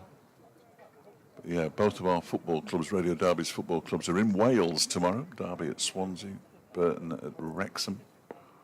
Singdale on his way in, around the wicket, bowls to Jewel, gets up on his toes and forces the ball out into the offside where Zaman Akhtar does the fielding at cover. And don't forget, Burton Albion fans, 12:30 kickoff at the racecourse. So we'll be on air on 11:16 a.m. from midday tomorrow to bring you all the action. Myself and Aaron Webster will be there. Dominic Dietrich and the team already in South Wales ahead of the game against Swansea for the Rams. Here is Singdale in again, and that's been punched away backward a square on the offside for 4 runs by Caleb Jewell. Not happy with being a run behind David Lloyd. He's now 3 in front. He moves on to a run of ball 18, 36 without loss of 5 overs and 2 balls, or 5 overs and 3 balls, one or the other. I mean, it wasn't his best shot by any manner of means, but it was mightily effective. 18 to him, 15 to Lloyd. And if you're Singdale, you're thinking, well, what can I do here? Because there wasn't really that much wrong with that delivery. No, there wasn't. It wasn't that short, it wasn't that wide, it's still been hit for 4. And whatever it is, 14 balls into your spell, you're just thinking, this is really not my day. And actually, 25 runs conceded as well. It can't be feeling great. Singdale bowls and Jewell goes back, pushes it out into the offside. Akhtar does the fielding once again. Semi-retired, says Gary. Just, you don't look 57, mate. I don't know what you look like, but you don't look 57. You might look 57, who knows? Evening to Ed Dawes, who wearing a very natty pair of socks, lying on his bed watching the cricket down in Swansea. as Singdale bowls, and it's guided away once again, this time to the cover boundary by Jewell for another boundary. His fourth, he moves to 22. And Derbyshire, in the blink of an eye, are 40 without loss. They trail by 182. And there are still 17 overs and 2 balls left today.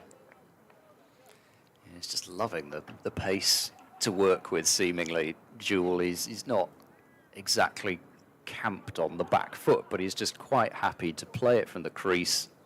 And it's amazing how he's just using the pace of Singdale, and it's just a little move of the bat to the ball, and there it goes. It's almost a guide, isn't it? It's almost a guide. It's ridiculous, really. And it doesn't make that kind of massive crack either, so it's not a sort of a signal that, oh, God, he's hit the cover off that. Singdale bowls, and that's a fuller delivery, and it gets a similar kind of treatment. This one's gone slightly backward of square on the offside. They're going to come back for the second. They're going to get back for the second fairly comfortably, as Dent does the field. He's been a busy man, Chris Dent. He does the fielding down there. This time he throws to the non-striker's end. 2 more to Jewell, 24 to him, 42 without loss. We were told before the start of play by one of the analysts that Miles Hammond had the most effectively touches of the ball in the county championship last year. Dent is almost the Hammond because of the fact there's no Bancroft to go in the slips. Singdale bowls, and that's pushed out into the offside by Jewell towards actor cover. It's the final ball of the over. 8 from that. Singdale 3 overs for 31. Must be nearing the end of his opening burst, you would have thought. Derbyshire 42 without loss. Lloyd 15, Jewell 24. Yeah. Umpire at this end, Neil Pratt, has just taken a stump out of the ground and is repositioning them. Perhaps he's just checking that the stumps work, because I don't think they've been needed too much today. We actually had a couple of bowls. Zaman Actor was bowled, wasn't he? Anuj Dal got rid of James Bracey that way. First change of bowling. Yes. By Gloucestershire this season. I've missed an opportunity there. Yep.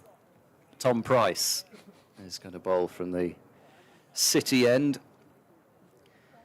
So there'll be a little bit of a lessening of pace from certainly Singdale, but Taylor as well. But Tom Price would be closer to the kind of bowling that was successful for Derbyshire, at least.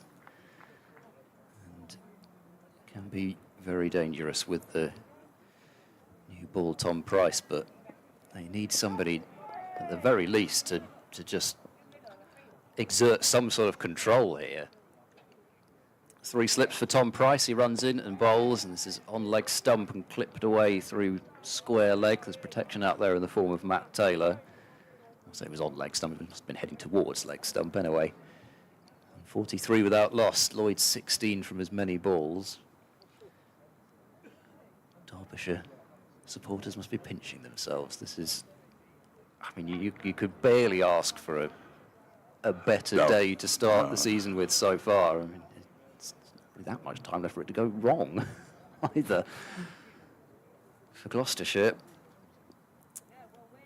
they have got, what, 16.5 overs left to effect some sort of a dramatic turnaround. Price bowls. There's an appeal for both third slip, I should say, and LBW. I don't think it was either of them. It's too high for LBW, Yes. and if it did hit the bat, it was a good catch, but I'm not sure that it did. No, it certainly didn't look as though there was any way it could have caught glove or bat as it ballooned up to Hammond at third slip.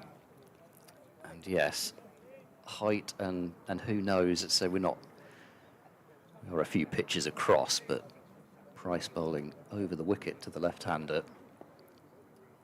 He's got to be bringing it back for it to pitch in line as well. Tom Price bowls, and a forward defence from Jewell goes straight down into the ground. But still even just 2 of his first 3 deliveries there. Price just probing away. I mentioned that back injury that he had last year that kept him out for most of it, really. He did play in some of the early games, but was really limited to bowling about 3 or 4 over spells, not coming in off his long run. Price bowls, and defending that one back to him is Jewell, but he had a map, as it were, for his comeback last season in terms of a timeline, and he said he had it up in his bedroom, Road to Lords, because, you know, that's a game that no cricketer really wants to miss, and ended up grabbing a 5-wicket haul in the first innings of that game. Price bowls, is clipped backward of square on the onside by Jewell. Tom Price is already grunting with effort as he lets go of the ball. Jewell to 25 with that single, 44 without loss. 16 overs to go after this delivery, to about an hour or so's worth of cricket. Just a slightly later finish than advertised, but not massively late in the grand scheme of things. Tom Price runs in and bowls to Lloyd. Lloyd has to cover up defensively there, so a decent start from Tom Price, just 2 runs from the over. 44 without loss, though, after 7 overs.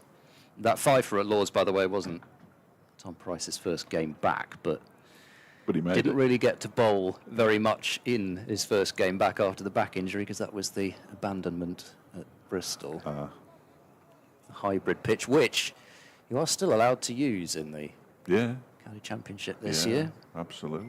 It'll be interesting to see which counties take up that offer.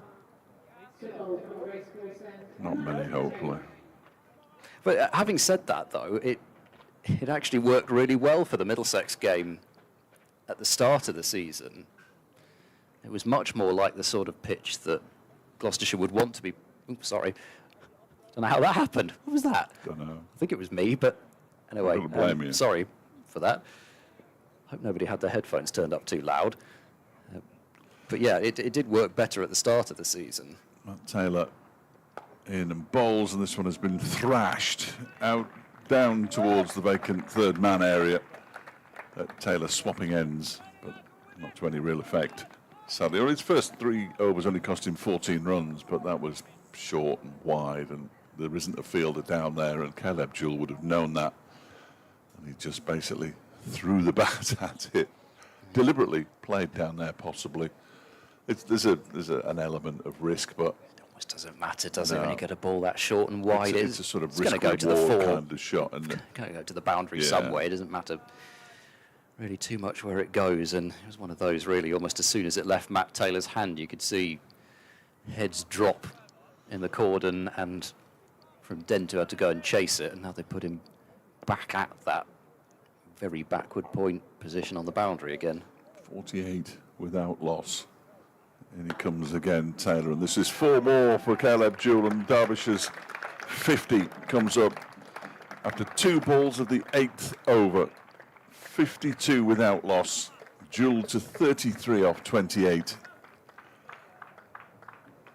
And talking about days being as good as you could possibly have hoped for, I think it's massively important for Caleb Jewell to get off to a good start as the new overseas. He's here all season, and this is already a very decent first innings. He'll want to carry on, of course. Why wouldn't he? 50 up on 7 overs and 2 balls. A run rate of 6.7 runs an over, which is lunacy. It's Durham-esque from 2 years ago, which is what Durham did to win the title. I'm not suggesting, by the way. Taylor in and bowls to Jewell, who leaves that one alone, and it bounced a little bit more than he was expecting it to, and possibly came back a touch as well. So he has to get used to English conditions. He did play in this country last season for Doncaster in the... what division of the County Championship are they in? South Yorkshire, something or other. Probably Premier League, ECB Premier League, I would have thought. I'm not sure he scored 33 runs in his entire time there. I know he had a difficult time with the bat, which is always, again, difficult for an overseas player. Taylor's in again and bowls, and this one is just pushed down the ground.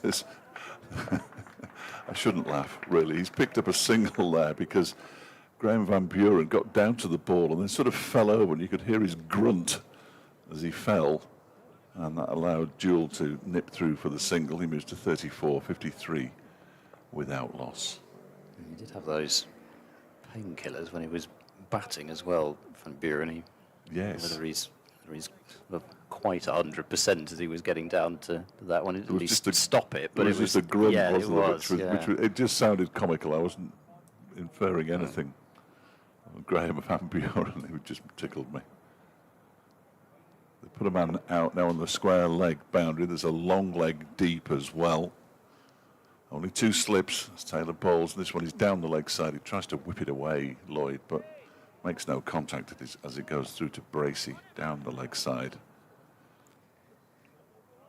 Yeah, well, it has been a disappointing start for Gloucestershire, really. And yes, Derbyshire have gone on the attack. They've had licence clearly from the coach to do that, and also from the match position. But you'd have really hoped for some sort of consistent pressure, and Taylor's in again. That's well, he's missed out on that one, David Lloyd, rather. Again, it was short of a length, but heading a long way down the offside.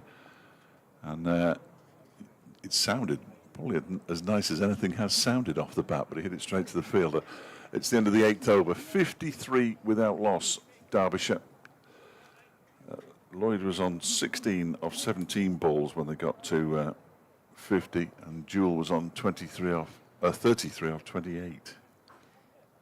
When you've scored a total of 2-2-2, and you've got this sort of, what was it, hour and a half, bit more than that, to go out and really try and make some inroads this evening, you'd be hoping for some more discipline than has been shown so far. Tom Price is in, and that squares up Jewell, and is that him on the arm or something? It's gone down into the slip cordon, but he was looking, I think, to play that into the onside, and it's ended up coming, I think, off his body and down in front of third slip. Unfortunately, with the way that his back was turned, you're having to somehow look through him to infer what that hit, but I don't think it was glove, because you'd have thought there would have been some yelps if it had.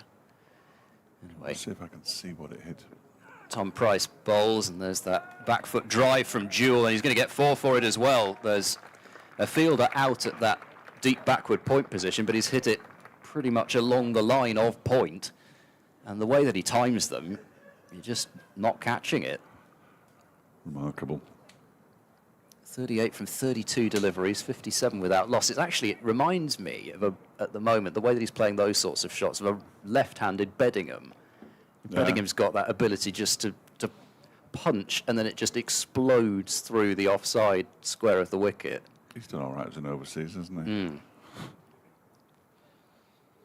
Tom Price moves in, back of a length. It's played towards a vacant mid-wicket. They'll take 1, and they won't take 2, because Marchant de Lange's arm is not one to take on, even if he might not be the absolute quickest to the ball.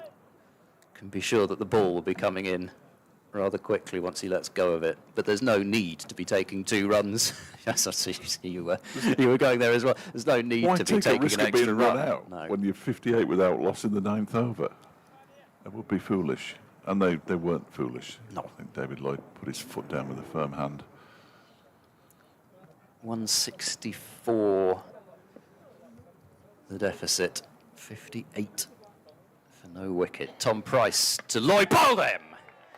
There's the first wicket of the season, and it's a fairly classic Tom Price dismissal. He is really fairly deadly against right-handers at his best, and it looked as though Lloyd was a little squared up by it, but I mean, the way that the stumps are now a testament to the quality of that particular delivery, because it's off stump that's just pegged back, so you know that he hit the top of off. And it's not something Gloucestershire have done too much, or would have done too much in the first 8.4 overs, but he hit the right line and length there.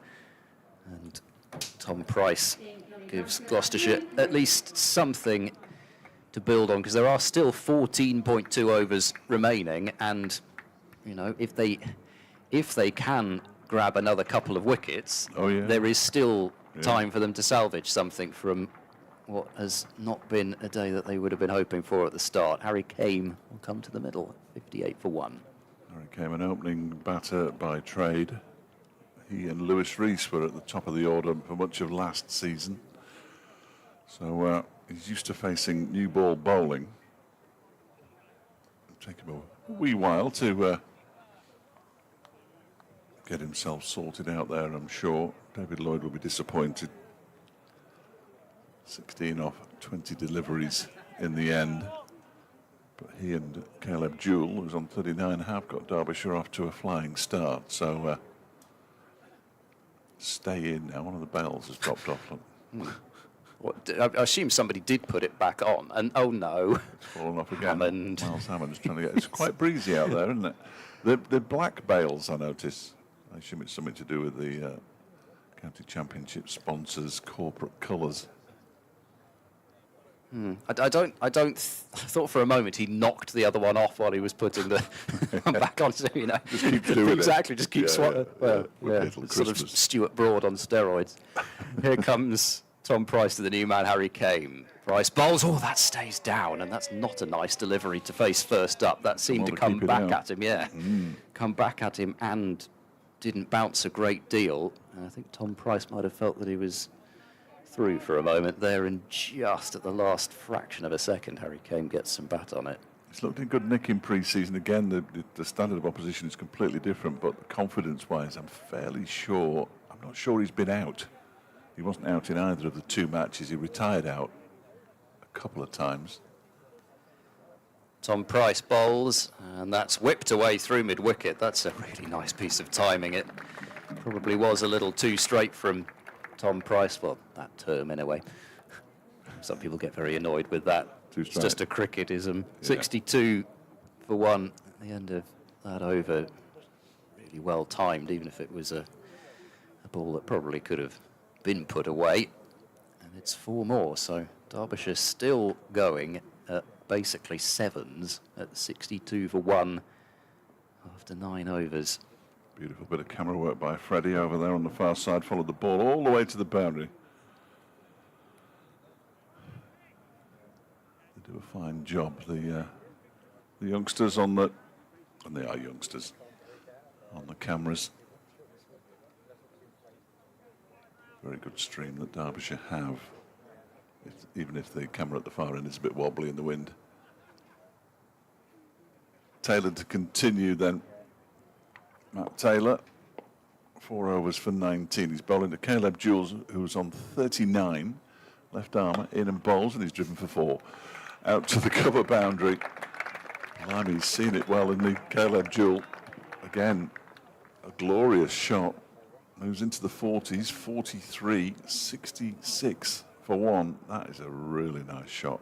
It's not really that over pitched. I mean, it's quite full, but then Matt Taylor's trying to swing the ball, so he's going to be bowling it full. Trying to give it every chance, isn't he?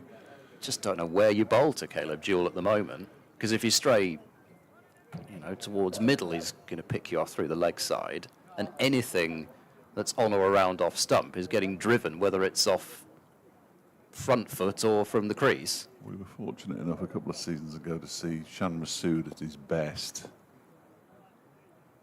Is Caleb Jewell going to match anything like that? Taylor bowls, trim, and he's edged it, and it's gone down to third man for 4, just to the left of Ollie Price. There are only 2 slips in now. Yep. Such has been the hitting of Caleb Jewell, largely. And he dived away, Price, to his left, but couldn't get a hand on it, and it raced down towards the boundary. Jewell moves to 47. You can understand why the slip has been removed because of what's come before, but at the same time, it's a balance. Isn't it? And playing that shot, I'm not, you know, he's played some fantastic shots, But you would think, in English conditions, if you can get the ball swinging, at some point you should be able to bring the outside edge into play. How many runs he scored by that point, I don't know, but yeah. Taylor in again. Jewell leaves this one alone outside the off stump. What's he doing? Goes through to the keeper. It was a perfectly legitimate leave. It's not Ben Duckett. He is allowed to leave the ball. Yes, that is true.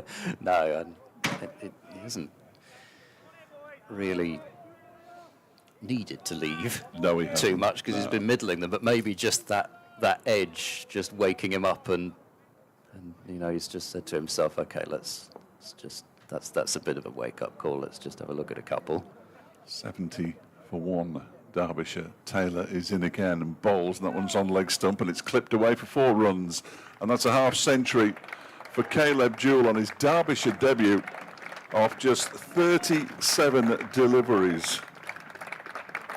It's been a magnificent innings so far. A couple of false shots, raises his bat, and the Derbyshire supporters inside the county ground really appreciate his efforts. He's hit 10 fours in his 51 not out. Wow. Nobody could have hoped for this.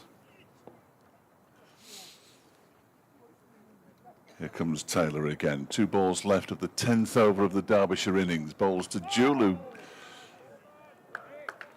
It comes off the edge of the bat. It's similar to the one in the Gloucestershire innings. I can't remember who was batting when I said it's come off the edge and flown down to third man. So I might have to reassess what I said earlier, because I think he was probably in control of that.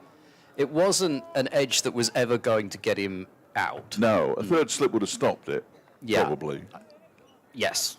But, I mean... Again, it's just a classic what you're going to do when you're facing a left-arm away-swing bowler. Yes. You are going to play sometimes with the outside edge. It's just you're hoping that you don't nick off and get caught. Here comes Taylor again. Final ball of his 5th over. He's in now. Balls to Jewell. It's short, and he's lifted it down towards a very straight third man. 4. I got all excited then. I didn't see where the ball landed at all. We haven't had a 6 yet. No, we haven't. That must have been as close. There's confirmation of Caleb Jewell's first half century as a Derbyshire player. He's now moved on to 59 of 39 deliveries, and it's 82 for 1. Derbyshire, 82 for 1 after 10 overs, which even I can tell you is 8.2 runs an over. Yeah, and I'm glad he got there before I went on air at 3 minutes past 6 and the start of sports scene when they throw to me. What kind of day has it been, Dave? Well, clear the decks. I'm coming off the long run. Gosh, 140 behind Derbyshire. I can't remember seeing a team after 10 overs be 82 against Gloucestershire.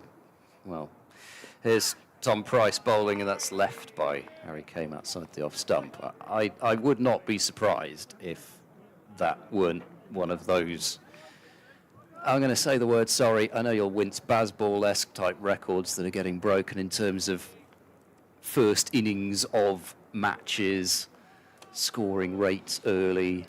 I think we'll stick with half a ball at this early stage, but Art Ball. At 25 runs off the last 2 overs. I know the wicket fell, but 25 runs off 2 overs. There are 3 slips in place for Harry Kame, who nudges that one into the onside, and there's no run. Imagine Harry Kame's not the type to get caught up in all the boundary blitzing and just going to suddenly play a rash shot. What have we got? 12 overs left. Zaman Akhtar hasn't bowled yet, but so far, I mean, yes, Tom Price has got the 1 wicket in his 2.2 overs, but as he runs in now and he bowls, and this is just tucked away to mid-wicket for no run. You don't particularly want one of those scoreboards that does display all of the bowling figures, because... No, well, they've got one. Well, of course, that's the one that we can't see, isn't it? Well, that's exactly the same as whatever's on the big scoreboard is on our screen here. So, yeah, all 3 bowlers can see their bowling figures. You just don't really want to be looking at those at this point. They also show the same replays that we see on the big screen. received some serious tap. Marchant de Lange, I think, might be warming up at mid-off as Price hurls another one down, and it's defended out into the offside by Harry Kane. And Matt Taylor was getting some swing in that last over as well, but trouble is he was slightly off target with that exactly. because, as you say, he was trying to pitch it up as far as he dare and offline, and Jill was just tucking in. And then the last ball, short and wide, throw your hands at it, and that's, I want to say it's totally summed up Gloucestershire's day, but it's been just, even when they were batting, it was that deadly mixture of, as this is clipped through mid-wicket by Harry Kane, this may well be 4 more, nothing's going to stop that. It's gone more in front of square than his first boundary, but it's quite similar. Just again, on the front foot, roll of the wrists through a straight mid-wicket, and another boundary. He moves on to 886 for 1. That's the second shot like that. The first scoring shot was very similar, wasn't it? A bit squarer. That was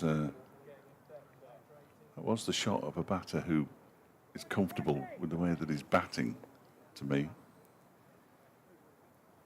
Price, last ball of his third over, bowls, and there's a rather hopeful and strangled appeal for LBW from 2 members of the Gloucestershire side and nobody else as James Bracey picks up, and they will take a leg by 87 for 1. But it's been that mixture most of the day of Gloucestershire just being a bit off, and then also Derbyshire producing some accurate and disciplined bowling and batting, and it's not been, you know, I'd even use that word disciplined about Jules 59 off 39, because it's not as though I know it sounds absolutely absurd, but he's the one shot that he's really played in a massive amount of anger was that uppercut over the gully sort of area. Pretty much every other shot has just been timing. He's not gone searching for anything. He's not gone thrashing at the ball. No. And he's still got to 59 off 39 balls. I've no explanation for you. I've never seen this before from Derbyshire. They promised it us. Marchant de Lange. Yes, Marchant de Lange is coming on. 4th bowler used when the 12th over. And he's in now to bowl to Kane, who gets a ball that perhaps lifts a little bit on him. De Lange races to the other end, picks up and threatens to knock off the bails, which is... He'll still be loving this. Very typical of him, isn't it? Very, very typical. Walking back with a massive grin on his face. He loves every moment out there on the field, and he'll use the word blessed. He just feels like every single moment as a professional cricketer is a moment to be enjoyed, whatever the situation. Absolutely. He's in again now on bowls, and that one has gone all the way through. It's beaten everybody. Bracey diving away to his left, couldn't get anywhere near it, and it goes all the way through for 4 byes.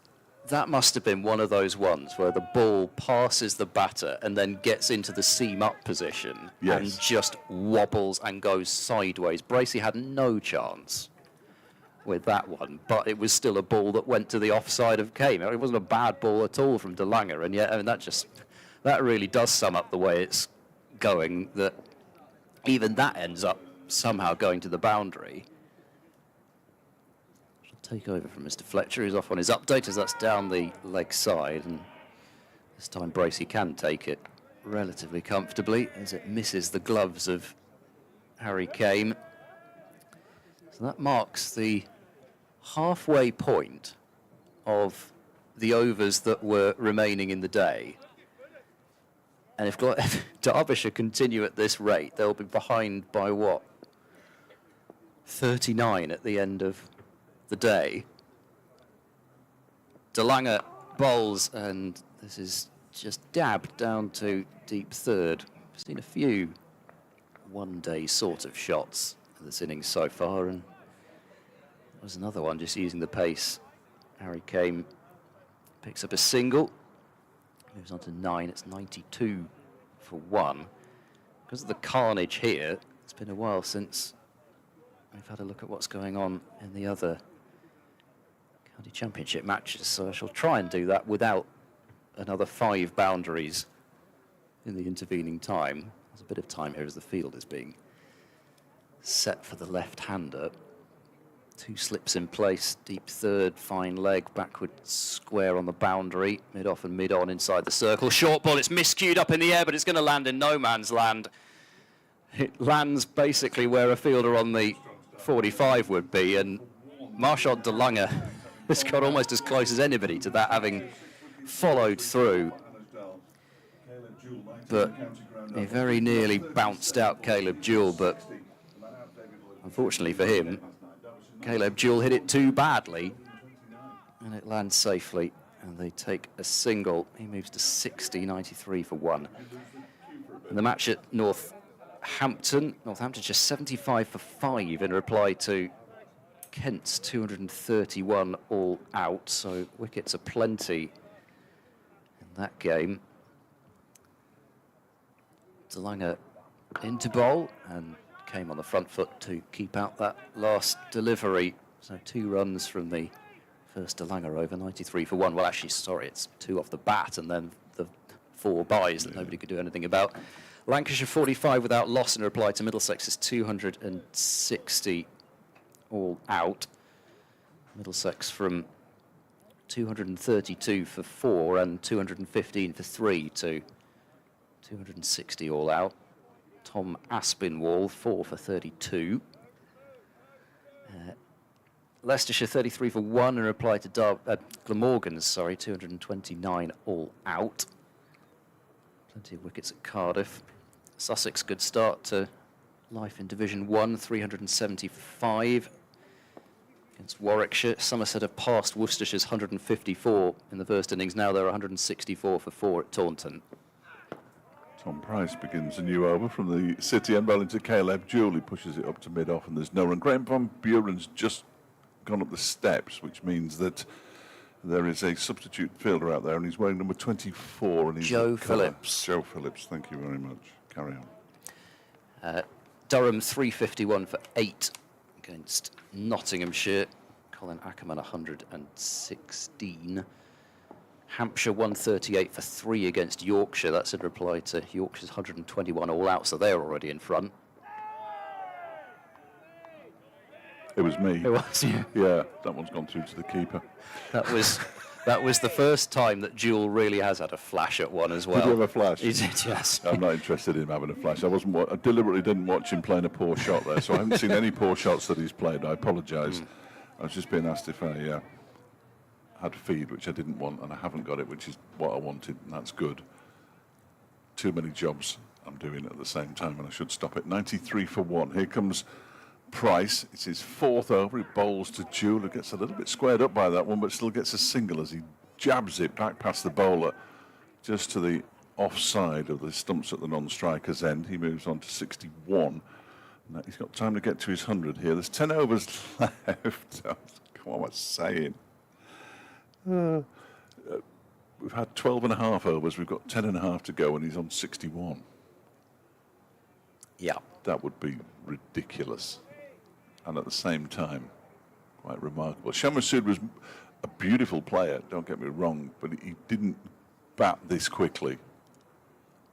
Came on strike now as in comes Price, and he defends this one back to the bowler, the Derbyshire. Number 3, who wears number 4 on his back. I'd be interested to see if Jewell bats. I mean, I'm not sure he's going to bat quite this quickly all season because he has been helped out somewhat as well. But it will be. I'll be interested to keep my eye on it. I did check out what his strike rate was in the Shield, for example. Yeah. I know that he might bat differently here. He might be given a different role, but I don't know. I'm not sure if he was quite a sort of 100 and whatever that is, 150 strike rate. His last 2 innings, one was an unbeaten century in the second innings. In the first innings, he got a better than a run ball 45, but he was batting down the order for Tasmania in his final game in the Sheffield Shield this season. In comes Price again and bowls to Kane. That one just leaps on him a little bit. He takes his bottom hand off the bat. Ball dribbles out into the onside, where it's fielded by Matt Taylor. And there's no run. And the other score I didn't get to. Essex, been a fantastic day for them against Surrey, 326 for 4, with Jordan Cox having made 117 and Paul Walter that 95 opening the batting. Paul Walter opening the batting. Another star of the Big Bash, of course. They love him down there. Yes, they do, don't they? Absolutely. Tall Paul, they're yeah, obsessed with him love at Brisbane Heat. Here's Price once again in, bowls to Cayman, goes back and forces the ball back towards the bowler. Good over, 1 run from it. And we now have 10 to go. 94 for 1. With Caleb Jewell on 61 off 43. Harry Kame on 9 off 16. The man out, David Lloyd, bowled by Tom Price for 16. Price 4 overs, 1 for 16 by some distance. Martin Talanga only went for 2 in his solitary over, but Price's figures by some distance the best of the 3 bowlers who bowled first up.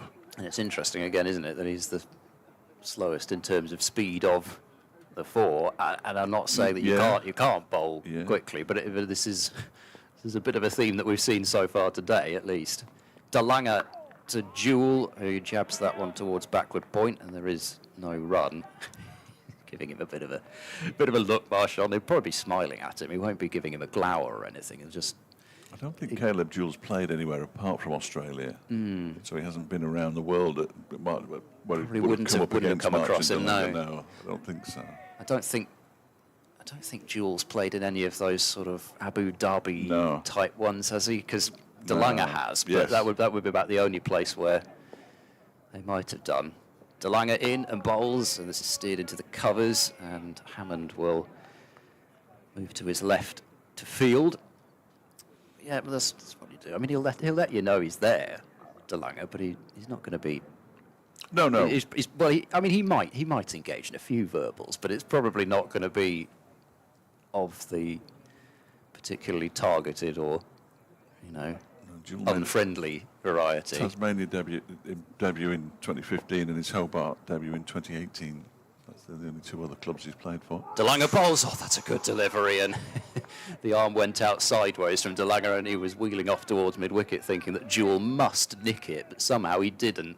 That flew off a full length past the edge of Caleb Jewell. Terrific delivery, though, wasn't it? Absolutely brilliant. Yeah, I mean, it's those kinds of deliveries that he was producing regularly in one of the better spells I've seen, probably county cricket full stop, last year at Northampton. He was bowling to Karen Nair, so it was, test bowler to test batter, and it was just magnificent. Dalanga bowls, and this is guided towards backward point by Jewell, but only defensively this time. There was certainly none of the real intent to have that one whistle past the fielder. Yeah, it's quite something to watch Dalanga in full flow, even when he's bowling full, because you associate him with just running in and banging the ball into the middle of the pitch. But actually, over the last year or so, he's not tended to use the short ball as much as he had. But this is a short ball. It's been pulled up in the air. Should be a catch down at fine leg, and it's taken. So Gloucestershire have the wicket of Caleb Jewell. He did miscue one pull shot off Dalanga in the previous over that landed safely, but that one lands in the hands of the fielder 3 miles away at fine leg, and Marshall Dalanga has claimed Caleb Jewell. He's got the big scalp, 61 off 48 deliveries, I think that will be in the end, but that is a moment that at least gives Gloucestershire some sort of hope that they might be able to grab another wicket or 2, because there are still 9 overs left after this. It's been an over of real quality from Marchant Dalanga so far. And I'm told by the scoreboard that it was Tom Price who took the catch way down there. He was underneath it, and, well... I wouldn't have wanted to have been underneath. No, not at all. I mean, he must be looking... He's not looking directly into the sun, but you're going to be seeing quite a lot of sun as you look up at that from that angle. And you know you cannot drop that catch, well, because it's Caleb Jewell. Yeah, absolutely. Absolutely. New skipper, returning skipper, Wayne Madsen, strides out to join Harry came. Derbyshire still trailing by 128 at 94 for 2. Both openers gone. Guest, Rees, Dahl, Anderson still to come of the recognised batters and all-rounders, with Zach Chappell, Pat Brown and Jack Morley. Who's following. Mads? Is there another Danish signing for Derbyshire? Oh, it's Madsen now. There we go. I think you just saw them halfway through typing the name in. It was Mads for a while. I quite like that. That's what they call Mads. him. They all call him Mads. Yeah. Not surprised. Well, actually, it's a Danish name, so, isn't it? yeah. Madsen. Yeah.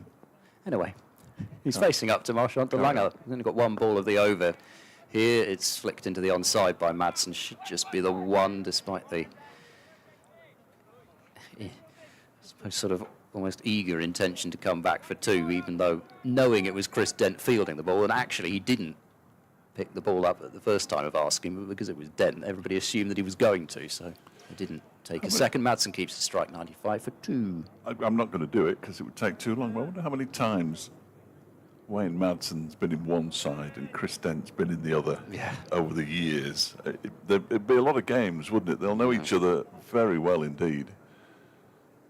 So Madsen would have known, if he picks this up and throws it, I've got no chance. You can't wait for the potential fumble, can you really? Take any chances. Tom Price, who took that catch to get rid of Caleb Jewell, the villain of the piece, is coming into bowl from the City end. It's his 5th over, 1 for 16 so far, and he bowls to the Derbyshire skipper Madsen, who drives and will pick up a single. He's got that very deliberate stroke, Wayne Madsen, when he drives early in his innings. The only Derbyshire player to make 1,000 championship runs last season. The obvious candidate to skipper the side once David Lloyd informed Mickey Arthur, I assume, that he wanted to step aside. And it's 96 for 2, and Price is on his way in. Bowls to Kame, who clips that into the leg side. There's a little bit of a fumble there. It's not easy fielding at where those wicket ends are, and Matt Taylor couldn't pick it up cleanly. He's nowhere near the wicket ends, in fairness, but it's not easy fielding on the square, I don't think. It's not easy, in all honesty, fielding on this outfield. And it was noticeable last season a few times that Pat Brown, fielding close to the players' pavilion, was very wary of the outfield. The new outfield is on order. This next delivery is pushed by Madsen up towards a wideish mid-on, and there's no run. Will Derbyshire employ the dreaded night watchman if a wicket falls? I wonder. I only ask this just in case you're about to say no, Derbyshire never do that. I can't remember them batting long enough to to need a night watchman, in all honesty. I'm trying to work out who it might be, because I think it will be Zach Chappell, but I'm not sure he's got the mentality to be a night watchman. as Price bowls, Madsen pushes it up off the back foot towards mid-on. Played in one of the warm-up games, he hit something like 4 sixes, and when he connects, he really can't connect. But in another of his innings, he played one defensive shot, and I suggested he might play one more in the over before going for it. Next ball, eyes closed, and bowled. 97 for 2. Price, 2 balls of his over left. He's in and bowls to Madsen, who gets the full face of the bat on that one. Derbyshire won't want to lose another wicket in the remaining 8 overs now, so things might just slow down a touch. Well, that's it, isn't it? Because this is quite an important partnership. I know Derbyshire bat deep, so they're not. They've got to be massively scared. But Guest and Rees are specialist batters. But if this partnership's broken, then you are in that territory where you may be thinking about a night watchman, and then that offers up the potential for a couple more wickets to fall, and sometimes even just looking at the board and it's saying 4 is better than, Better than 2. Well, definitely. Next delivery is left alone outside the off stump. There's an appeal for leg before wicket, I think. Not sure why. goes through to the keeper. Kame has 10, Madsen has 2, 97 for 2 after 15 overs. The run rate has plummeted. They're barely going at 6.4 and over now. But it's been an exciting session from a Derbyshire perspective. There's no question about that. 16 off 20 for Lloyd, 61 off 48 for Jewell, a 58-run opening stand, and then Caleb Jewell's fireworks, controlled fireworks, like indoor fireworks, really, weren't they? Not quite the full bifter. Looking forward to seeing him play in the T20, I must admit. Well, they'll be setting off the fireworks then. Yeah. Those flamethrowers back and all sorts of things. Mania at Edgbaston when they take a home game there against Leicestershire. Anyway, don't get me started. Here comes DeLange, bowls down leg side, and Kame doesn't get particularly close to that one as it goes through behind the stumps. Yes, well, it's a sort of really extended blast off this year. Was it? I think, yeah. And it's, of course, double headers involved as well, so there's all sorts of blasting off going on all around the country. Derbyshire played in the blast off at Edgbaston last season. They'd already played a game. Right. DeLange bowls a length ball outside the off stump, and Kame has to just lift that bat just a little bit higher than you would off a length from most bowlers, with DeLange getting a bit of bounce. And of course he'll have his tail up and knows that, well, what's he going to, I mean, if he bowls for the rest of the day, which he may not, he knows that he can just empty the tank for the day in this spell and come back charged tomorrow. And if you're not feeling fully charged at this point in the season, then I pray for you. Here comes DeLange and bowls, is on driven by Harry Kame and well fielded by Graham van Buren, given the fact that especially that he seems to be struggling with something. He's done well to get down to his left there and stop it. It's good to see him back out there. Crowd has noticeably thinned out, which I'm not surprised by at all. I would imagine that now that the sun has gone behind those clouds, 6:20 on a Friday night. Well, that as well. The wind is probably giving it a rather chilly feeling. DeLange bowls and Harry Kame just tries to nudge that one into a gap on the offside. There's no fielder between backward point and a wide mid-off, so there's plenty of room for a quick single. He just couldn't quite place it to get that single. There's still 3 on the boundary, but there's also 3 in the cordon, so it's that extra cover that they've had to take out. DeLange bowls and steered down to that fielder fine on the offside on the boundary, and 1 run added, 98 for 2. DeLange has only gone for 4 runs off the bat, approaching the end of his 3rd over. Fair to say chalk and cheese from what was happening at the start, where Gloucestershire were flogged, not quite to all parts, by Derbyshire's openers, because there was an awful lot going through square of the wicket on the offside, but still flogged to enough parts. DeLange bowls, that's a nice delivery, which Madsen has, well, he's played a bizarre-looking shot to it, and that he went to defend it and then made a motion as if he was going to withdraw the bat from it, but the ball was already in James Bracey's gloves by that point. Yes. 98 for 2 at the end of the over. All the floodlights have come on. Seems a little unnecessary, doesn't it? Okay. I've seen it a lot darker than this. Still 7 overs left and DeLange bowling. I don't imagine Gloucestershire would be too desperate to stay out there if they were told they had to bowl spin. So absolutely if the umpires decide the light is too bad to bowl the likes of DeLange, then that's that. Northamptonshire. 98 for 5. Replied to Kent's 231. They still trail by 133. Interesting. Leicestershire 45 for 1, trailing Glamorgan by 184, and Lancashire 55 without loss. They're 205 behind Middlesex. Here is Price beginning a new over from the City end. An exaggerated leave from Harry Kame. Sees the ball go through to James Bracey. Durham continuing to bat on. Here couple of overs or so left at Trent Bridge. They're 360 for 9. Sussex have closed on 386 for 5 against Warwickshire. That's a good effort. To Edgbaston. Somerset 182 for 4, leading Worcestershire by 28.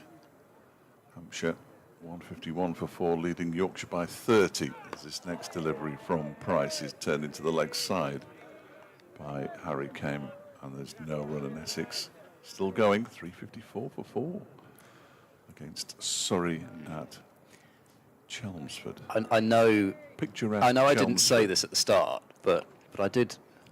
I don't know. I know there's a little bit of uncertainty with Dean Elgar on paternity leave at the top, but I do just feel that Surrey are vulnerable for the first time in their long reign. Easy to say now, as this next delivery is clipped nicely by Harry Kane through mid-wicket. It's going to go all the way to the boundary for 4. It's a forlorn chase for Matt Taylor. The ball gets there now and pops over the rope. Harry Kane moves on to 15, and Derbyshire's 100 comes up in the 17th over. 16 overs and 3 balls, indeed. But it did just feel this season, so many people missing due to England, you know, in addition to the ones they've had the last few years. I know nobody's going to be shedding a tear for them whatsoever, but even for Surrey, it feels as if it's getting to the point where it's quite hard for them to cover it. It must be, mustn't it? To be relentlessly the best team and to keep churning wins out as Price comes in and ball strikes the pad of Harry Kane. Big appeal, not out, says the umpire. 12 man's on the field appealing down here. So he is. Remarkable. He had his hand in the air. And Price can't quite believe why it hasn't been given. I've no idea, and they won't show it on the big screen because it's deemed controversial, I fancy. And the behind the bowler's camera shakes a lot because as the wind is getting up. But you look at Price there, he's got his hands on his head for a fairly lengthy period. Oh, they are going to show a replay of it. You decide. Well, I can't see really from here. Do you reckon? If it was doing it, if he's not out, it had to have been going down leg side. This next delivery is slightly shorter of a length than the previous one from Price, and Kane deals with it quite nicely. It was close. I must say, I would suggest. I thought that I saw umpire Watt signal that it was going down, that was why he hadn't given it. But that might just have been, you know, it must just have been any hand movement. But I think did that's think the that, reason. When looking at the replay, that's the reason. Well, it couldn't have been anything else, really. It wasn't height. He certainly didn't make the signal of hit it. No. Price is in and bowls to Kane, goes back and plays the ball straight to the bowler. Good over there from Price, just the one boundary from it. Just 10 runs off the last 5 overs. So they've started to take a bit of a grip on the run rate. 6 overs to go then today. Kane has 15, Madsen has 2, Derbyshire 102 for 2. I might have an update at 6:30, I'm not sure. I might have to suddenly pull some, or I might have to just do it on the stream, which is not ideal. I'm not a big fan of that when we don't have to. But I am having a production meeting on air now, so it's about the same, isn't it, really? Here comes DeLanger. He's in and bowls, and Madsen leaves that one alone outside off. So I would imagine Tom Price is probably done now, despite the fact that he's been threatening the last couple of overs, because I did see Zaman Akhtar warming up, and you'd imagine they'd want to give him something at the back end of the day. So 3 over spell potentially from the City end. DeLanger in, and Madsen, I think that was inside edge onto pad. It must have been. And clunks out into the onside. I'm sure it was inside edge, and those behind the stumps must just not have quite seen. Looked like a massive inside edge to me, but there we go. I think, you know, again, they're just looking to get in Madsen's head a little bit, aren't they, towards the back end of the day. You've got DeLanger racing in at you. It's not a particularly pleasant sight even for somebody the calibre of Madsen. This is clipped away into the onside. Graham van Buren Fields mid-wicket. And by the way, in that Sussex-Warwickshire game, which has now reached its close, Sussex 386 for 5, John Simpson has scored 116 not out, as well as Tom Clark's 140, so good start for Paul Farbrace's men. Good to see. De Lange bowls, and that's let go by Madsen. Could be let go on length as well as line, really. As much as I'd love to see them relegated if Derbyshire don't get promoted, because it's a terrific Exactly, trip it's missing my 4 days at home terribly. Yeah, already missing it. We're only on the first day of the season. Difficult to get in a player's head when he's playing his 240th first-class match and he's got 15,911 runs, I would imagine. But you would. But it is his first innings of the season. yes, indeed. That is true. Yeah. Yeah, well spotted. Yes. Here comes Marshal De Lange. He bowls back of a length, and well, I mean, you know, that it's that sort of delivery that still, you see that as a fast bowler, and Madsen's fending it off like that, and you can't be enjoying that. I'm sorry, but you just can't. A delivery dug in at substantial pace from a good height, right at your ribs, and you've got to somehow stop it from not only hitting you, but popping up a catch somewhere. 3 slips in place. They're quite wide apart as De Lange bowls, and Madsen has a real flat-footed waft at that, but does not get an outside edge. De Lange's through 4 overs, 1 for 4, and you'd think he'd be able to go for another, but I mean, if you're Gloucestershire, you'd love him to bowl out to the end of the day, but whether he's quite going to be able to get that far without tiring, given that he's really emptying the tank here, I don't know. But what is going to happen is that Tom Price's spell is done. 6 overs, 1 for 22. And it was Tom Price who removed David Lloyd for 16, at least gave Gloucestershire something to cheer about, but it's been a tricky start to the season, to say the least. 222 all out, with Graham van Buren top scoring with 67. James Bracey made 48. There were 3 batters who got into the 20s, Ben Charlesworth, Ollie Price and Zaman Akhtar, but pretty much a steady fall of wickets. 84 for 4 at lunch, 198 for 6 at tea. And then Graham van Buren on that 67 out first ball after tea. Here's Zaman Akhtar bowling, short, wide and cut away past backward point, and that will go for 4. There was a cry of catch. Dent was the fielder at backward point, but I don't think he was ever catching it. And it flies to the boundary. 106 for 2. I mean, it was short of him as well as wide of him anyway, so it would have been some effort for Harry Kane to have got out to that anyway. Zaman Akhtar having his 3 over, you'd imagine, spell here. Off a winter that he's been with the Lions again, played out in South Africa with the Lions. As he bowls, and that's left by Harry Kane. So, you know, he's been very close to being on England's direct radar as well as just the Lions. Played that game at New Road last season where he claimed a 5-wicket haul and then was 3 for in the innings that he bowled in South Africa. As he bowls wide outside the off stump, it's chopped away towards backward point where Chris Dent this time can field with relative comfort.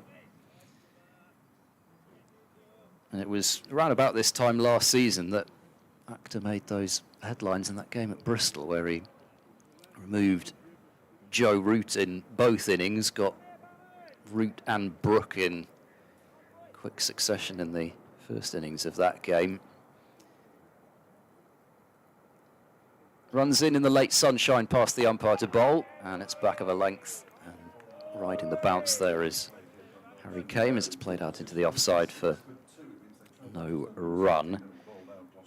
Pleased to say that with the sunshine, you'd like to hope that the possibility of us not getting through these remaining overs has disappeared. Some of that high layer of cloud has broken up. There are some sprinkles of cirrus up in the sky as 2 slips and a gully away.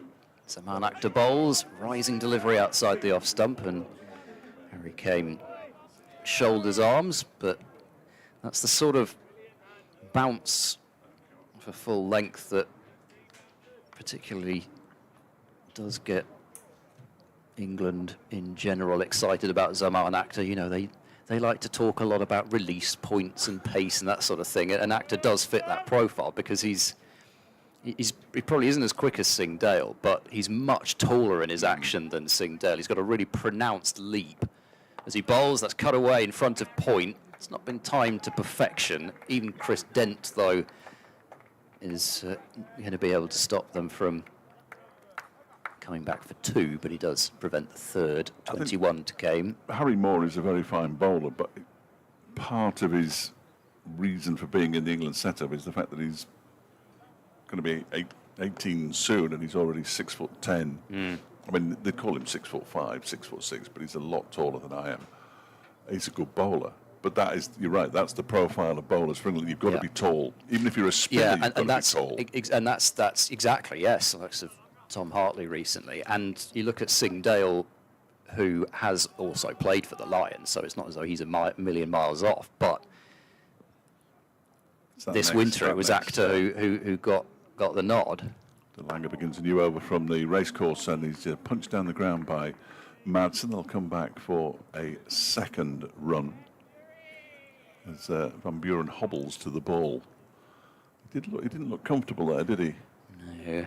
I mean, fair play to him, he's still out there, but he didn't look massively comfortable chasing that delivery. Wayne Madsen moves on to just 4 of 14, 110 for 2. And he does always, these days, save himself the throw, if he can as well, which he did there. Just run the ball back in rather than chuck it.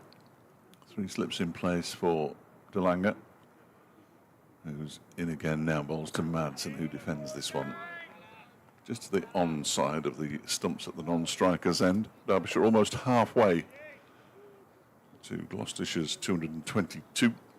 They are 110 for 2. Yes, it's a little bit beyond the initial projection of how many runs behind they might be at the end of the day, given how they started it. It has, yeah. 5.74 runs and over, but just 14 off the last 5. As he's in again, Delanga. It's turned into the leg side by Madsen. Neither of these two batters are likely to take any chances with just 3.5 overs left in the day's play. The lights remain on despite the sun being out. Yes, they can't turn them off, can they, after they've turned them on? Or at least, or maybe they can here, but and yet we have 4 different bins to try and save the planet. But the lights are on full beam. I have no idea what's going on with cricket. Here is Delanga in and bowls to Madsen, who goes back and pushes it up to Van Buren at mid-on. If you put anything with food, heaven forbid, planet's doomed. Which it is anyway, I think. Sadly. With that happy thought, it's on to day 2. Enjoy your weekend, everybody. I do my bit. People have got through tough winters here, Yes. Fletch. We need to give them some cheer. Off an edge of Wayne Madsen's bat as he goes back towards his stumps. Down a third man, he picks up a single. Moves to 511 for 2, and they are now halfway. South African to South African. 1 English qualified. Delanga's not English qualified He yet, is, he? Oh, yeah. he is. Oh, to both of them English qualified, indeed. It's been a local player since the start of his 3-year deal with Gloucestershire. Oh, okay. He's on his way to bowl to Harry Kane now. 21 off 34 came, and he's a little discomforted there by a shortish delivery from Delanga, but he still manages to deflect it down to fine leg for a single. Delanga gives him a playful punch And it was. There was nothing. There was genuinely. Oh, it nothing will in be. Yeah. It's just I know the force of a Marchand de Lange handshake. Mate, I dread to think. Yeah, absolutely. Yeah, there's a former goalkeeper called Lee Butler who had a vice-like handshake. It's one of those, isn't it? Yeah. And you have to sort of give it back, otherwise they don't let go. Oh, it's not quite. No, It's not quite like that. It's like but a yeah, test of strength. And you know, I'm an old I man. think I probably know it's coming if Yeah. I'm lurking, as unfortunately I have to. At the end of the day, it's never particularly nice having to do that. But there we go. It's part of so you're what we do. Going to avoid it, mate. Well, we'll see. He might be one of the last ones out. We'll see. We've got Lewis Reeson, surprisingly, this evening. Saman Akhtar bowls edging, and it's off the outstretched right hand of Ollie Price at second slip. It would have been a one-handed blinder of a catch. Ollie Price has such a good pair of hands that I'm sure, knowing Ollie Price, he'll be thinking, oh, I should have caught that, but that would have been a fantastic catch, but especially because it's Madsen. It was, wasn't it? No, it was Oh, they Kane. took a single. Yeah, it was Sorry, Kane. yes, sorry. Yeah, it it was was Kane. Kane. Apologies. Kane moves on to 23.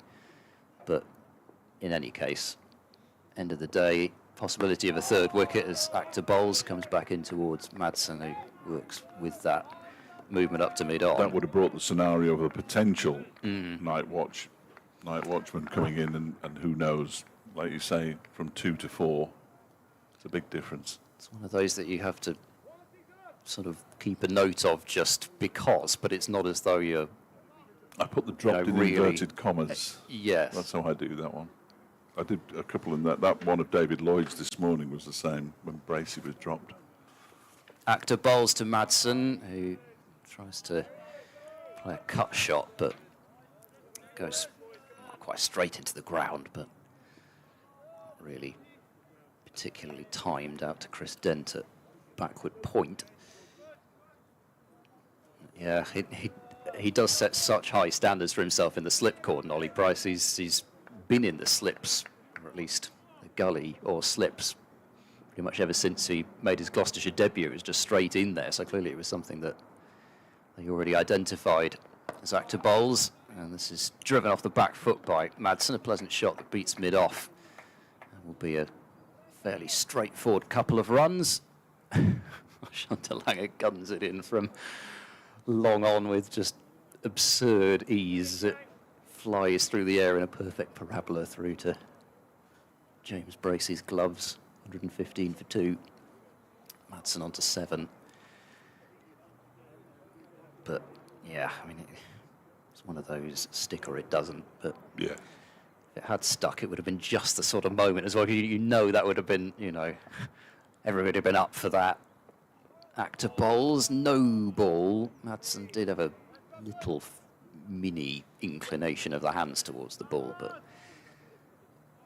never really fully looked like he was committed to playing it.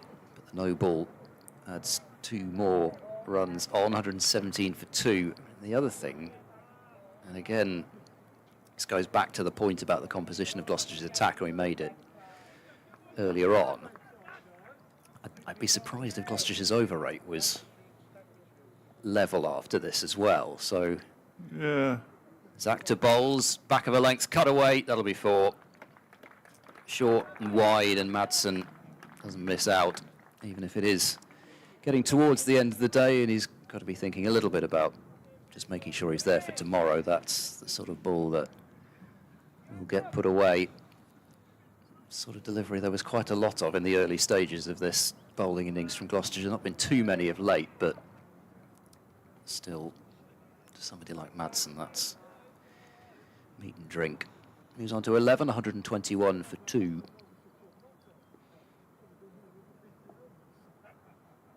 Last ball of this over. There'll be 2 more this evening after that, as Akhtar bowls. Driving is Madsen, but picking out mid-off. So the completion of the 21st over of the innings. Derbyshire still just behind by over 100.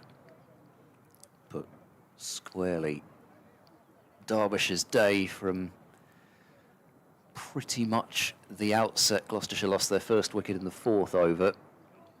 Ben Charlesworth played some nice shots and Ollie Price stuck about for a bit, but it was that steady flow of wickets. Van Buren 67, Bracey 48 in the middle.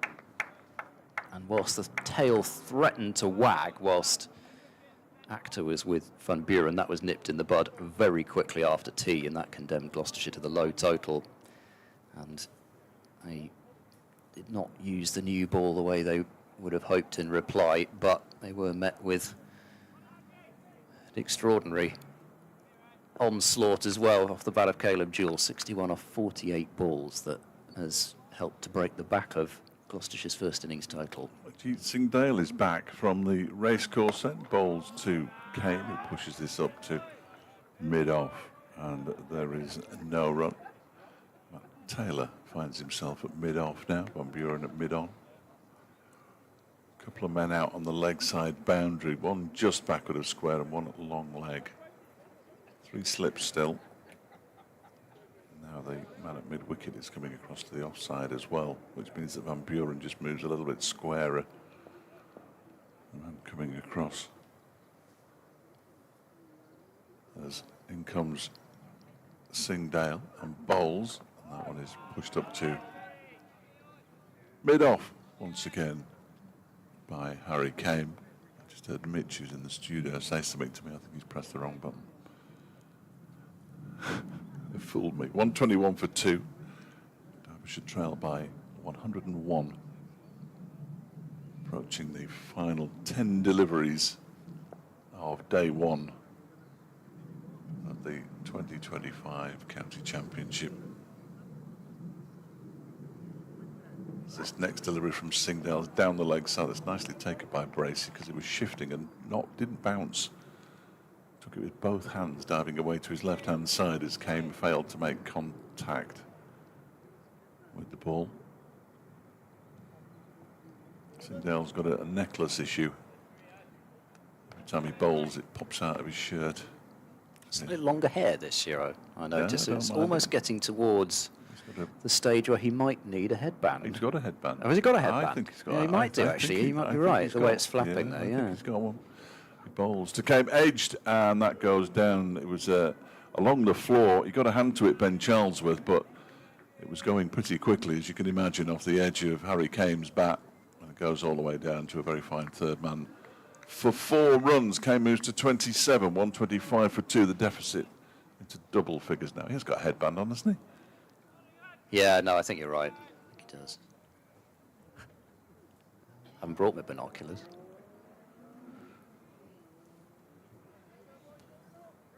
Yeah, it went so quickly, that edge as well. I mean, as you say, it was pretty much Charlesworth just stuck a hand out again and it off the fingertips. Next delivery, full and punched up towards mid-on. And there is no run. So 1 ball left of the Singh Dale over and then 6 more deliveries, so 7 to go in the day's play. Just remember to write a list for Jeppo, who'll be here with Ed Seaborn tomorrow morning from just before 11 o'clock for the day's play here. If you are missing me, I'll be on 11:16 a.m. I'm sure you won't. But I'll be away at Wrexham. Sports scene from 2. You can get cricket updates and the football commentary from Derby County's trip to Swansea City. As Singh Dale is in and bowls to Kane, and he clips this one off his pads down towards backward square leg, picked up on the boundary and hurled back in. That's got to be Marchant de Langer, hasn't it? It is, yeah. Because he nearly overthrew the wicketkeeper from about 6,000 miles away. They did get back for 2. Kane moves to 29, Derbyshire 127 for 2. Madsen has 11, the deficit 95. 6 balls to go. And it's also that point where if, well, in fact, whoever it is, even if it's a night watchman or not, whoever's padded up, They can take them off. don't have to. It's a mad It is, isn't it? It's rule it's, or law or whatever it is. unfathomable. Regulation. It makes no sense whatsoever. If you've got a wicket, it's a bit like the logic for getting rid of that thing where when the batter's crossed, the new batter could be at the other end, Yeah. and they got rid of that. Yeah. So And that's a good Not law. to get rid of That's a this. good law change. Actor, last over of the day, bowls, and Madsen treats that one as though it bounces a bit extra on him, which it may well have done, but it still wasn't enough to at least cause him any major discomfort. It would have probably not felt great with the bat vibration through the hands, but no more harm done than that. 5 balls to go, and at this point, umpire Pratt has decided he wants to go and stand at point rather than square leg with the low sun. Actor bowls, and that's a really nice delivery, which is full and drawing Madsen into the shot, passes the outside edge, and Bracey takes that as it really carries well through to him around about shoulder height with palms down, so he wasn't expecting, well, nobody was really expecting it to bounce that much, and it just really leapt up. So, you know, there is still something out there, but Derbyshire are only 95 behind, and still 8 wickets in hand, and bat deep. Actor bowls, that's too wide to interest Madsen. Spanish Inquisition of a delivery. Nobody was expecting it. He wasn't expecting it, and that's what caught him unawares. And for the kids there. I forget who it was who said that. It was... Oh, I don't know. Nobody expects the Spanish Inquisition. Oh, that, Monty, yes. Monty Python. Yes, no, not that Classic. one. I was thinking it's one of those bits of cricket commentary. He wasn't expecting it, and that's what caught him unawares. Can't remember who it was, though. Somebody on TMS back in the day. Actor bowls, forward defence from Madsen as he was almost strolling at Zaman Actor as he played that defensive shot. Even in the last over of the day, just that little psychological thing, just to walk at the bowler. You're not bowling that quickly, you know. It's already sort of summed up the day. I'm saying this because I might get surprised by a flash end of day thingy, so we'll go quite quickly, if you don't mind.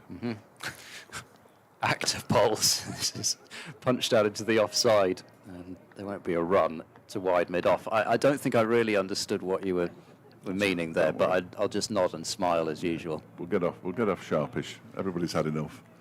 1 ball to go. We'll hear the hover cover. The only non-test ground with a hover cover. Very exciting. As long as it doesn't break. Well, now it's fine. A couple of years ago, first fixture at Cardiff, the hover cover broke down in the middle of the outfield, which wasn't Very ideal. amusing.